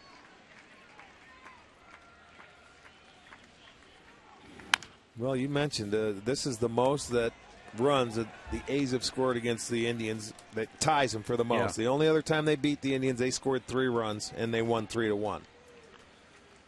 But they have had a hard time scoring.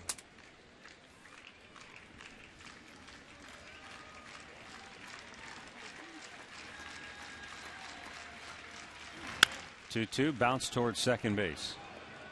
And Weeks throws him out. All right, so I got official word from the Indians that the strikeout meter has to be reset because they ran out of room. There's only room for that many Ks, so that's why he puts up the 14, and now he's going to start over Who from gave there. you that, Sibes or Bart? Sana Julian. Okay, Sana, she's listening to us, That's huh? right. She's locked I thought in. they were going to start coming down around the whole stadium. There he is. He loves it. Look at it. He's dancing. He's having a good old time. He wants to go all night long.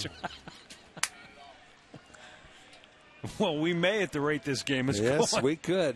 He's a lot younger than us. We want this thing to end. He wants it to keep going. Kosuke Fukudome, 1 hit tonight. Well, that's good to know. I didn't know that. It ends at 14, and we start over again and keep adding.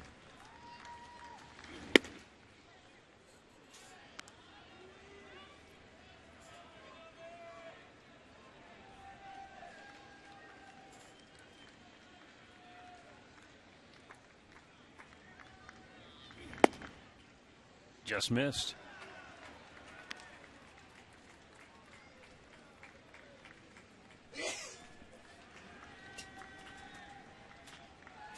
Hurricane coach just blew through. God bless you. 2-1 pitch. Out of play, 2-2.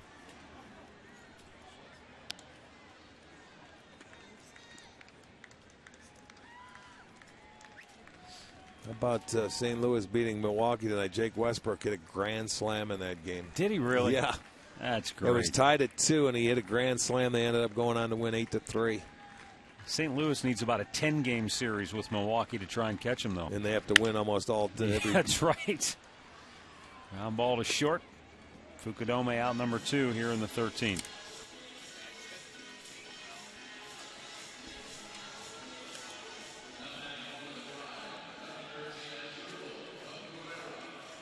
As Drupal Cabrera steps to the dish now. 0 for 3 with a couple of walks tonight. 1 for 10 in the series.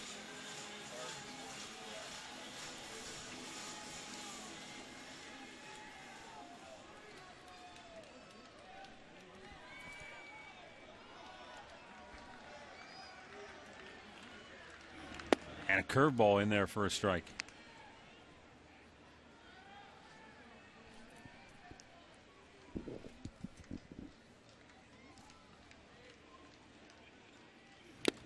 Throw it by him with a good fastball. And now Cabrera down on the count 0-2.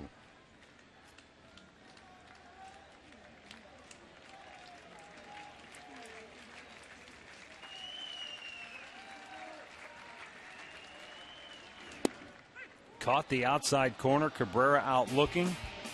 And we play on. To the 14th we go. Still tied at 3.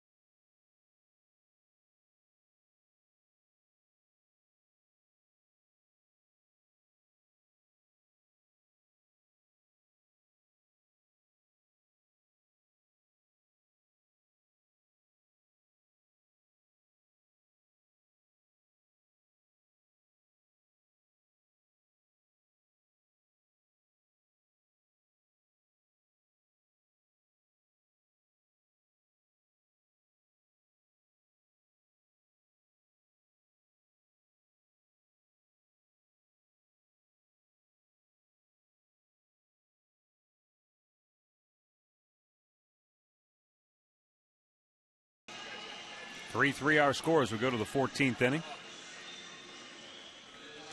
And for Oakland, Cliff Pennington will lead off. Then Coco Crisp and Josh Willingham.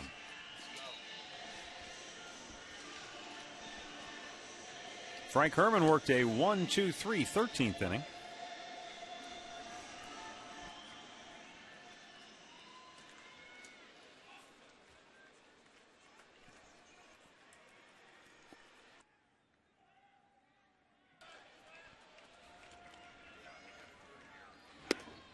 And it's a little bit high for ball 1.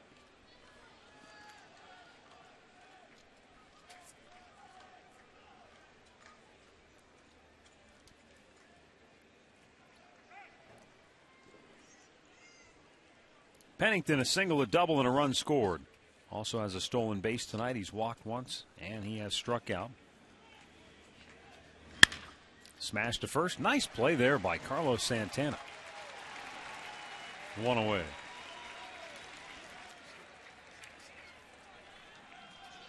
That'll bring up Coco Crisp. This is what you call an atom ball. Hit him right there, right in front of Carlos. He steps on the bag. Out number 1.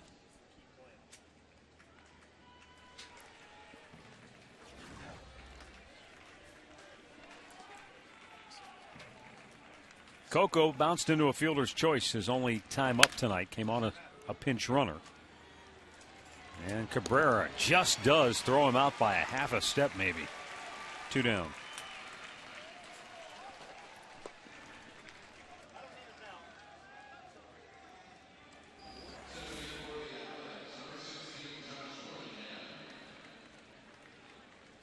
Took a little pump and then threw, and I mean, just did get him. Yeah, just in time. That's the good ones always know just how much time they have.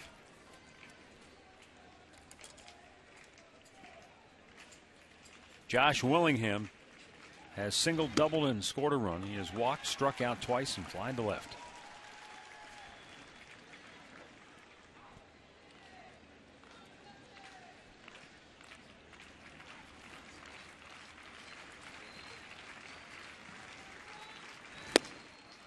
Missed inside with that.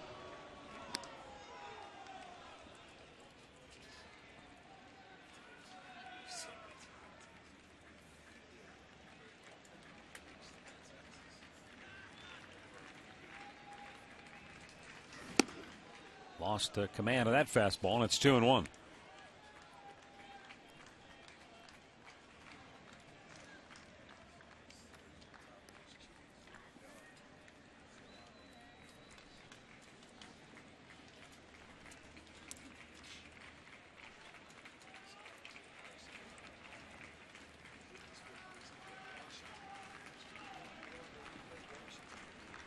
Here's a 2-1 pitch.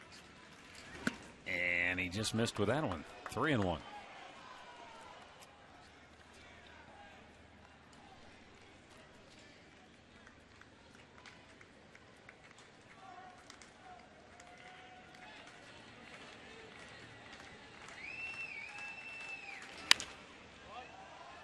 That one goes out of play, full count.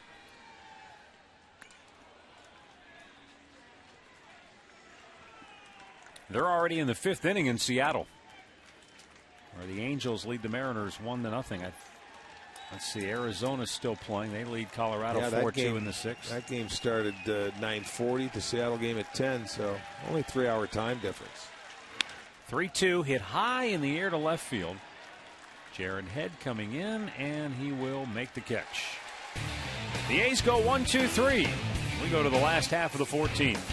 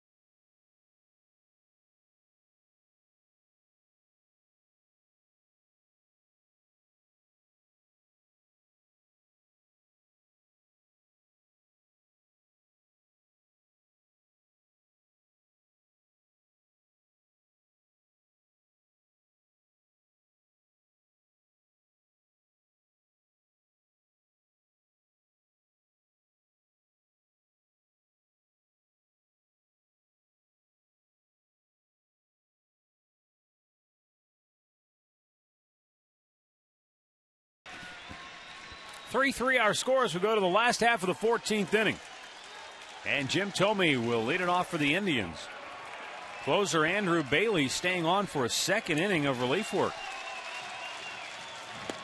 Somewhat unusual. You don't see a lot of closers used in multiple inning situations. No, but he threw 14 pitches his 1st inning, and they only have one other pitcher after him. So 1-1 the count on Jim Thome. Doubled in the 1st. 0 for 4 since then. Couple of strikeouts. And that just missed 2-1. Jimmy would have had a base hit back in the 8th inning. But with that shift on, Weeks was able to field the ball in shallow right field and throw him out. If he'd have been positioned normal second base, he would have never come close to getting that ball. But that's where the defensive shift can take some hits away.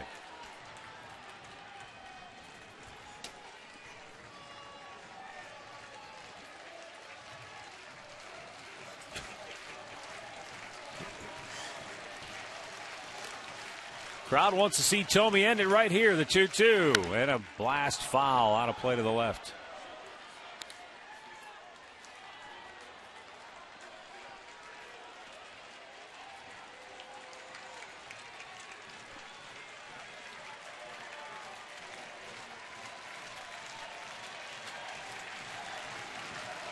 The 2-2 pitch, swung out and missed. Went up the ladder on him. 2nd strikeout for Andrew Bailey. And 1 down here in the 14th for Cleveland. as Carlos Santana comes to the plate.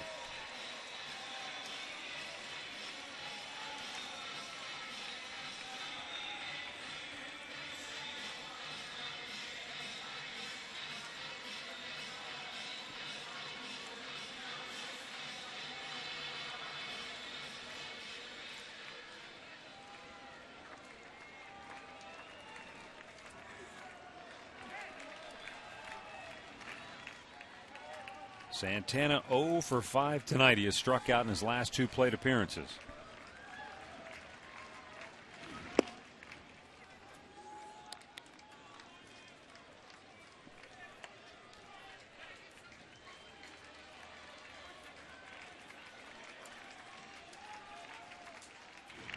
Fastball away. And the count 1-1.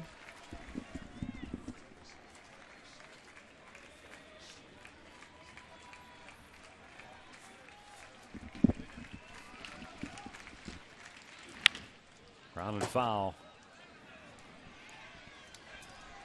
1-2 for Carlos.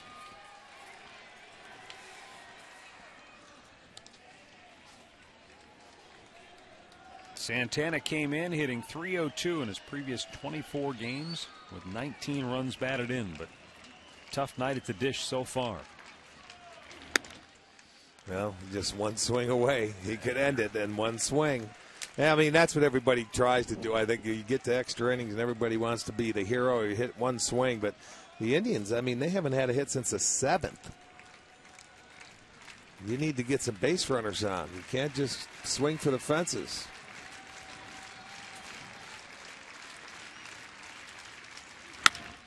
And a ground ball to first. It eats up Allen, but he's able to recover in time to get Santana 2 down.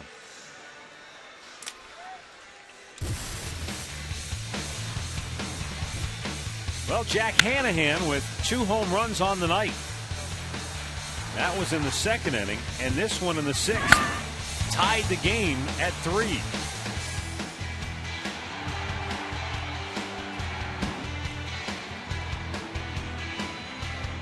One more would look really good.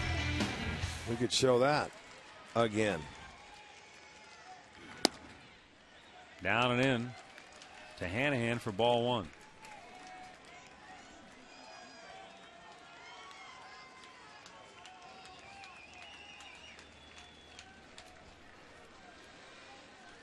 "22 Indians hitters have gone in order.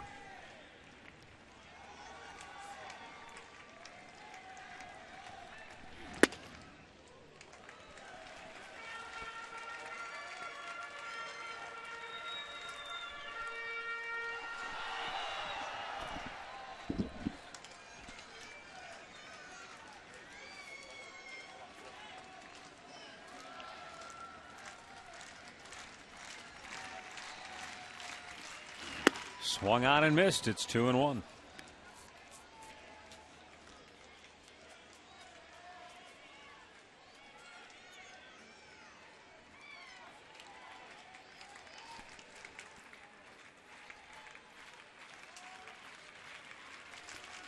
And the 2-1 fouled back out of play, and it evens it up at 2-2.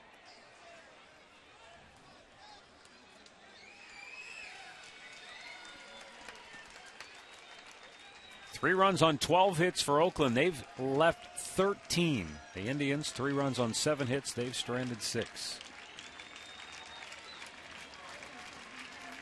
Now the 2-2 to Jack Hanahan. Now it's fouled back. Got a piece of that.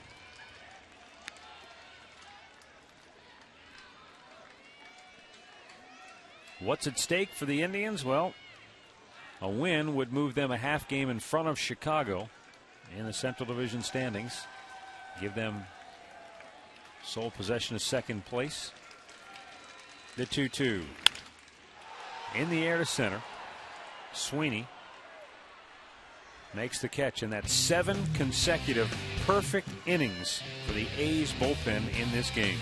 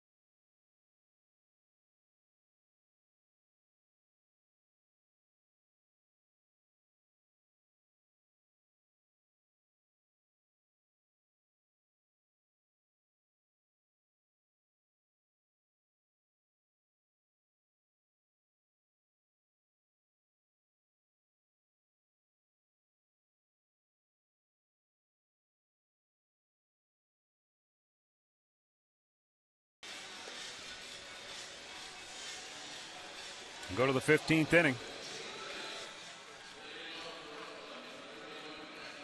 And Frank Herman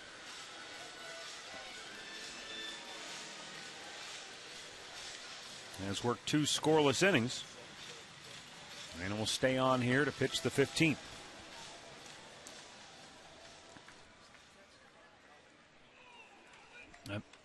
I believe the only 2 that haven't pitched for the Indians now, Rafael Perez and Vinny Pastano. That's right.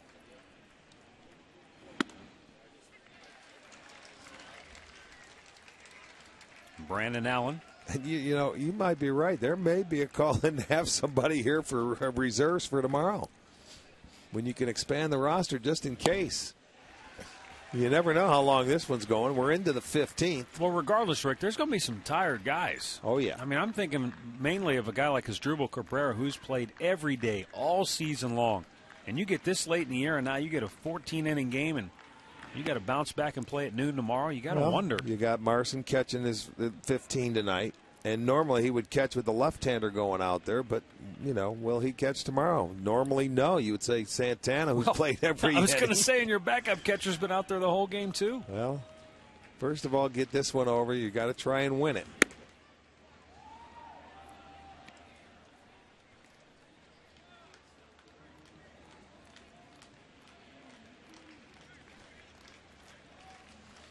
This is officially the longest game that the Indians have played this year to this point, I guess. 14 was the longest, wasn't it, against Detroit?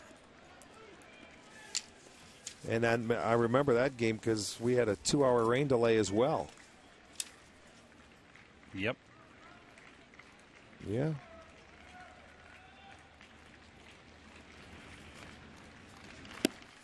Got him looking. He doesn't like it. He has a few words, but he'll head back to the dugout.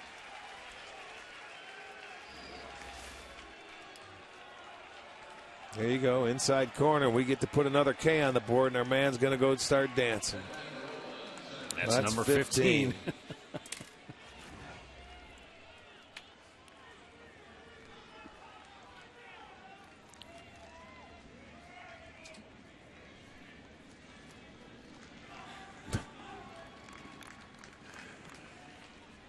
Now the pitch to Ryan Sweeney. It's in there for a strike.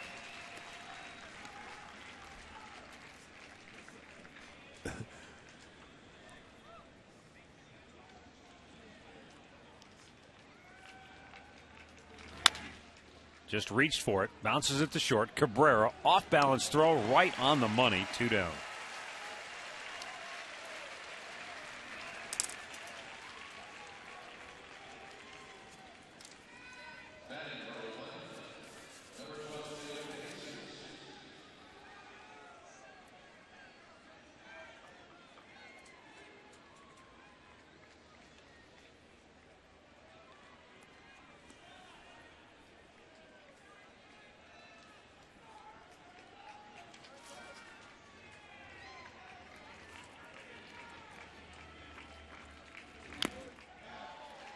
Foul ball there by David DeJesus. He is. I'll start counting them up now. 1, 2, 3, 4, 5. 1 for 6.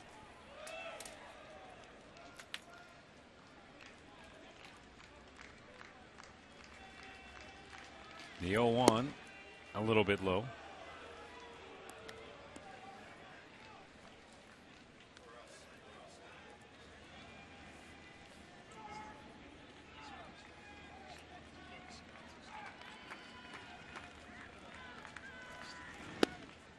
Low and away. 2 balls and a strike.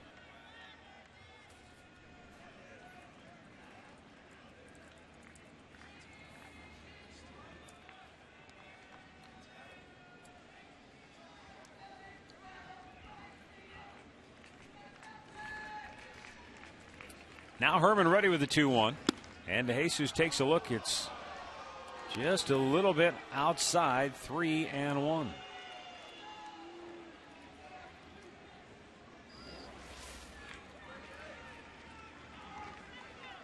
See, the movement just ran off the plate. Good pitch.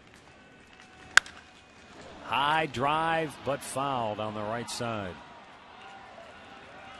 That had the distance.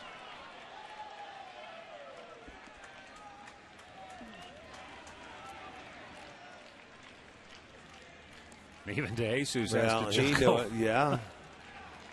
He knew it. He had enough of it, but it was foul.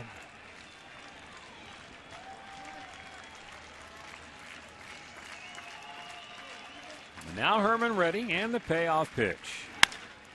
That's drilled deep to center field. Carrera racing back on the track, reaches up and makes the catch. Oh, a terrific play by Ezekiel Carrera in deep center field. Might have just saved the game right there.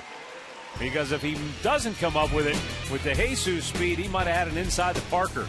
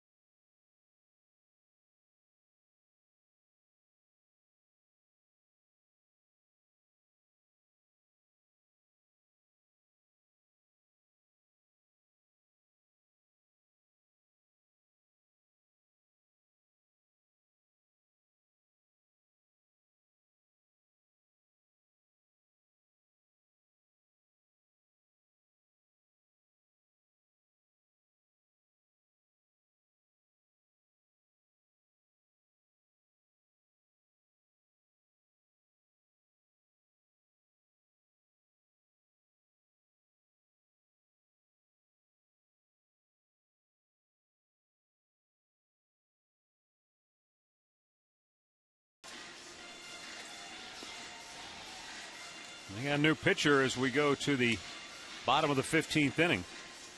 Josh Outman is the last man standing in that A's bullpen. Last man standing. I would imagine he'll go to a starter next if this game should continue on tonight.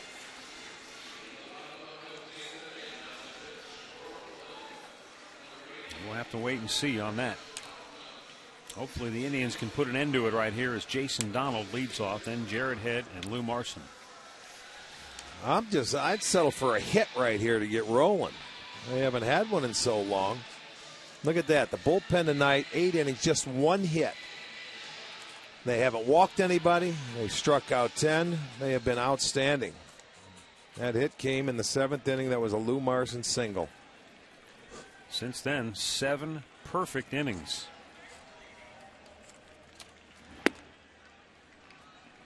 Outman with a first pitch strike to Donald. Jason, 1 hit tonight. That came back in the 2nd inning. Oh, you got to go with another scorecard, huh? I'm out of room after this inning. I quit keeping score. Who cares? Let's go. Someone's got to win it.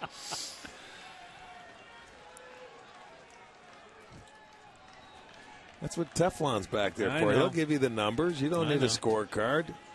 He does a beautiful job keeping score. When in doubt, ask Tommy. This might be an exercise in futility anyway, what I'm trying to do. The 0-2 to Donald. Yanked to left field. That's a base hit. That'll go to the fence. Donald on his way to second base.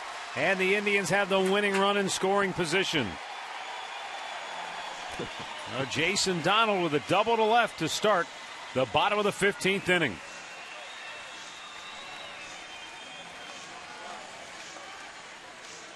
There you go. That's a good start. Leadoff double.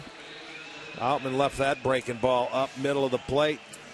Happens to speed up his bat. And it's going to go for extra bases. So he had a hit in his first at bat. And he's going to have a hit hopefully in his last at bat. And that was an 0-2 pitch that he jumped on and hung him a breaking ball.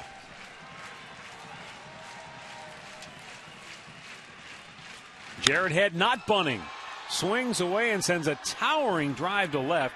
Willingham onto the track, makes the catch. Donald tags. He's going to try to get to third, and he will. How do you like that gutsy, aggressive base running by Jason Donald? And the winning run is 90 feet away with one down here in the bottom of the 15th. That's good hustle by Jason. But there's no way you should be able to tag from second and get to third on a fly ball, which is a routine fly ball in the left field. They choose not to bunt him. You see, he's going back. He doesn't have his momentum going this way. And good hustle. I just say good hustle to get yourself in scoring position. Now the A's have to bring the infield in and the outfield in as well. So for Lou Marson, just a fly ball here should win it.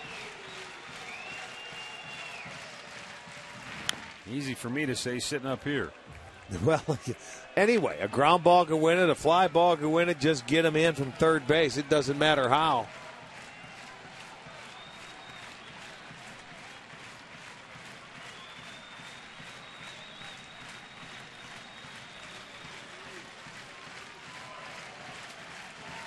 Here's the set by Outman in the 0-1. Fouled right back, 0-2 the count.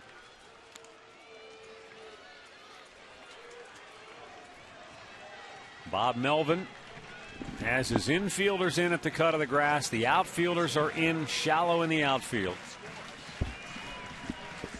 Marson, meanwhile, now just battling for his life here, down on the count 0-2.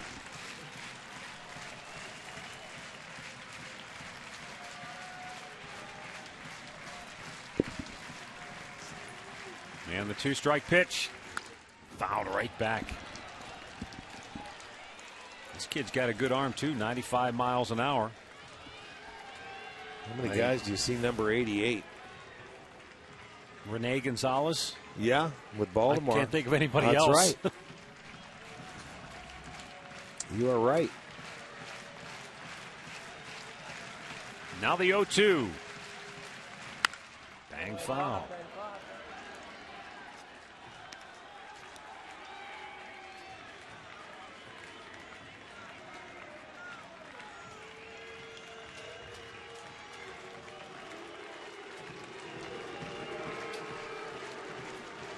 Well, pretty good battle here right now. Marson awaits the 2-strike pitch. And he's out looking. 2 down. Lou did not like the call by Bruce Dreckman there.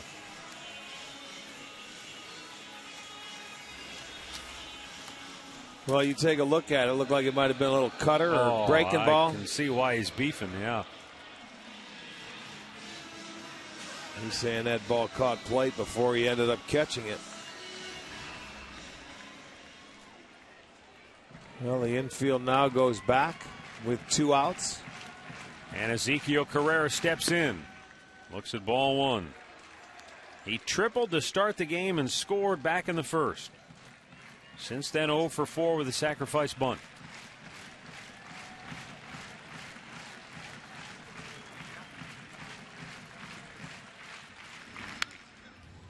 And he fouls it right back, 1-1.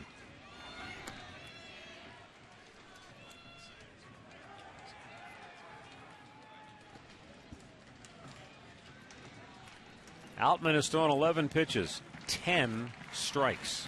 Now he has come in and he has attacked the strike zone. Up high with it, 2-1.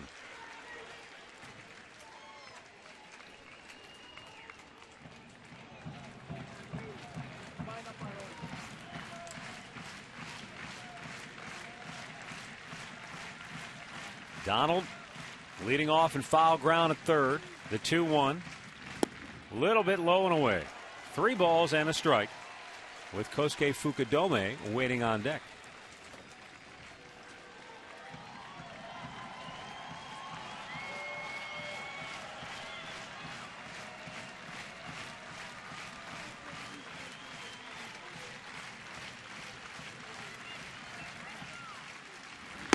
Ball 4.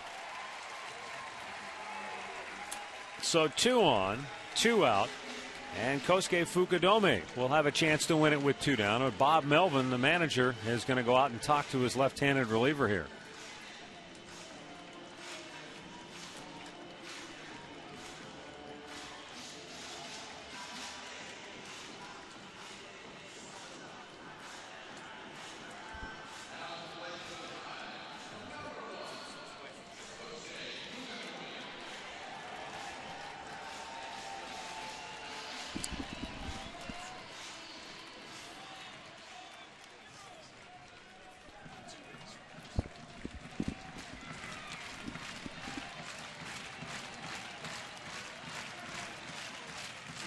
Carrera takes off and goes to second, but they weren't holding him, so no steal there.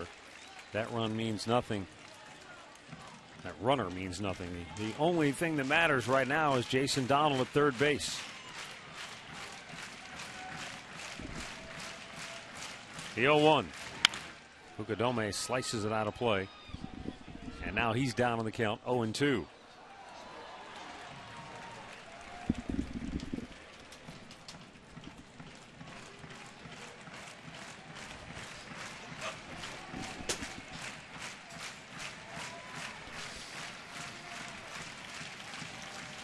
The set by Josh Outman and the 0-2 pitch. And Fukudome right back to the screen.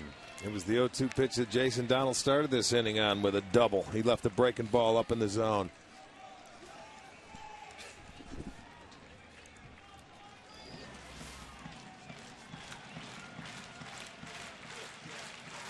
Just got a piece to stay alive. And he strikes him out. So we go to the 16th. Still tied at 3.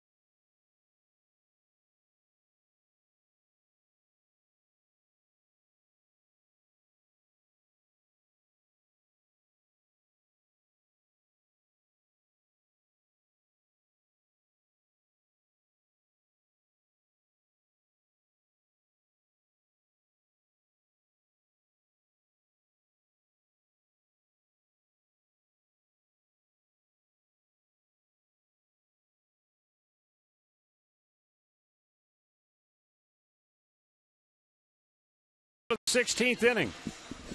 Can't believe I'm saying that. We're going to the 16th inning.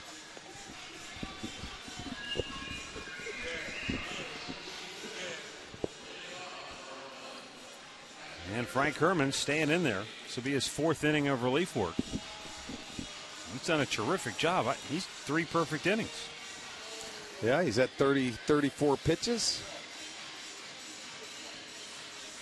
Kurt Suzuki, Scott Sizemore, and Jamiel Weeks for Oakland.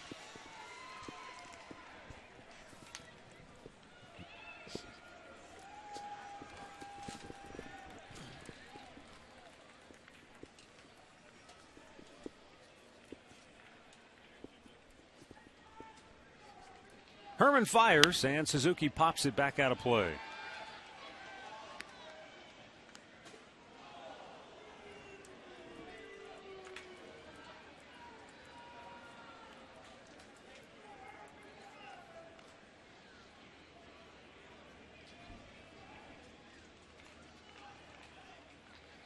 Now the 0-1, and up and in.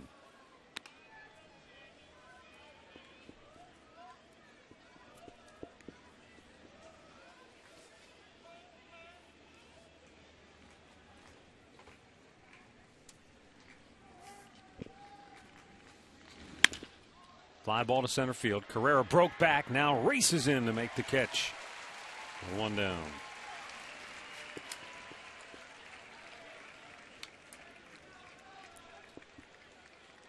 Second longest game in terms of innings in Progressive Field history. He played 17 innings in that game against the Twins back in May of 1995. I remember that one too. Was that the game where there was a rain delay too? I don't think so. No. That was a Sunday afternoon. It was actually, for extra innings, an entertaining game. It was back and forth, and it went for, I think, 6 hours and 36 minutes, if I'm not mistaken. But it was a tremendous game. Well, we're not even at 5 hours in this game yet. No, it was 10-9. It was a 10-9 final. But this being the 1,400th career game at Progressive Field, we've seen the 3,000th career home run hit in this ballpark tonight. So it would be fitting that we play the longest game ever. So I say we go at least 18. Let's get the record. We're here. Well, we've gone this far. You know, there's not many pitchers left. I don't know what's going to happen. It's going to be someone's either going to make a mistake, you make an error, or something. We started extra innings at 10:06. Teflon Tom gave me that time, and it's will be almost 2 hours in extra innings. But you get to this point, this is a game you have to win, and you feel so much better. You don't want to come away losing this ball game because you don't feel very good about yourself. Well, you know, the Indians have a lot at stake, obviously. Oakland, they want to win it, too, because they Sure. put so much into it. Absolutely. You know, you expended this much energy. You want to win this game now. Now the 2-2. Driven to left center. Ezekiel Carrera calling for it. 2 down. Go to the top of the order in Jamiel Weeks. He's 1 for 6 tonight. 2 for 6 tonight. A couple of singles for Weeks. He was also hit by a pitch.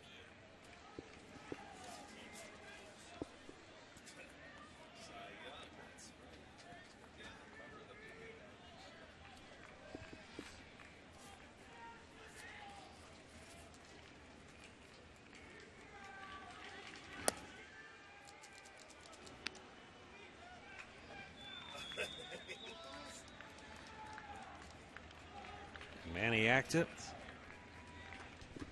has used 6 pitchers tonight.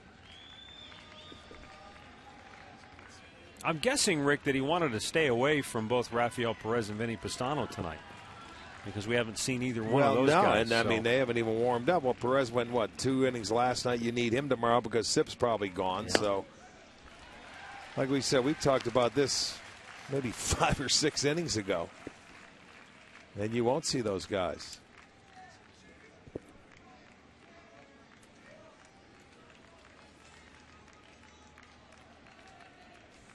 Now 1-1. Fouled out of play. I may have to wait another 2 minutes, and I might be able to activate Lou Vargas. We've had a couple of extra inning games already this year. One in which we saw David Huff come out of the bullpen. Right. And we had another one where we saw Josh Tomlin warming up in the bullpen. So yes, we did. I'm wondering how far we are away from seeing a starter head out to the bullpen. I see somebody walking out there now, getting ready to go to the mound. I don't know who it is. Somebody's taking the top off, and they're going to begin to loosen. In the meantime, Frank Herman with a 1-2 pitch. A little bit outside.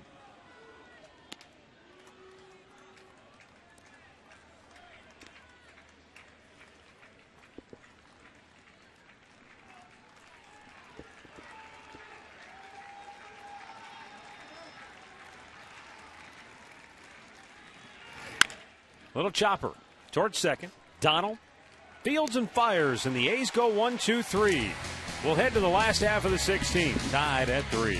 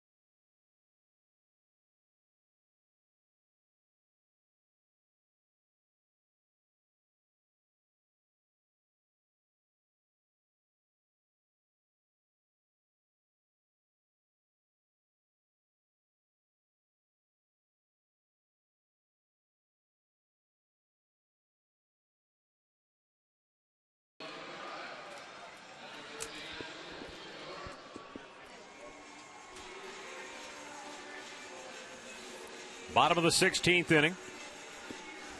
We will see as Dribble Cabrera, Jim Thome, and Carlos Santana for the Tribe. Josh Outman gave up a leadoff double to start the bottom of the 15th, but was able to get out of the jam. And Cabrera fouls it back out of play.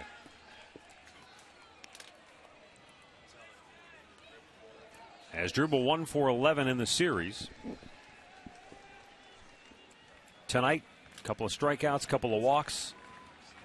He's flied to center and fouled out to left.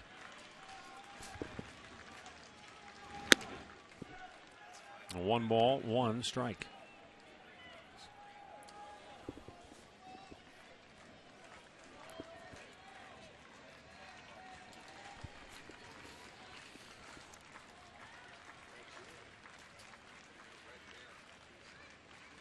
The 1-1. Called a strike. Cabrera doesn't like it.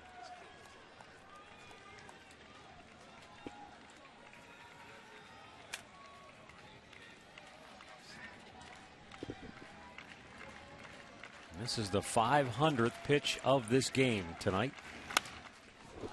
And Cabrera sent a screamer up underneath. 500, huh?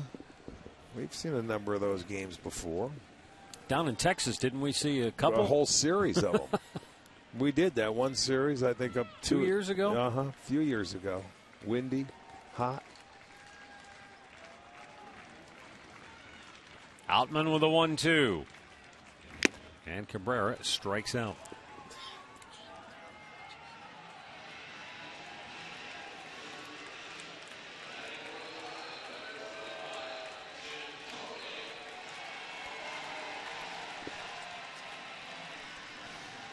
$18 strikeouts for Oakland pitchers tonight.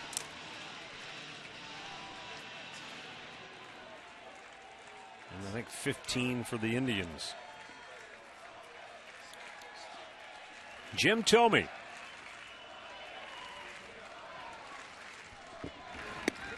Looks at a ball outside. Jim doubled in the first inning.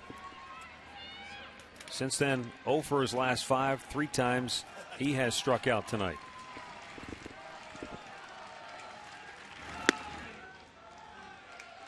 Two and 0 the count.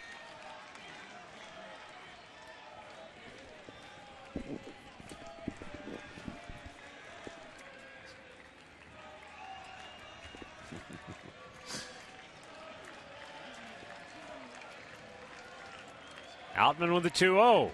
And Jimmy rips it to deep left field. That's going to one-hop the fence. Big turn, but the big guy can't get down there. He'll hold with a long one-out single. Well, you're going to have to pinch run for him now. And it will be Cord Phelps who will come on to pinch run for Thome. So Jim with his second hit of the night.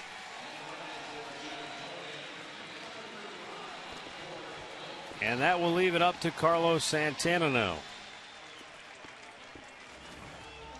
1 on, 1 out.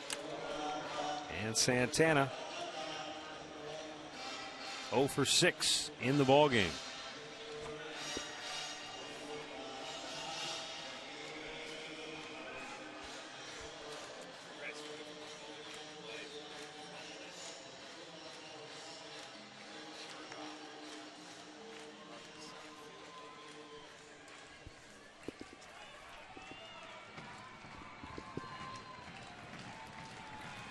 Outman deals, and Santana with a huge swing and a miss.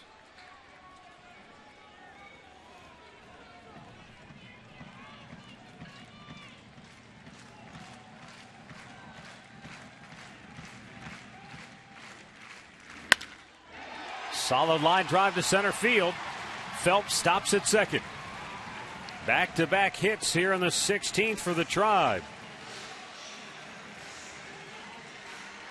And now an opportunity for Jack Hanahan to finish what has been a big night for him already. There you go. Shorten that swing up a little bit. Right back up the middle. A nice line drive for his first hit of the night. They are now in double digits.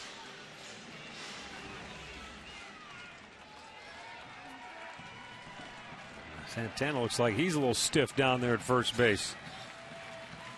And here's Jack Hanahan, 2 solo homers on the night. He tied this game with a solo shot in the 6th.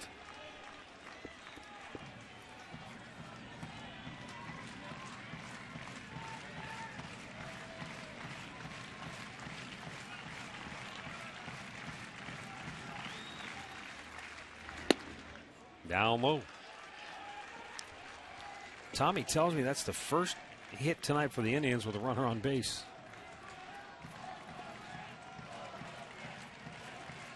Yeah.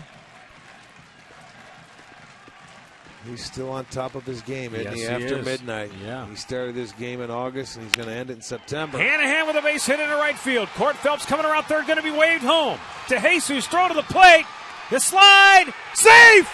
Safe, and the Indians win it. Jack Hanahan with a game-winning base hit into right field. His 3rd RBI of the night. And the Indians win it by a final score of 4-3 in 16 innings. A gutsy decision by Steve Smith to wave him home. It was a close play at the plate. Suzuki did a great job to make the catch and the tag attempt.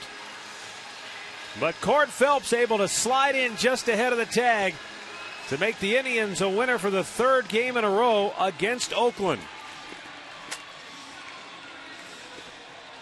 The Tribe goes to 68-65 on the year with a win. Oakland drops to 60-76. The winner for the Indians is Frank Herman, and what a great job he did out of the bullpen. He's now 4-0. The loser is Josh Outman for Oakland. He's now 3-4 on the season. Well, time now for our play of the game, brought to you by KeyBank. Thanks for making KeyBank the #1 bank in Northeast Ohio. Well, we're just going to get another replay of what just happened. This guy had a terrific night. Jack Hanahan gets the base hit. In comes Court Phelps, who's pinch running. Did he get his, the tag was there? Did he get his hand on the plate? He say, yes, he did. That is the winning run right there in the longest game of the year, that the Indians are able to come back and win this ball game 4-3. That's going to be our key bank and key play of the game. So a great win for the Indians. You play this long, as you said, you got to win this game. The Indians do. We're back to celebrate it on the Conrad's postgame show next.